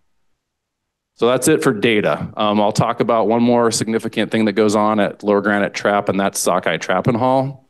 We've seen increased water temperatures, typically moving into late July and into early August or through August when sockeye are coming back. And because of those really warm temperatures that can occur in the Salmon River, sometimes as few as 10 to 15% of our sockeye that make it to Lower Granite actually make it back to the Stanley Basin. And so we have the ability to trap some of those fish at Granite, haul them back to the basin or to our hatchery facilities to ensure that we're getting additional anadromous broodstock for either broodstock or to be released in the lake to spawn naturally. So it's been a very valuable tool when it comes to sockeye management and just another use of that trap on the landscape. And I'll finish up here just talking about kind of where this data goes and how we use it.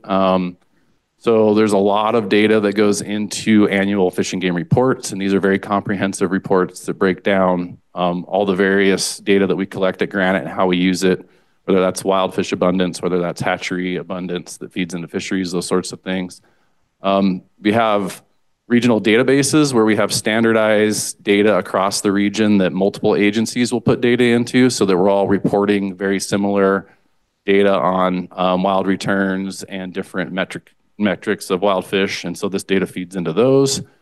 I never try to use acronyms when I give a presentation on anadromous fish, and I filled that third bullet full of acronyms, and that was just because if I didn't, then I would have ran out of space on the page. But just the point of that bullet is to let you know that this data is going to a lot of different processes and agencies. Bonneville Power Administration gets reports on this data. We present it to the Northwest Power and Conservation Council. It goes to the Idaho Office of Species Conservation and the Governor's Office. NOAA Fisheries is getting access to that data and using it for status assessments and recovery plans. The hatchery data feeds into Lower Snake, Idaho Power. It goes into the Fish Passage Center, US v. Oregon Court Agreement. I want folks to understand that this data goes a lot of different places and is used by a lot of different people, and it's very important to the region. And then I'll just touch on ongoing efforts to increase availability. So We currently display the trends on wild fish by species on our website, and we plan to expand that in the future once we've updated the website going forward. So I think I'm wrapped up there. I do want to acknowledge Commissioner Ebert brought it up earlier with the staff work that went into season setting for hatchery fish, and I want to acknowledge both that and the staff work that goes into collecting all of this data, because our anadromous program, when you start looking across the state, hatcheries, management, all the things that we do, it's well over 100 full-time employees that at least spend part of their year working on anadromous fish. It's a huge group. They do really good work, and I just wanted to recognize them as well, and I'd be happy to take any questions. Commissioners, questions, comments? Commissioner Ebert. Mr. Chairman, I got to speak up for a moment here. I have a constituent who used to be a Fish and Game Commissioner that is constantly reminding me that we need to make this information available to the governor's office. And I see on your acronym list, it's OSC, Office of Species Conservation. And because he is so passionate and I have respect for him, I just wanted to say that, you know, certainly we need to help make sure the governor has this, which I'm sure he does when he chooses to look. And so I just gave that shout out for my friend Keith. Yeah, thanks, Mr. Chairman, Commissioner Ebert. Yeah, so, and we hear some of that as well. And I think it's a complex web to where this data kind of goes and lives and how it feeds into regional coordination and management. And I think that can be confusing for folks sometimes. And that's why I wanted to add that bullet to just reiterate that this data is available and presented and provided regionally. And it ties into a lot of different processes related to ESA, related to hatchery management, those sorts of things. And so appreciate that. Further questions, comments? I got one for you, John, and I hope I'm not getting too far down in the weeds. When speaking specifically about sockeye salmon, you spoke about either returning them to the hatchery and or to the lakes for natural spawning. Is Redfish Lake the only lake that they would be placed in for that, or is Alturas, or what? Yeah, so there are some fish that return to Pettit through the Choban tribal program that's going on there. We haven't put fish in Alturas in a long, long time, and so most of the fish that we handle that come from this effort do get stocked into Redfish Lake. Okay, all right, thank you. What kind of numbers, breakdown percentage-wise between hatchery and natural? That's really driven by the run, and so the trap and haul piece in getting those additional anadromous, so any fish that obviously comes back to Granite is an anadromous fish that's gone out to the ocean and turned back. So that really boosts our ability. We have the captive program that helps us kind of fill Springfield Hatchery, which is a 1 million smolt program. And so most of those anadromous fish that come back through the trap and haul program get released in the lake to spawn naturally. And so those numbers are highly variable across years. I think we hauled back 100 and change anadromous fish from Granite last year. And so it varies by year. Okay. Yeah. All right. Thanks, John. Any other questions? Thank you. Appreciate it. Next up, spearfishing seasons and rules update. Lance Hebden.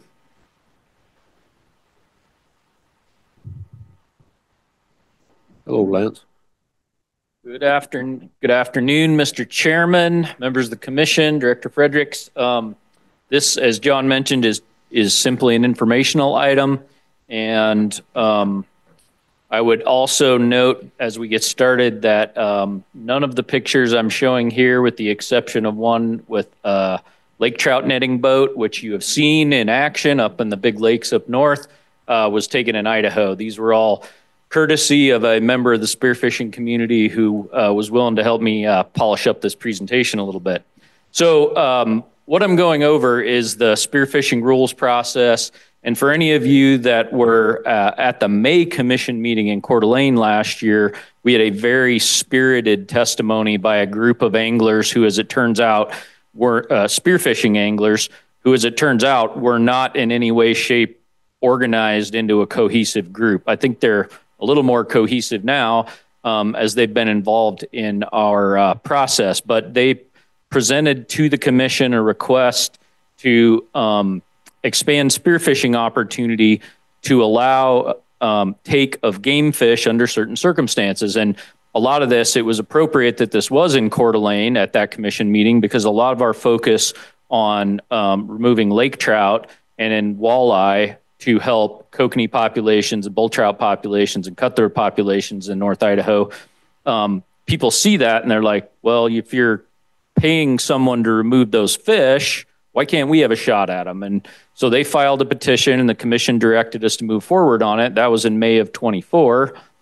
And so we entered into the negotiated rulemaking process in July, had online meetings, had some very spirited participation by these individuals, started an email group that I've been giving them not monthly updates because it hasn't been enough to do monthly, but at least bi-monthly or anytime there's a significant regulatory action. And so we laid out the process, and the first step was rulemaking.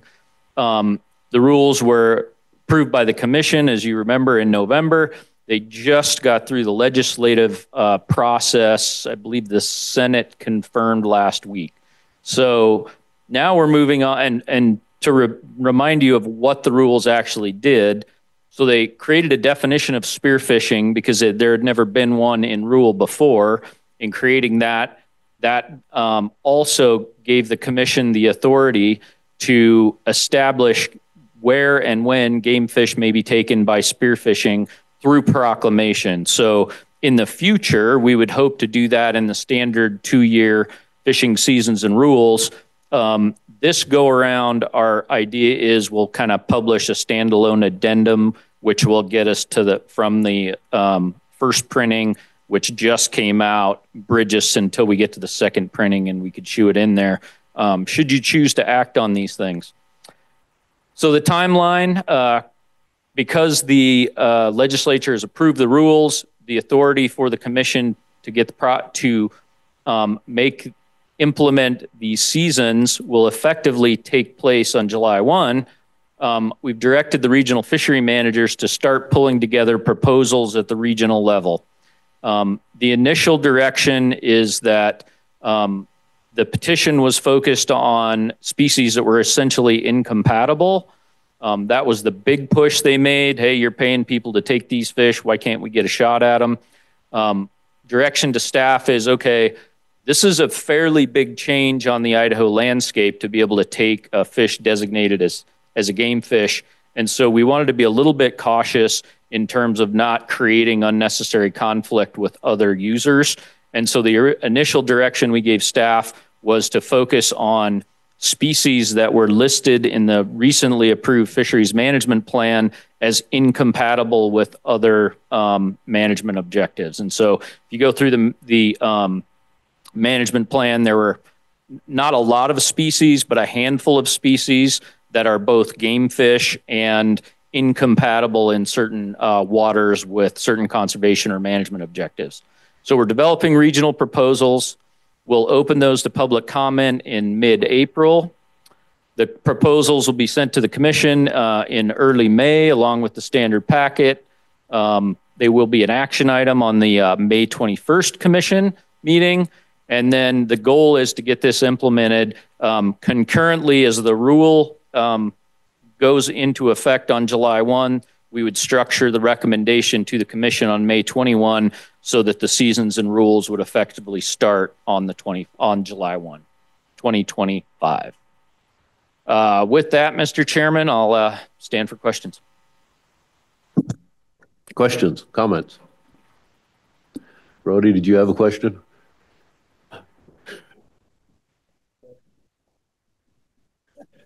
It's like no questions from anybody. Thank you, Lance. Strong work on getting that pushed through as quickly as possible. That was that's a pretty neat deal. Thank you, Chairman. Thank you. Mr. Chairman, I'll just add to that comment that this is a good case. We talked a lot about listening to the public, and I just think this is a really good example of where a bunch of folks, not organized, as we came to learn afterwards, just happened to come to that meeting to advocate for spearfishing opportunity where it made sense. We did listen. It was easy in the past not to listen because it was rulemaking and all that. We did listen. We went through the process, and now we're on the cusp of providing that opportunity. So another good example. Very good. Very neat deal. Yes. All right. Next up is Migratory Game Bird Seasons Preview. Jeff Knetter. Good afternoon, Mr. Chairman, Commissioners, Director Fredericks. And this has become kind of an annual briefing and preview of our season setting process. I had the opportunity to visit with Commissioner Ebert yesterday a little bit, and I was impressed with his graphs. And so I asked if he was interested in presenting the briefing this year. He politely declined, but the offer still stands. All right, so just getting rolling here, I will be providing a brief overview of migratory game bird management, the adaptive harvest management process associated with setting duck seasons, the frameworks that are allowed for all of the migratory game bird species, the decision space that we have, and an overview of the zone and split options that states can choose, how we use hunter opinion surveys to inform our decision-making process, a little reminder of the commission action from 2024, and then the proposal scope for 2025. And I'll start that with the Migratory Bird Treaty Act. So this was an act that has been signed by four different countries.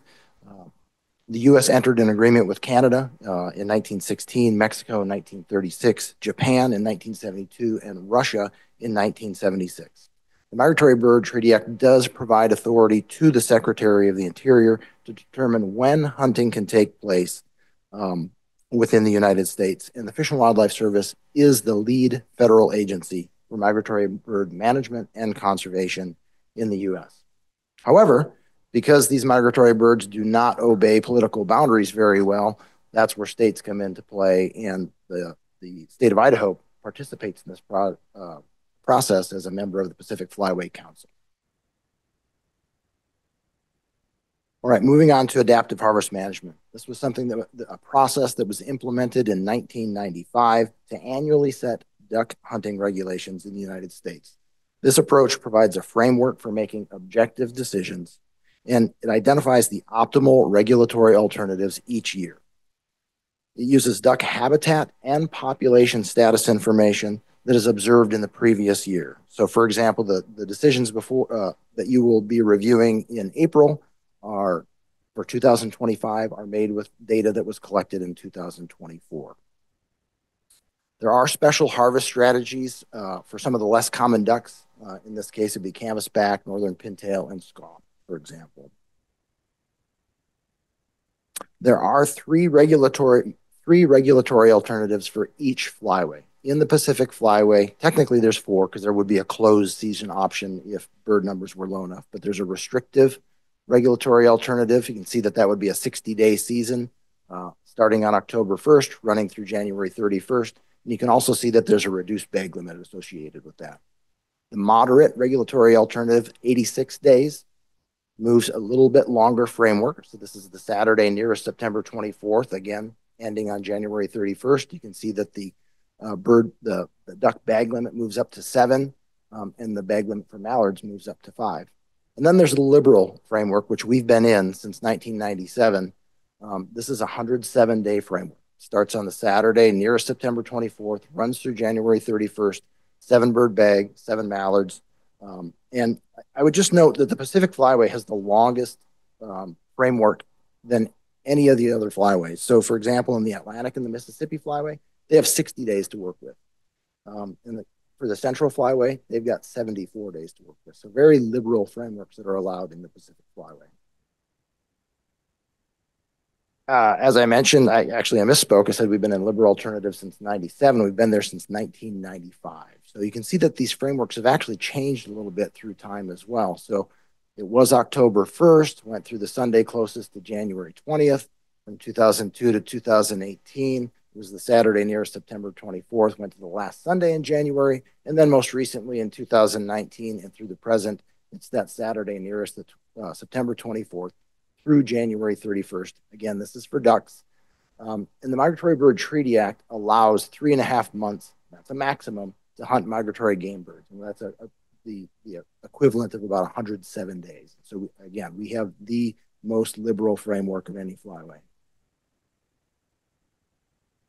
All right, so moving on to frameworks. Seasons are set within frameworks that are established by the Fish and Wildlife Service after they consult with states, all the different state wildlife agencies through the different flyway councils. And as I just reviewed, these season frameworks define the outside dates, the length of the season, as well as the bag limits associated with each one of those frameworks. States can choose to be more conservative, but they cannot be more liberal. So at the end of the day, what can states choose? So the decision space, at least for ducks anyway, the question boils down to how do we distribute those 107 days of hunting between the Saturday closest to September 24th and January 31st. It's about a 130-day time frame. We've got a pretty geographically diverse state. And so how do we go about doing that? So we can offer different season structures in different portions of the state through the use of zones. In these zones, seasons may be continuous or they may be split. So a continuous season starts on one date, runs for 105, 107 days, ends then. A split is a season that opens, closes for a period of time, then reopens.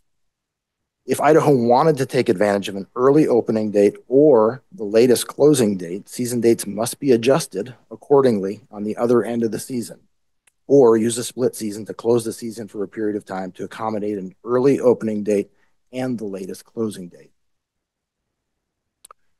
So then the next question might be, well, what exactly is a zone? What is a split? So these are special regulations.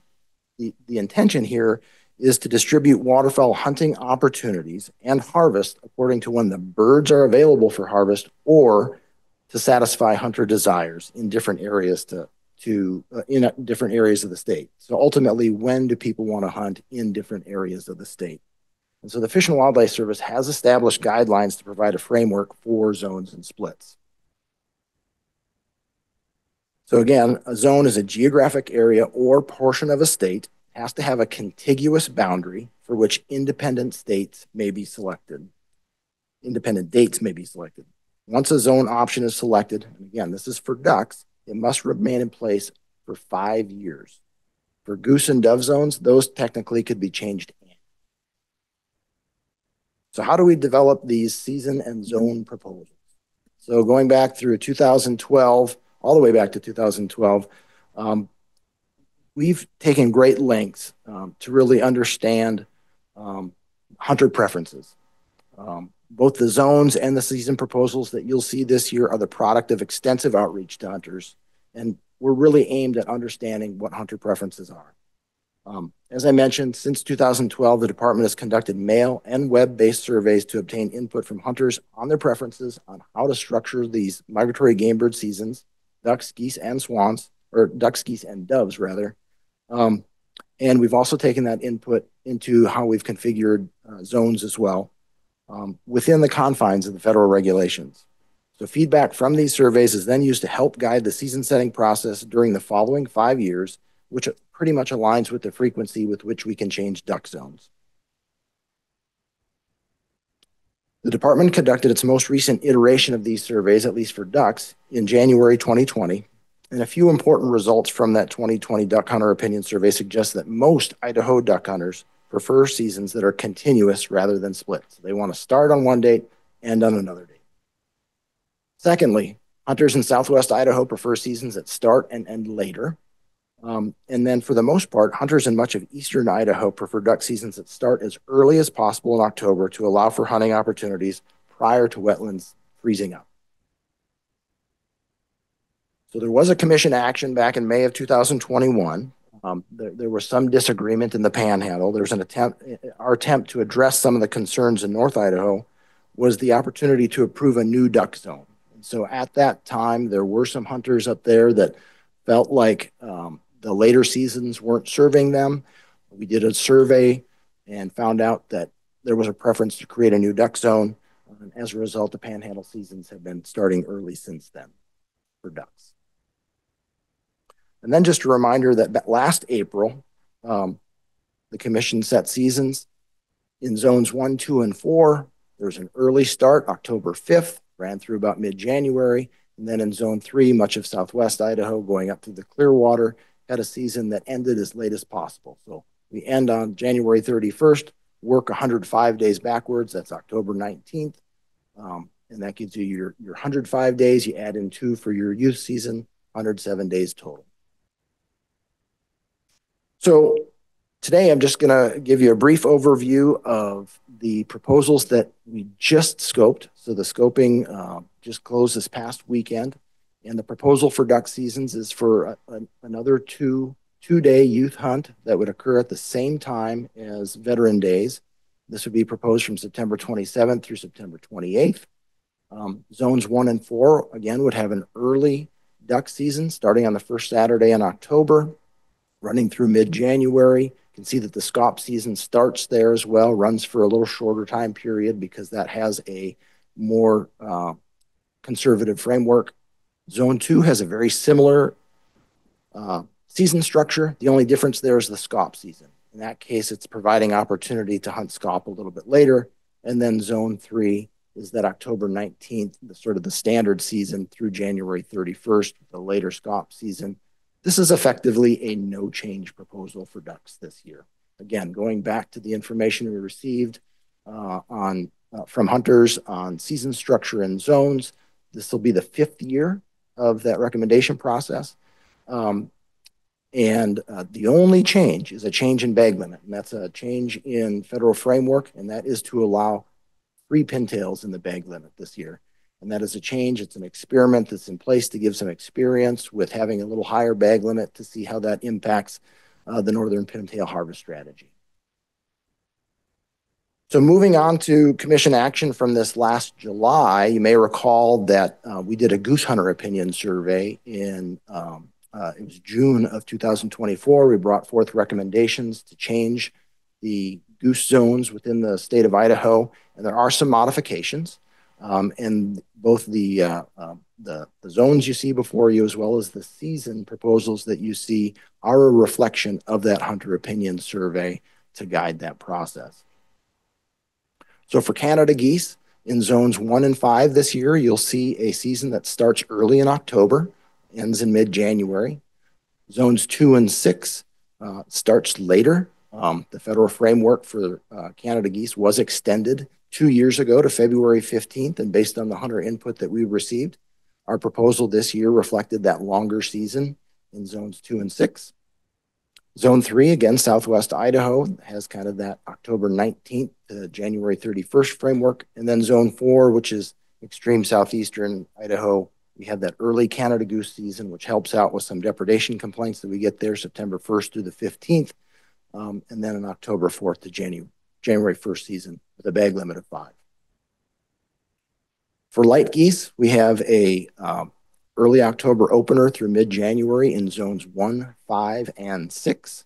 In zone 2, which is kind of west of the American Falls country, early opener in October, runs through late December, and then starts back up in February, mid-February through March 10th. This is to try and catch some of the migratory light geese that are coming through at that time of the year. And then a similar situation in zone 3, where we also provide some late hunting opportunity, have a standard October 19th opener, closing in December, reopens in February to provide some of that harvest during or hunting opportunity starting in February. And then in zone 4, the October 19th through January 31st season structure. Bag limit of 20 white geese. Moving on to white fronts, early October, mid-January for zones 1, 4, and 5. October 19th to January 31st in zone 2, and then in zone 3, a season that runs from November 3rd to February 15th. Bag limit of 10 white fronts. Okay, so moving on to swan season proposals. This is also a no change proposal this year. This would start on the opening day of duck season in North Idaho, so running from October 4th through December 1st. All 50 tags will be offered through a controlled hunt process, as has been done in previous years, and the bag limit would be 1 swan. At this point, I'll now cover season proposals for those migratory game birds that do not have webbed feet, and I'll be starting with doves. There are 60 days available to hunt doves between September 1st and January 15th in the federal framework. This is, and based on input from the most recent hunter opinion survey, the proposed firearm season structure for doves is September 1st through October 30th. This again would be a no change proposal from previous years. There would also be an extended falconry season that would be available from January 23rd through March 10th. So it provides a little bit additional opportunity for falconry, but does not take away from the number of days that are allowed for firearm seasons. And just a reminder that the proposed daily bag limit for mourning and white-winged doves for extended falconry is a little bit different. So only 3 birds can be taken by falconers, whereas during the firearm season, there are 15 birds that can be taken by hunters. American crow. This is based on federal framework for American crow season dates, and it states that seasons shall not exceed 124 days during a calendar year and shall not be permitted during the peak crow nesting period within a state. We've had the same structure in place for quite a while, and that's October 27th through February 28th. There is no bag limit associated with American crow harvest. And then last but not least, moving on to sandhill cranes. Idaho's 2025 crane harvest allocation, and this is provided by the Pacific Flyway Management Plan, is 324 cranes. This is up from 298 in 2024. The department proposes to offer 715 tags in 6 hunt areas on a first come, first served basis at any vendor per the following allocation. So you can see that we've got the most tags allocated for the Bear Lake hunt area, and then it kind of goes down from there. There are no proposals to change the season dates here, just an increase to reflect the higher allocation of harvest allowed to the state of Idaho this year. So all of our proposals were posted on the department's website from March 10th through March 23rd. Regional summaries of public input and regional recommendations are due to the Bureau tomorrow. Thereafter, we will meet with the director's office and come forward with our formal recommendations to the commission on April 15th. With that, Mr. Chairman, that concludes my presentation. I'd be happy to take any questions. Gentlemen, questions, comments? I've got one for you, Jeff, and I think you know it's coming. I talked to Ryan about a potential for maybe getting some sandhill cranes for the salmoneries in either Lemhi or Custer County.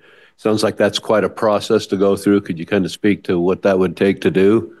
Mr. Chairman, absolutely. So the process that's associated with sandhill crane seasons, again, is identified by the Flyway Management Plan. And for Rocky Mountain population sandhill cranes, it's a cooperative management plan between the Pacific Flyway and the Central Flyway, because that population is shared between those flyways. The big part associated with hunting is the fact that there's a couple points to that. First, there needs to be a survey that occurs for at least 3 years before any season can be implemented. And there's an annual, it's called a pre-migration staging survey. It's held in September of each year. And that's the index for that entire population. So one, that would have to be in place. And then secondly, once that survey is completed and we say, oh yeah, it looks like there's plenty of birds that could be available for harvest during that time frame, we would then have to think about how that would impact the allocation that we have. So for example, Idaho's not going to get more than the allocation that we get. So it would have to be pulled, some of those tags would have to be pulled away from some of our other hunt areas. And so to start that process, what would we need to do to at least look at the potential for doing something like that? Mr. Chairman, the very first step would be to implement a survey in a proposed hunt area. So if there is if there's a specific area of Lemhi or Custer County that has what appears to be an aggregation of cranes in the fall, a survey implemented there would be the first step, and to conduct that for 3 years. Okay. All right. I'll work with Ryan on seeing if we can get some ribeye in the sky. Any other questions, comments? Commissioner Ebert. In my part of the world, we don't have so many crows, but man, we got lots and lots of ravens. What about ravens? Why can't we hunt ravens? Mr. Chairman, Commissioner Ebert, I'm not going to pretend to answer that very well, other than to know that they are considered a migratory bird, like all the other birds we talked about. Ravens have fallen into a different category where ravens have not been part of a harvest season for any state. I do know that take is allowed in some parts of the West. I think Nevada actually applied for a permit with the Fish and Wildlife Service to actually take birds, and that was in the name of sage-grouse conservation. Outside of that, there is no season per se, but there is take allowed in some cases. Why there hasn't been a crow season or hasn't been a raven season, why while there's been a crow season, I can't speak to that. I can dig into it a little bit, but I can't answer that right now. You know, I go out there sometimes and I see all them ravens and I think they're waiting for me to die off, and I say, not today, ravens. Moving right along. Thank you. Any other questions? Thanks, Jeff. Okay, I'm going to propose we take a quick 15-minute break. We're a little bit ahead of schedule, and stretch your legs, get woken up. All right, we'll be back in 15 minutes, about 2:35.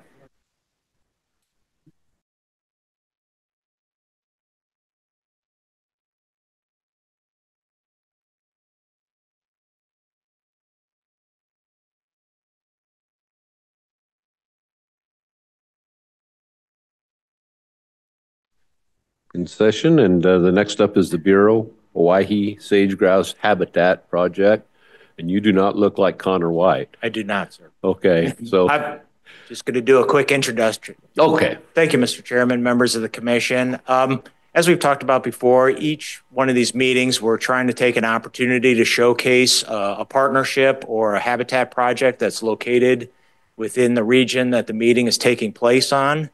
This one, we have invited Mr. Connor White. He works for Pheasants Forever, Quail Forever. He's the Bruneau-Owyhee Sage-Grouse Habitat Partnership Coordinator, also known as BOSH. So we've asked him to come here and give you an overview of this, I think, a pretty exciting partnership and landscape level habitat project that's not too far from this location. thank you, Sal, and welcome, Connor. Thanks for being here today. Well, thanks for that introduction, Sal, and Mr. Chairman, members of the commission, and Director Fredericks. Appreciate the opportunity to share this project with you guys today. I always start with this slide on all my talks, just because the nature of my position. I'm a coordinator but I represent a large group of folks, organizations that I work a lot with. Fish and Game has always been a great partner. I have a slide on that a little bit later, but the Bruneau-Owyhee Sage-Grouse Habitat Project, BOSH for short, is a landscape level juniper removal project out there just southwest of Boise. And I guess I just wanted to touch a little bit about how the project came to be and just a little bit of the background on why we're doing it. So conifer encroachment in the Owyhees down here, it's western juniper, but there's several species of conifer all across the West, and it's a large-scale threat to sage-grouse habitats because the trees have expanded in their range just an enormous amount. And 2008, when I was still in high school, Richard Miller, who's kind of one of the OGs of the conifer stuff, he worked at Oregon State. Tons of research out about that. Came out with a study. He went all across the West and took core samples on hundreds of different trees and found that most of them are not that old, as it turns out. His research showed that since about 1860, there's been anywhere between 125 and 625% increase in conifers all over the West. And two of those sites that he looked at are down here in the Owyhees. One of them was on South Mountain and another on Juniper Mountain. So the information that where you see that number, 125 to 625, some of that did come just right here from our neck of the woods. And the main reason that they've been expanding, like you can say there's climate, there's all these host of issues, but realistically it is fire suppression. When we settled the West, we decided that we didn't like fire for various reasons. And that's had some unintended consequences with trees moving out into places where they just shouldn't be. And in terms of what that equates to for wildlife, and especially sage-grouse, is once you get up above 4% conifer cover, is sage-grouse start actively avoiding most all of these areas. And then, so 4% was kind of the benchmark standard for a lot of years, but then here just recently in the bottom left-hand corner, Peter Coates published some additional research that showed even as cover as low as 1.5% out across the landscape would still have negative effects for sage-grouse. So that really is just a few trees per acre. You know, you think back, you know, sage-grouse just need these large intact landscapes. So when you get these vertical structures of trees being out there, the working theory is that predator, you know, is able to perch on there, and then they're able to have depredations on the grouse. This is a little bit of a local example from the Owyhees. This is the Flint Creek Mine, if any of you are familiar with where that is. I'm slightly unsure of when that initial photo was taken, but it would be, you know, well over 100 years, or about 100 years ago, maybe, I'd say. Then they went and retook that photo. You know, they found it in some old ranchers' houses, and then they're like, oh, we think we can go find where that's at. And they went, some of our Boise District fuel staff went out and retook it several years ago. So you can see that's probably an extreme example, but there are many examples like that all across the West. And if you haven't done so yet, I'd encourage you guys to check out landscapeexplorer.org. It's utilized this historic imagery that was taken mainly back in the 50s, and then georeferenced that with current imagery, and then you can use a slider bar, you know, so you can go anywhere in the Western United States. You want to look at what Boise used to look like in the 50s, you got that. But if you also want to see what, you know, habitat looked like out in the Owyhees, you can just move a slider bar and see some of those differences. So I didn't include that in this talk, but if you have a chance to go check that out, I would do so. But so obviously you see a lot of change here, but what do we do about it? How do we tackle that threat? And historically, you know, the BLM works off of, you know, we have to do NEPA documents, National Environmental Policy Act. And as Commissioner Murphy might attest to, that's a 4-letter word, NEPA. But an environmental assessment, we started out with that on BOSH, but with collaboration with the partners, we just thought that why would we bother doing an EA, you know, for every 50,000 acres and have to do that several iterations over to get a large landscape effect versus we can just do an EIS, buckle in for, you know, some additional time on that analysis on an environmental impact statement, the highest level of analysis that you can do within the federal government's NEPA process. So we decided to take the EIS approach, and that was signed in 2019 by the Assistant Secretary of the Interior, which was an important detail because it made it non-appealable. And if someone wants to challenge the project now, they'd have to do so in district court instead of if it wasn't signed by the Assistant Secretary, you know, they would have been able to challenge that in those administrative courts. So it was a big deal to have it signed by the Assistant Secretary. But within the document, we took a lek-based approach on about 60 or 70 leks in the Owyhees. You can see the locator map there. It's just southwest of Boise. And within 10 kilometers of those leks, that's how we determined the project boundary, because that's where most all of the hens nest, is within a 10-kilometer radius of their lek. Within the project boundary, to get to the focal treatment area, things that we would actually treat, it was a product of greater than 15% shrub cover and less than 20% juniper cover. And we came up with a 617,000 acre area of which we can do treatments in. It analyzed Idaho Department of lands as well as Bureau of Land Management areas, and we're expecting it was about a 15-year time frame. So that's taking from anywhere from a 30,000 to a 60,000 acre unit every year to be treated. And I have a slide coming up on how we've done on that. Most all of it's going to be hand cutting. We do some piling as well, mainly near roads and in areas where we might have, you know, super thick stuff where we have a special concern or something like that. Pile burning, mastications also authorized, you know, kind of grinding it down, but we have to date not utilized that option. We found found it better to just pile it and burn it rather than masticate it for this western juniper. It's just such a big tree that if you were to take a masticator in there, you'd end up with a pile of slash, you know, that would be much too deep for really anything to grow through in some instances. So we've taken the approach of cutting and piling rather than masticating, which is different than some other areas within Idaho and within the West. Started in 2019, but how the NRCS Sage-Grouse initiative started on the private land stuff quite a bit earlier than that, like 2010, when that really ramped up. So to some degree, the BLM, we were playing catch up, but due to the acreages that we're taking, BLM's now treated more than the private landowners out there. This is what we've accomplished so far. We're up to 216,000 acres as of last year. You can see we started out with pretty good acreages, and then we had a low funding year in 2021. But I'd like to just point out between 2022 to 2024, we had the passage of the bipartisan infrastructure law.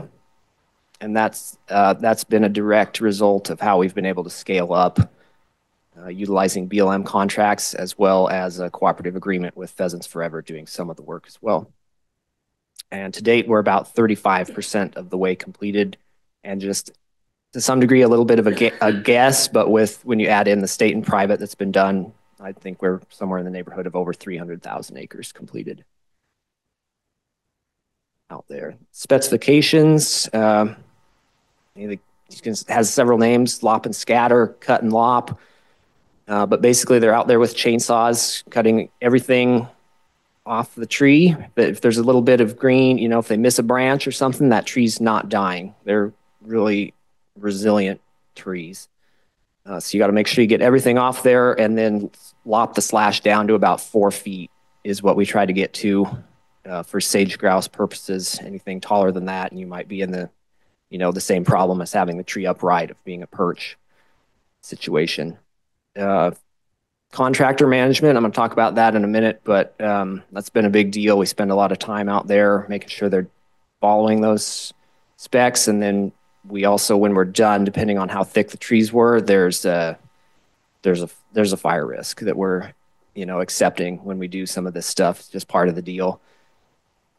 So this is an example of what I'd say contractor management. You can see all of the dead and down slash there is kind of turned orange by the next spring.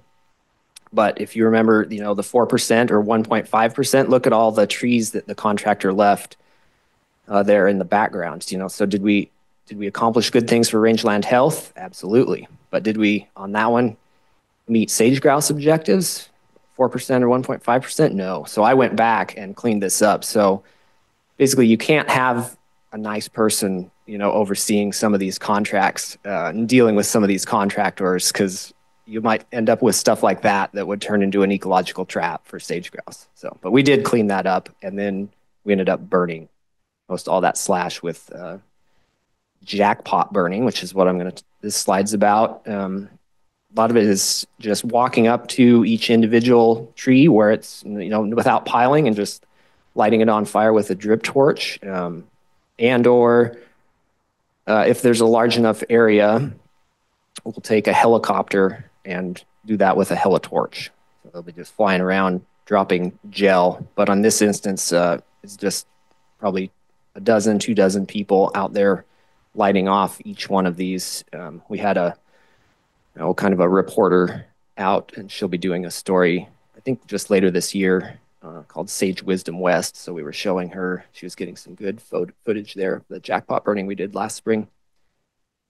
What we're up to next year, this year, is the jackpot burnings coming up soon. If you'll notice in the previous video, as well as this slide, that we do this stuff in the springtime. It works out really well after we get green up.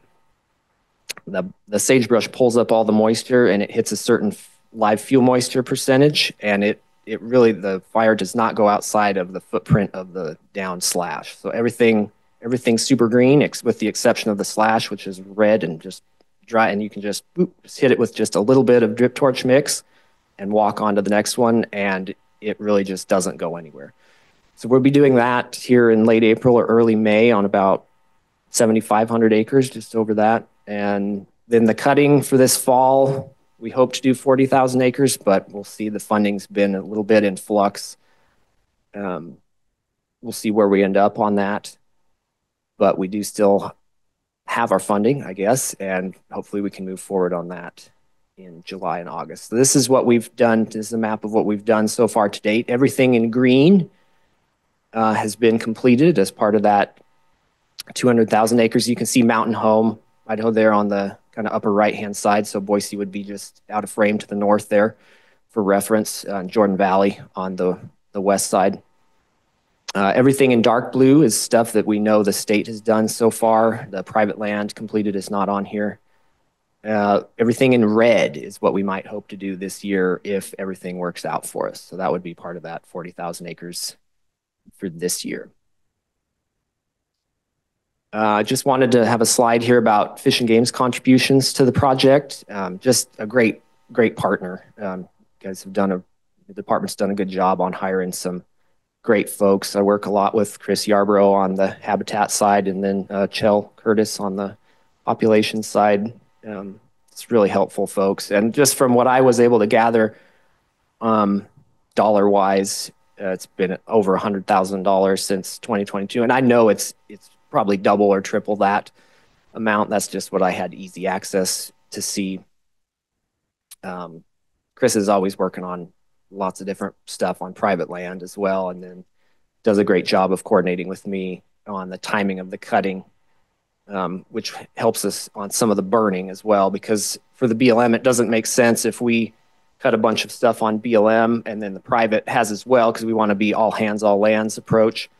But then if we go to burn that, it doesn't make sense logistically to, have a hard boundary of no, we're only going to burn the BLM stuff, So if we can coordinate the cutting, we can also coordinate the burning and include some of those private lands where it makes sense to do so. This photo's from Bachman Grade, and you guys are familiar with that area. Key takeaway, what we're doing is working. We've had recent science out of Oregon that showed a 12% increase in sage-grouse vital rates after cutting, and that study was really it was a big deal, but it was done on an area of land that was about 30,000 acres, and they were able to find a 12% increase. So we're expecting an equally robust response on BOSH, and just the fact that we've now connected some very enormous swaths of habitat. The response is always delayed, and I know that at least for grouse, they were in an upcycle, like they were kind of up statewide, so it's a little difficult to tell, BOSH, it's just on an upcycle. But folks will be able to dig into that data since we're keeping track of where we're cutting and when, and then we're always out every spring doing let counts. So by the time we get some of this a couple years down the road, if somebody really wanted to dive into that, all the data would be there to run kind of an analysis. Continued investment. We always are going to have to do some maintenance cuts on this. In areas where we don't use prescribed fire, there can be quite an explosion of seedlings, which will require second entry. And there's always, no matter how hard you try to manage those contractors, they always do just miss little trees and limbs and stuff of that nature. So we'll be staying on just continuing to do that work for some time into the future. And I'd also say hope to have a tour in June. I don't know if anyone's you guys would be more than welcome to come out and look at some of the stuff we've been doing, and then layering it. I'm trying to layer some of this with annual grass treatments as well. So once we cut the conifers, we have a much easier time doing annual grass treatments, and we've started to do some of that out in the Owyhees as well. So I hope to do a tour on both of those, hopefully in June, on some of the stuff we were seeing out there. Yeah, Mr. Chairman, that's the talk today. I entertain any questions. Okay, thank you, Connor. Questions? Thank you, Connor. And certainly sage-grouse are the poster species for BOSH, but from what I've seen, everything from pollinators up through elk have benefited just tremendously. And one of those old sayings, what's good for the bird is good for the herd, and it's been great for elk out there. There's a lot of grass production.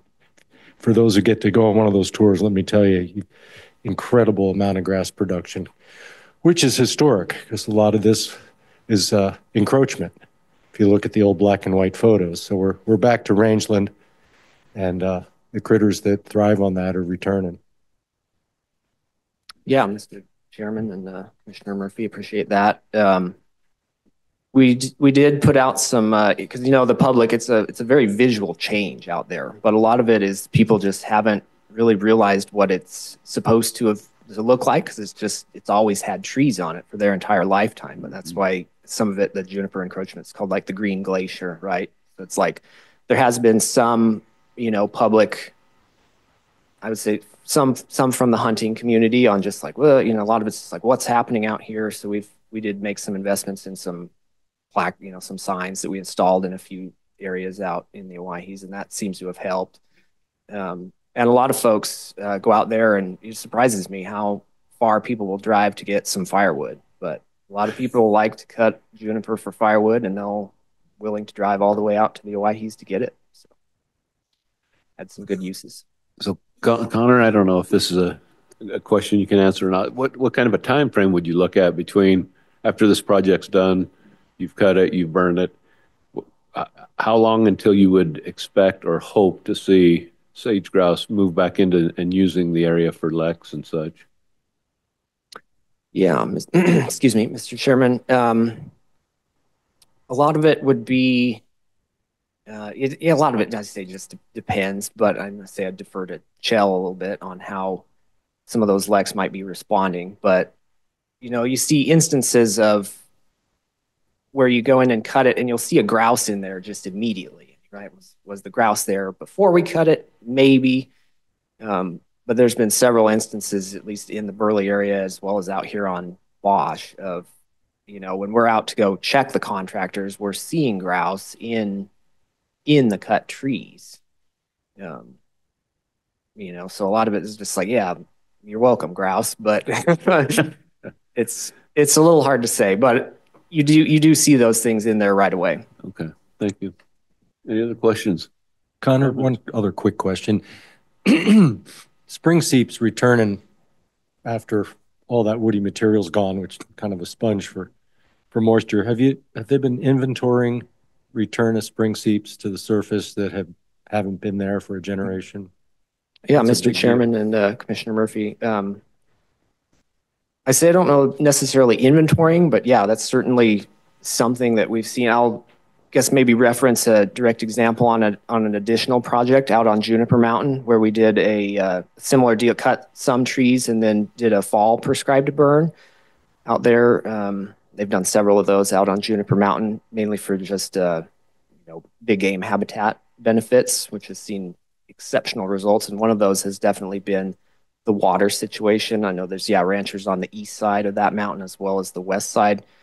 The ones on the west side specifically have said they have, their kind of home ranch there has a specific road that comes through in to their place. And after we did one of those cut and burn treatments, all of a sudden that road is now saturated and they get stuck going through it on the way into their place now, which was a direct result of removing some of those conifers that were just soaking up that amount of water, which is pretty incredible to me that, several miles downstream, downhill, that you see that big of a result. Be no different in the BOSH area.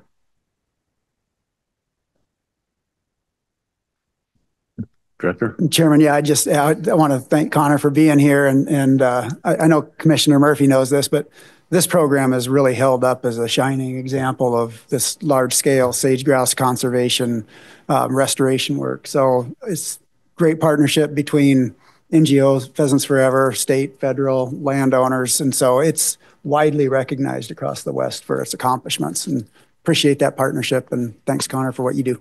Yeah, Mr. Chairman and Director, I really appreciate that. And then, yeah, Fish and Game contributes to my salary as well as the Governor's Office of Species Conservation. And I, yeah, always appreciate everything Fish and Game's doing as well as this commission. We'll keep hammering on it out there.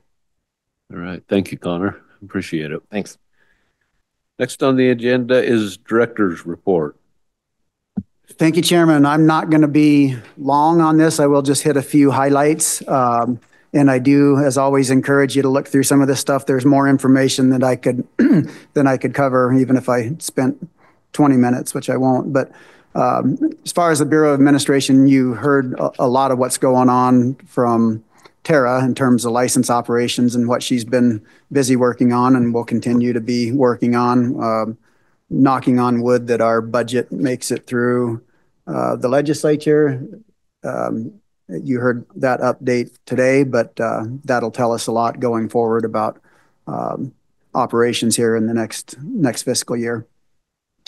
In terms of the Bureau of Communications, Adam and his team in the January meeting, you got an update on the strategic planning process. And so that is in action right now in full swing. Adam and his team have been going out to the regions, meeting with the public. You heard a little bit about that last night, and as well as meeting with staff to get their input on the development of an update to our strategic plan. The Hook and Bulletin podcast recently finished its 50th episode, so congratulations to Connor and Ben over there for their work. And there's a shameless plug for my own podcast. It's the anniversary edition coming up shortly. So it's my first ever podcast. So tomorrow. Okay. Well, bear in mind, it was the first time I've ever done one.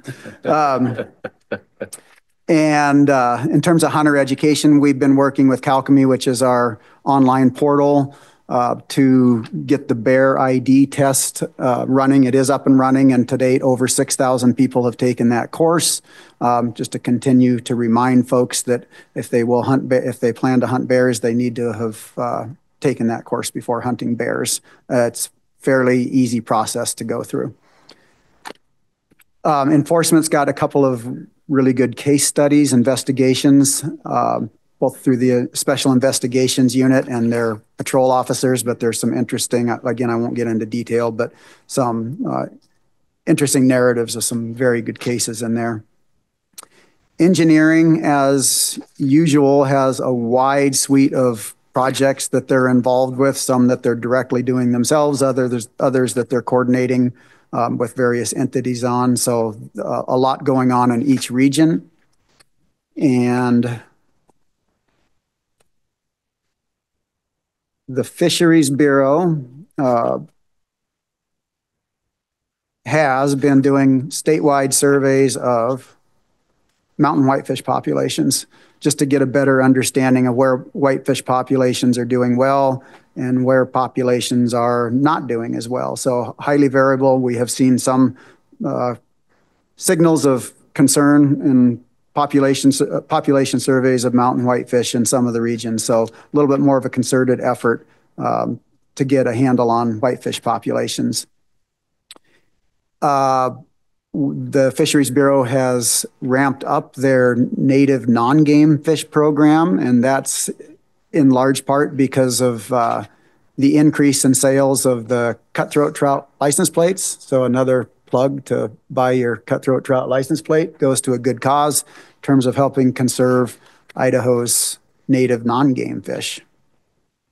The Technical Services Bureau, there's a number of things that have been going on there. One thing I did want to highlight is that they were just chosen by Esri, which is I'll probably get this wrong as how to describe Esri, but it's the platform that we use that supports our GIS programs, is one way of saying it. But very, very large corporation. And the Technical Services Bureau was awarded their Special Achievement Award for recognizing organizations for outstanding work with GIS technology, highlighting vision, leadership, hard work, and innovation, and their use of Esri's technology. So kudos to them and the GIS team there. And the Bureau of Wildlife, in conjunction with the Bureau of Fisheries, I know Commissioner Charette is certainly familiar with and Commissioner Harshbarger, our American White Pelican Management Plan to manage predation on cutthroat trout in eastern Idaho. We're revising that, and we're taking a little bit of a tack rather than call it a American White Pelican Management Plan. We're looking at that more as a predation management plan to reduce impacts of fish resources by American white pelicans and other piscivorous birds. So it's not so much about managing the white pelican population.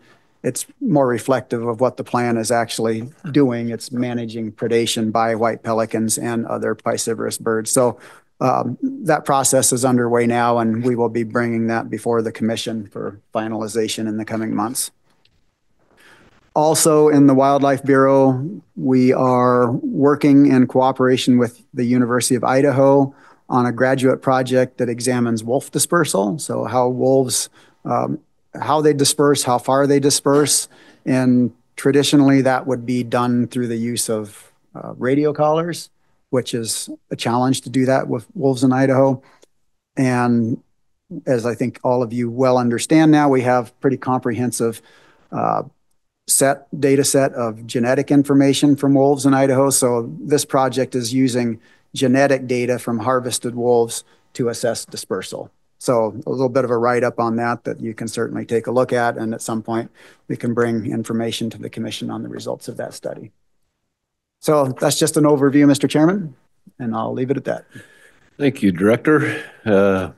Next on the agenda is commission reports. Does anybody have a burning desire to spend 30, 45 minutes on a commission report? No. Not seeing anybody jumping up to do that. So there is some good information in there. I think it's always good to at least peruse it a little bit and look through those and see what's going on in the other regions. Following up with the planning for next meeting. Our next meeting will be April 15th, right? For the migratory birds migratory season setting. Is that? That's correct, Mr. Chairman. We probably will have at least one other fairly minor item, but yes, 9 o'clock, April 15th. Okay. And then following that up, our next in-person meeting will be May 21 and 22 in Idaho Falls. Correct, Mr. Chairman. So field tour and public meeting on the 21st and business meeting on the 22nd. And more information to come in terms of field tour and activities. Okay. And then speaking with council prior to or earlier in the day, it sounds like we do not need to go into an executive session today.